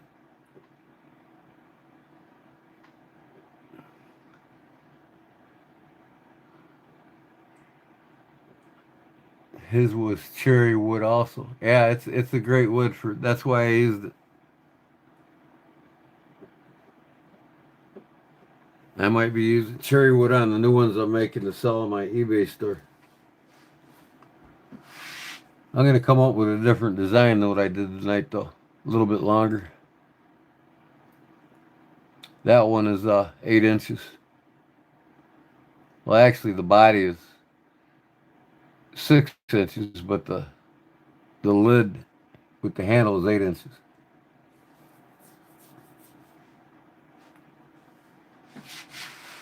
You'll see me make it if you go back and watch the beginning of the video.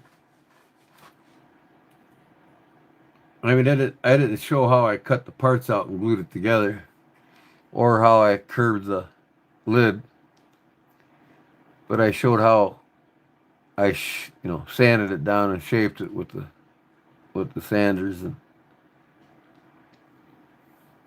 wood burn the turkey on the lid. Yeah, it's the soundboards on the side are 3/32, which is a 32nd over a 16th. My favorite joke is you right now.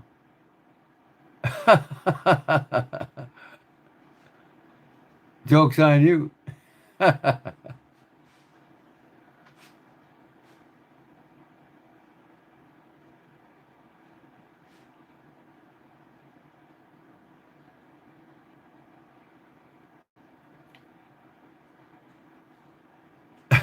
No, I don't have any favorite jokes right now.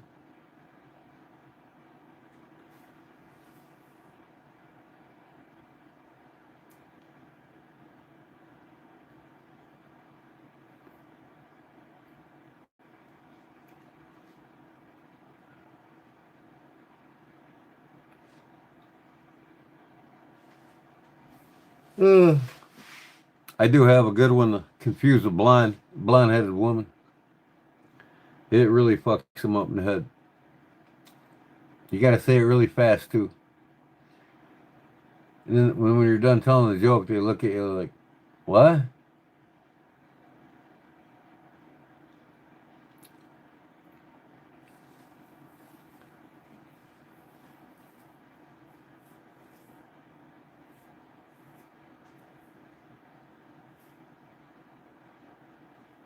I guess I could tell it. You guys want to hear it? You want to hear my joke?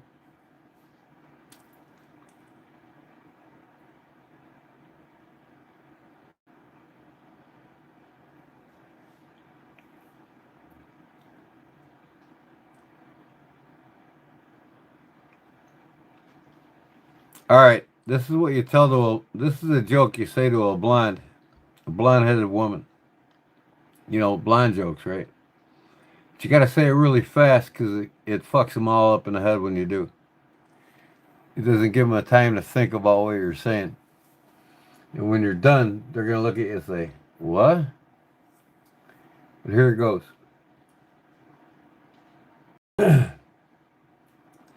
There's these two women. There's a woman on one side of the river and on a river. There's these two women on a river. One woman's on one side of the river, and the other woman's on the other side of the river.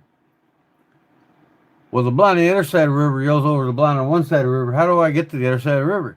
Well, the blonde on one side of the river yells over to the blonde on the other side of the river, says, "You are on the other side of the river, you dummy." Say that really fast, and that'll fuck them all up in the head.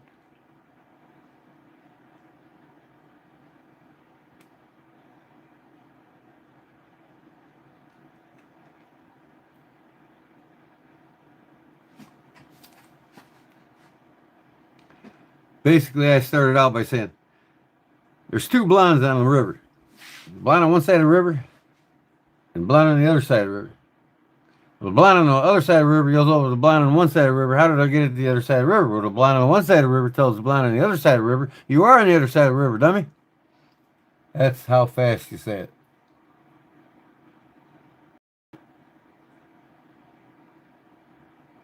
And it confuses the blondes. They don't get it. Got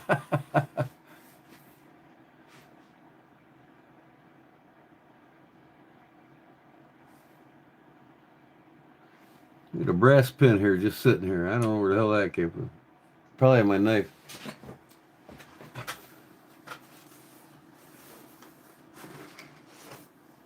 Yeah, next week I'll have the money to get this thing rolling.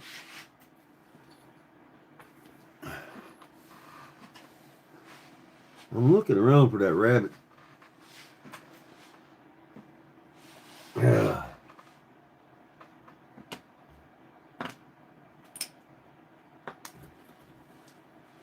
I'll have the money next week. Get this baby rolling.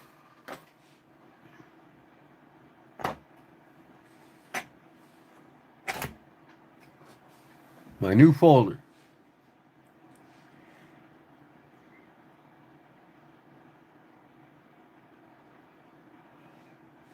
Perfect shape, man. I think that's awesome.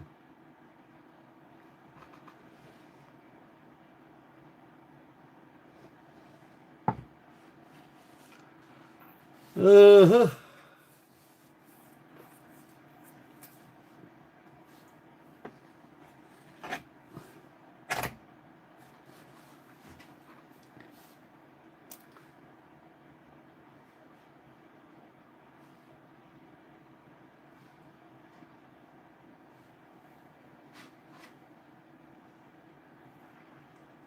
Indiana and Utah. I think Indiana and Utah are two different directions, ain't they?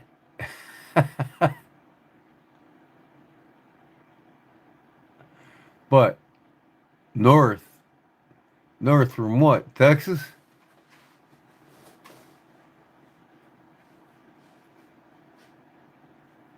I got you. I've had that in my pocket a couple of days now. I'll be damned.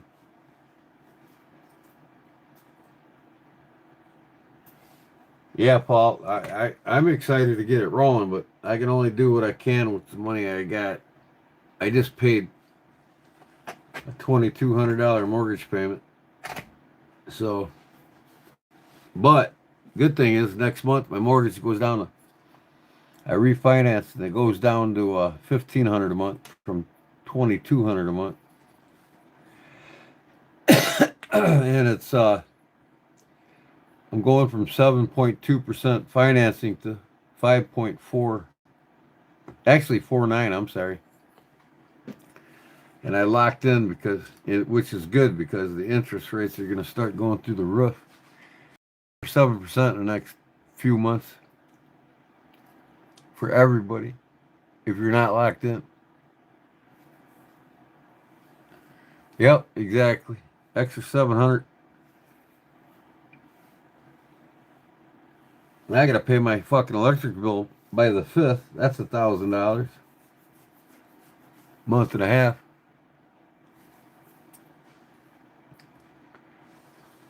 And now that it's getting warmer, that'll go down.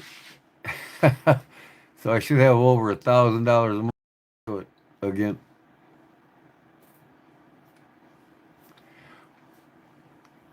Well, I got 320,000 appraisal on this place, and the loan's only 150 grand. So I could sell it right now and have 200,000 in my pocket. And when I get my Social Security in 2 years, actually a year and a half, when I get my Social Security, we're gonna sell it, and I'm gonna get a fucking modular, double wide modular, North Carolina for like 125 grand, and it'll be paid cash. So when I go to North Carolina in a couple of years, I won't know shit on a house. Get the fuck out of Illinois taxation, tax fucking burden. That's why there's 20,000 people moving out of Illinois every year. Illinois ain't gaining residents, they're losing them big time. Because of that fat fuck Pritzker.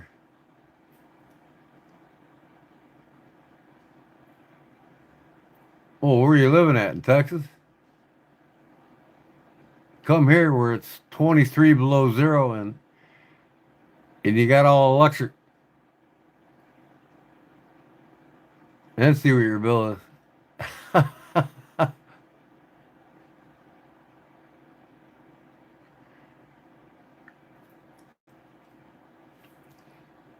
But we do have, Illinois has become the most expensive state in the country to live in now. It just hit the most expensive books because of taxes. We've had gas taxes rise 5 times in 3 years. Tobacco taxes 6 times in 3 years. Our taxes here are much higher than anywhere in the country. The average is between 7 and 9 grand a year for property taxes, and there's people that in a real rich community just outside of downtown Chicago, they pay $21,000 a year for property taxes.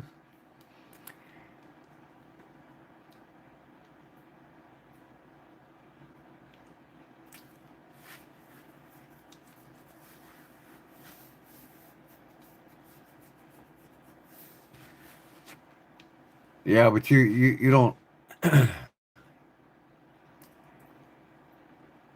I've got economy air conditioners, don't cost shit to run all summer. But when you got baseboard heaters and garage heaters and you know, I've got a fucking 1,000 square foot garage to heat, and that's 220 220 lines feeding it to keep this garage, 3-car garage, from freezing.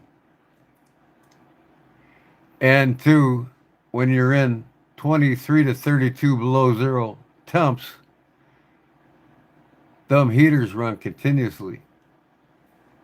And if they shut off, it's only for a couple of minutes, maybe 5 at the most. And I know damn well down in Texas, you don't even see under 30 degrees, let alone 30 below. Big difference. We get the North Arctic blast coming down Lake Michigan, and it gets sub-zero here every winter. This year we had 32, minus 32, with a 15-mile-an-hour wind. It made it like 46 below zero for a few days. But we've had several days at 30 below. Cliff knows what I'm talking about. Sometimes it can get as cold here in Illinois, in northern Illinois, as it does in Texas or in Alaska sometimes. But Alaska's known for getting below 60 below many times. They can almost double what we get here.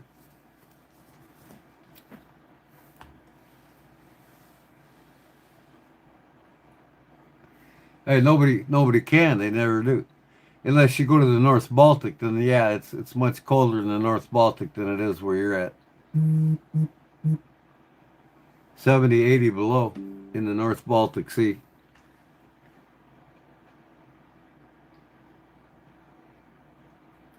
And then other places in the world near the North Pole, it's much colder.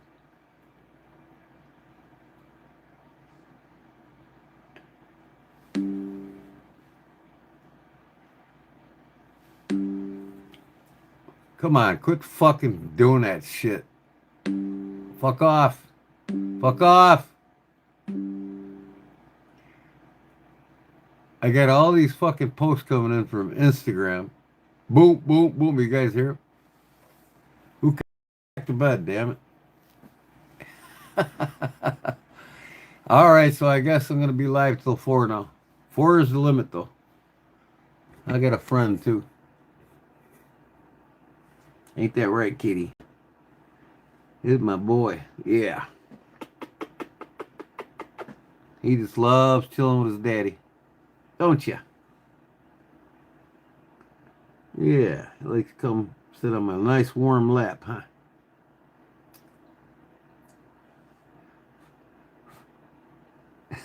Hey, don't claw me, you little fucker. That hurts.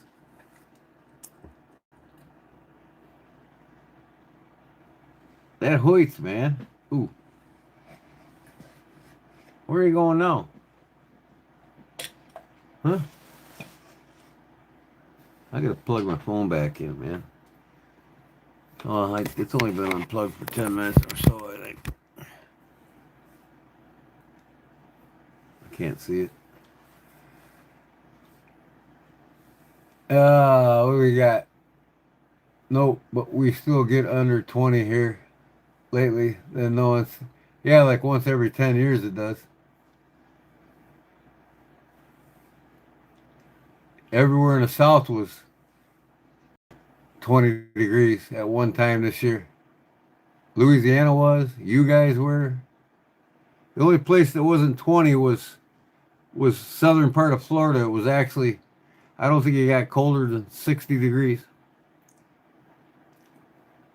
60, 65 when everybody in Louisiana was at 20 degrees.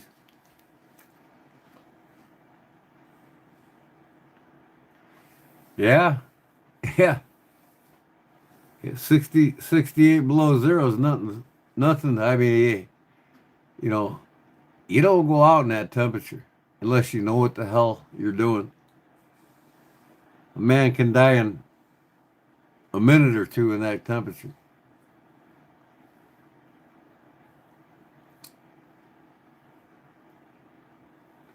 A couple years ago, your toilet froze. Well, I guess you ain't got no fucking insulation in them walls. But see, that's just it. If you live in the deep south like that, if you don't take them extra precautions when a house is built.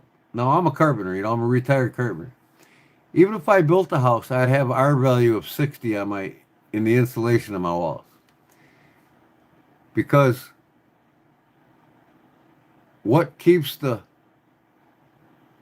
heat out also keeps the cold out. You know?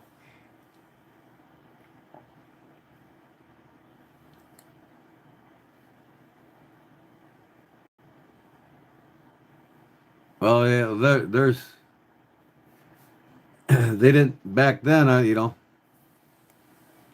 They probably didn't have cold temps back then like that. But it doesn't happen too often where you're at. Believe me. I'm sure you know that, but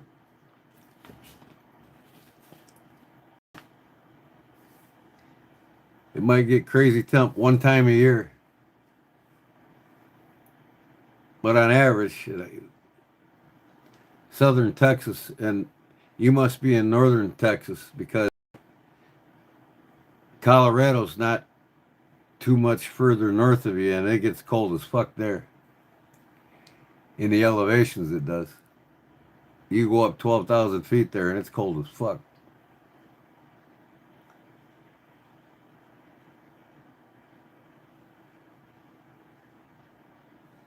Where are you at in Texas? Southern part of Texas or the northern part? Northern part is a different story.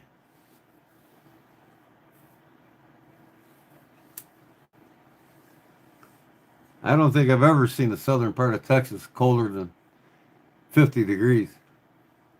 Here in the south, I don't believe it, man. Throw me some links where it's been that cold more than once a year. Or more than 1 year.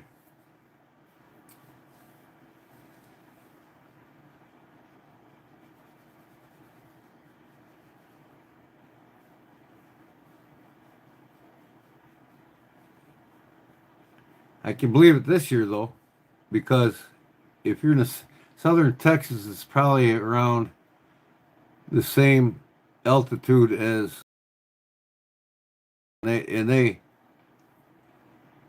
they were cold there a few times this year. 20 degrees, 25 degrees.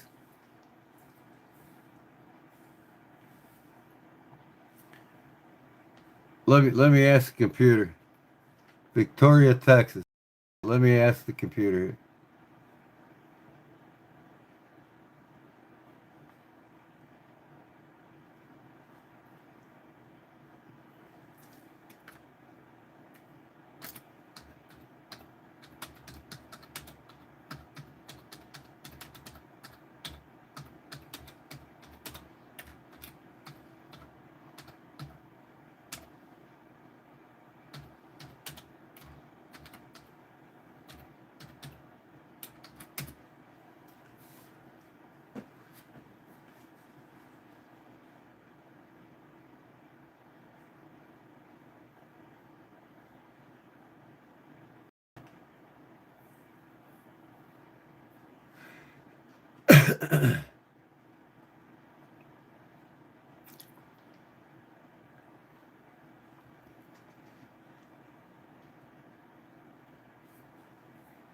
Okay, history, climate in Victoria.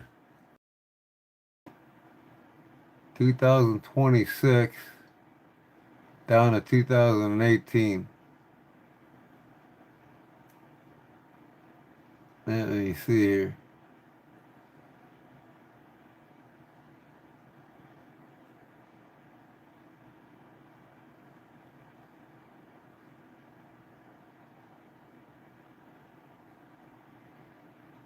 Okay.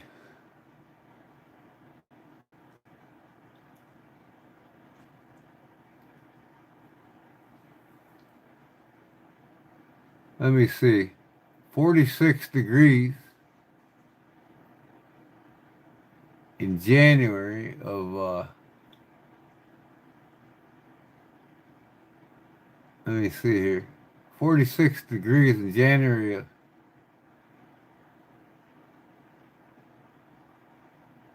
no, before that. Let me see here. January, February, March. April, May. In January of 2026, it was 46 degrees at the lowest. And then September, October, November, December, 51 degrees.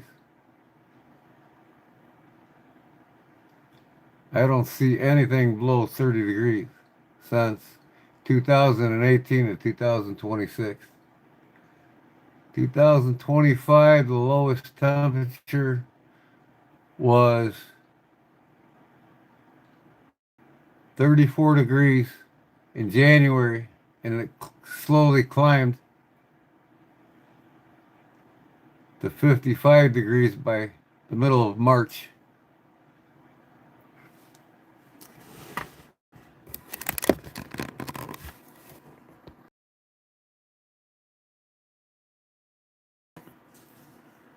Whole line. The coldest it showed 2 degrees in January, February. 51 degrees by March. 72 by May. Again. 70 degrees in September. 51 degrees in November. And as low as almost 32 degrees again in December.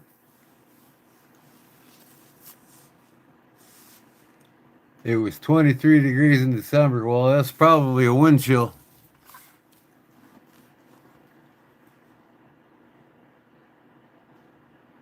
Well, all them 100-year-old homes have asbestos in them. That's all there is to it. Unless you gut them and re-insulate them.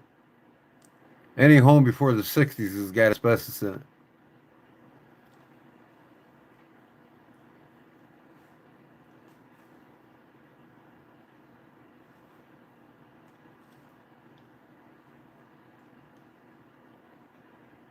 Climate weather averages in Victoria, Texas, USA. In January, 44 and 45 in December.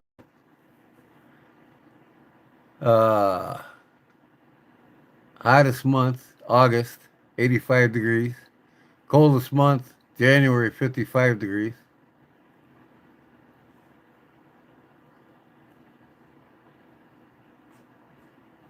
Let me ask you this. What's the record low in Victoria, Texas? What's the record low in Victoria, Texas?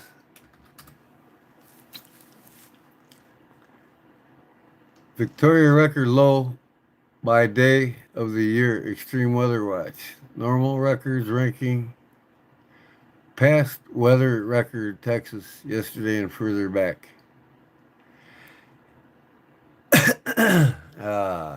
Let me see here. High-low weather summary for the past weeks. 20. This is fucking. That's not what I want.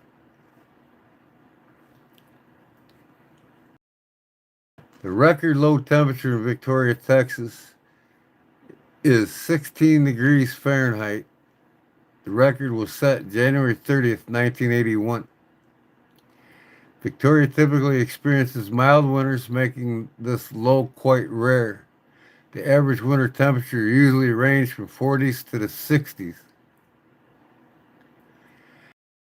Weather data can be accessed through National Weather Service for more details.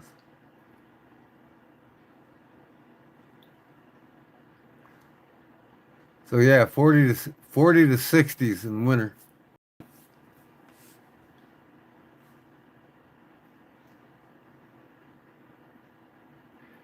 Who's going to bed now?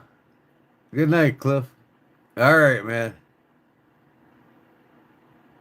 God bless you, brother. Be safe in them cold temps. You're probably at 20 below right now there. Another 2 months before you see spring, right? Normal records ranks Corpus Christi, Texas.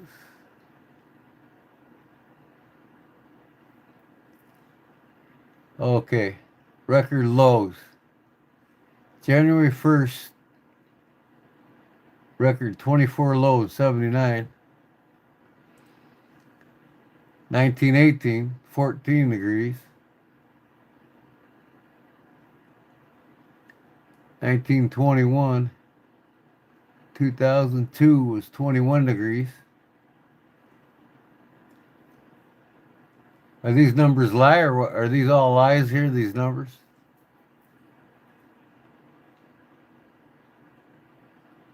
Yeah, they only get like 3 months of warm weather in Alaska. That's it. And I think they get a little more daylight. I'm not sure about that though. 2006. I'm looking for 2009, 56 degrees. 2013, 67. Oh, these are Julys. These are the summers. But still, man. Okay, March. Here we go. Its coldest time is between December and January. 2010 was 17 degrees. 2014, 26 degrees. January 6th. So yeah, you haven't seen not many days under 30 degrees, that's for sure.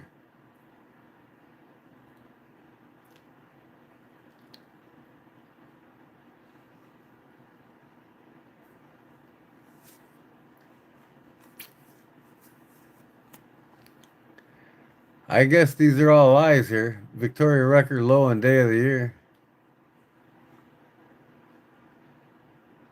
I guess they put lies on the internet.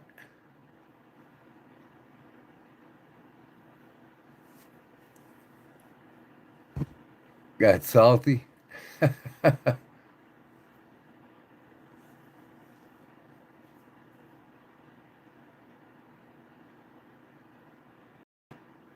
record low for temperatures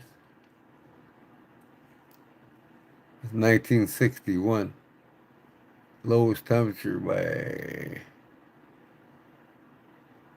5 days ago.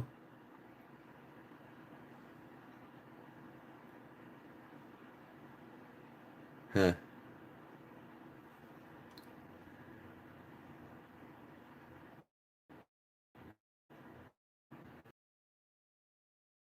Highest temperature in record in Texas. Right.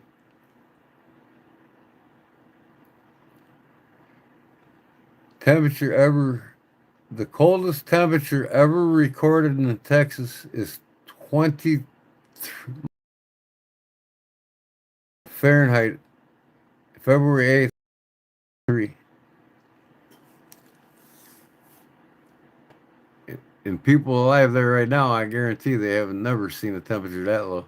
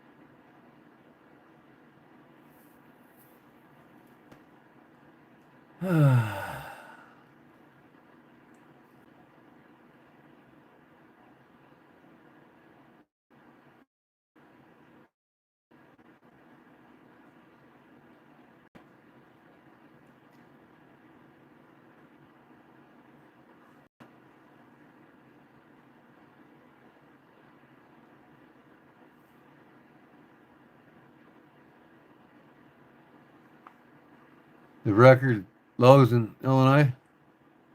All right.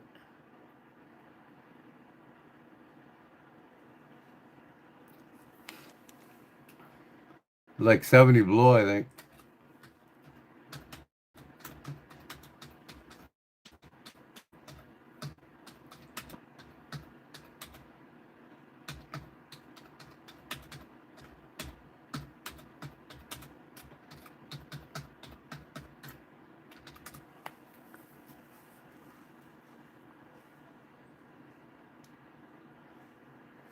The hottest temperature ever recorded in Illinois is 117 degrees Fahrenheit, set in July 14th, 1954. Record low, the coldest temperature ever recorded in Illinois is negative 38 below, set January 31st, 2019. The lowest temperature in Illinois history is negative minus 38, which is recorded in Mount Carroll, January 1st, 2019. And the wind chill, I think, was colder. I think we had like 46 or minus 47 or something that year with the wind chill.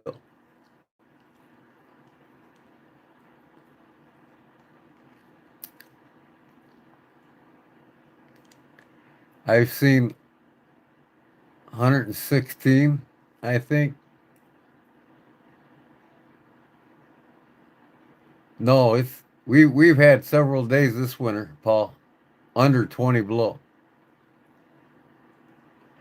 Maybe not where you're at. You're in southern Illinois and I'm in northern Illinois. The Arctic blast from Lake Michigan gets to you.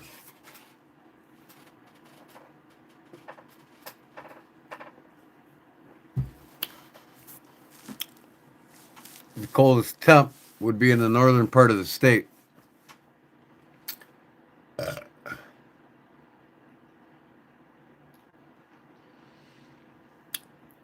Well, minus 38 is the record low in 2019. And I remember that year it was actually like negative minus 47 with the wind chill. But it wasn't that cold in southern Illinois. I mean, you're like almost 3 hours from me.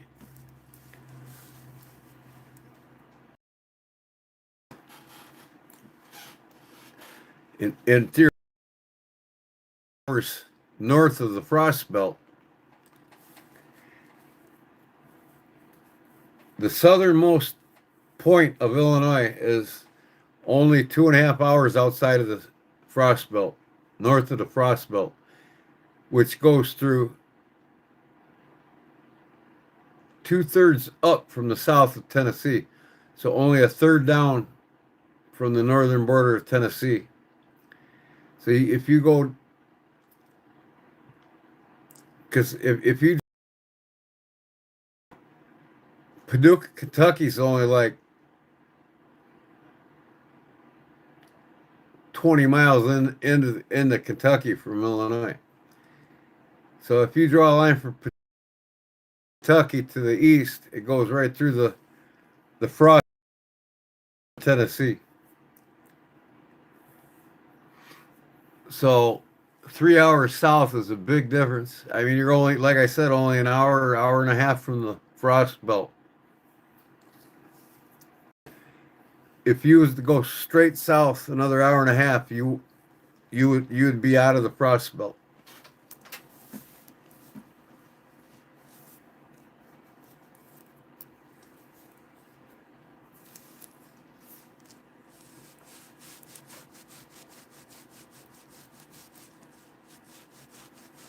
I mean, you get into Paducah, Kentucky, you're out of the frost belt.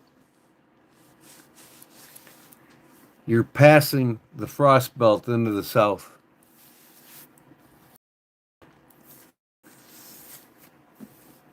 But this year has been goofy.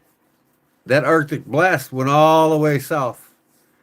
You probably had your coldest, where you live, Paul, you probably had your coldest winter that you can remember, because Louisiana and Mississippi was 23 degrees. But they never got negative there. I don't think less than 23 degrees. It was funny too, because they were all bitching about it in the knife community. They're like, it's fucking colder.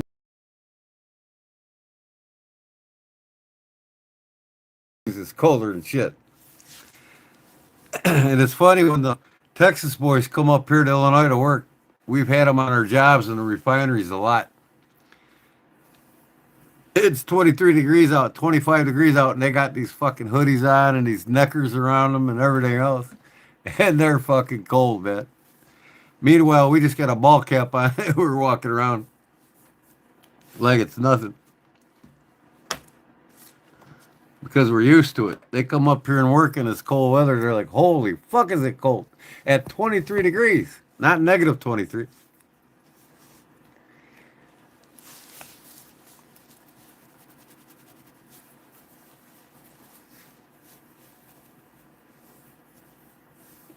Oh, yeah, I mean, we get snow every fucking year.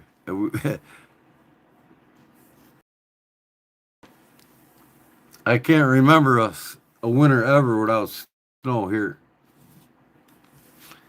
A lot of people in Southern Illinois can remember not having snow in the winter.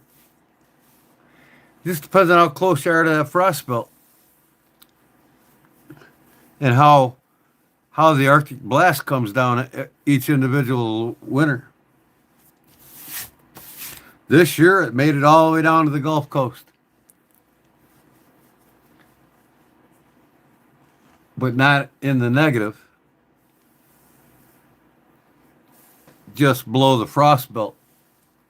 The frost decline would, 32.3 degrees. 18-inch snow drifts on his porch. He hasn't seen snow there in probably 15 years.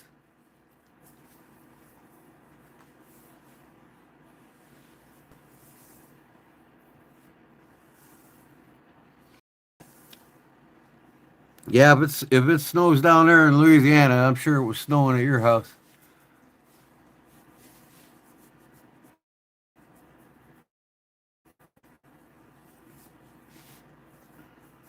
Or no.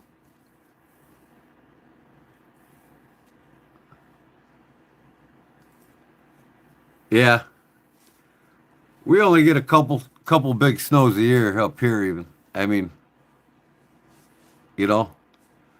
big meaning more than 9 inches. We've had I think we had one, maybe two winter days this winter where we've had 9 inches of snow. But one day of it was one time I think it took 3 days to get 9 inches. But no, I haven't seen a 12-inch snow day in like 9 years in one day. But I've seen a 12-inch snow in several days here in the last 6-7 years.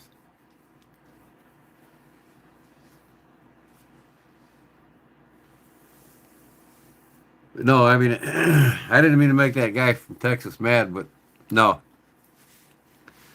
They've only had 3, maybe 4 winters under 40 degrees in the last 100 years. It doesn't freeze down there every winter.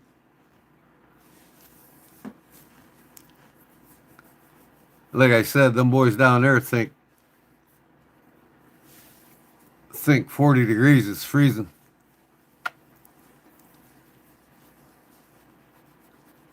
That's cold to them. What's the matter, kitty?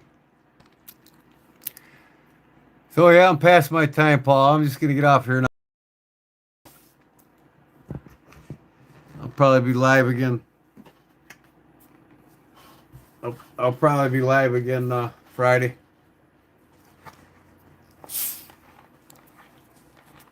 Oh yeah, I remember when I was a kid.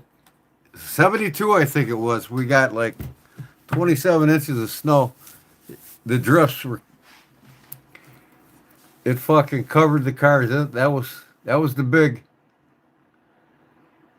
one. I think it was more than that. Like 37 inches. Because I remember the cars had snow all the way up to. School was shut down for like a fucking month almost. Till they Cleared most of the snow out. I want to say 879, I think. Let me see. Let me ask the computer.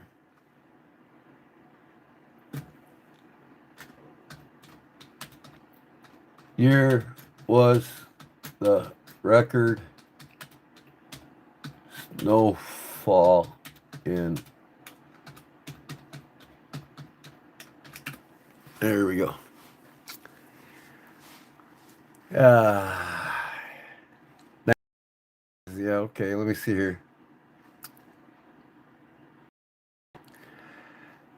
The record snowfall in Illinois occurred in 1979. The event was part of a major winter storm in late January. I remember it too. The total snowfall reached 12 points. This record in the state's history impacted travel and daily activities significantly. Was often reduced in discussion about several winter weather, severe winter weather in Illinois.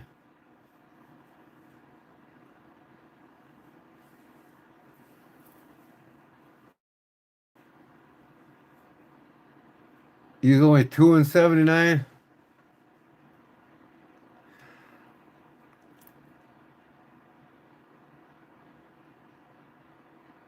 I was 14 years old in 79.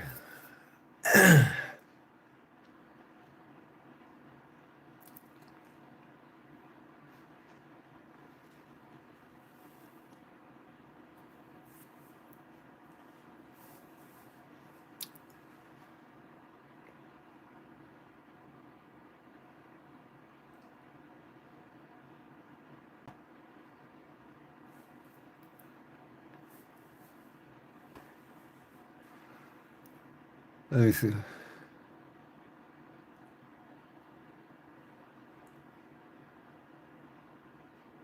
Most yearly snow in Chicago history, extreme weather watch. Year 26, 13.6 inches, 25, 28, 2. Yeah, this is how much snow we got in 1 year. Let me go all the way down to 75, 53 inches, 77, 64, 78, 93 inches of snow fell in 78, 1978. Versus now, 21, 54 inches. This is total through the whole winter. This year, we only got 13.6 inches of snow in Illinois for all the winter. 25 was 28 inches. So we got twice as much snow in 2025 than we did this year in 26. 2022, we had 3 times more snow than we had this year, 45 inches. 4 times more, 54 inches. Cliff pass out. Yeah, he went to bed. And I'm done too, guys. So I'm going to get done here and look at a few things and hit the sack myself. Appreciate you all being here once again. And I'll see you Friday night probably. Maybe I could do some bladesmithing Friday night if it's warm enough. Out on the forge. All right, Paul, Mouse. God bless, guys. Yeah, I was 14 and 79 too, like a fuck. So, all right. I was born in 65. I'll talk to you later. Peace out, guys. God bless.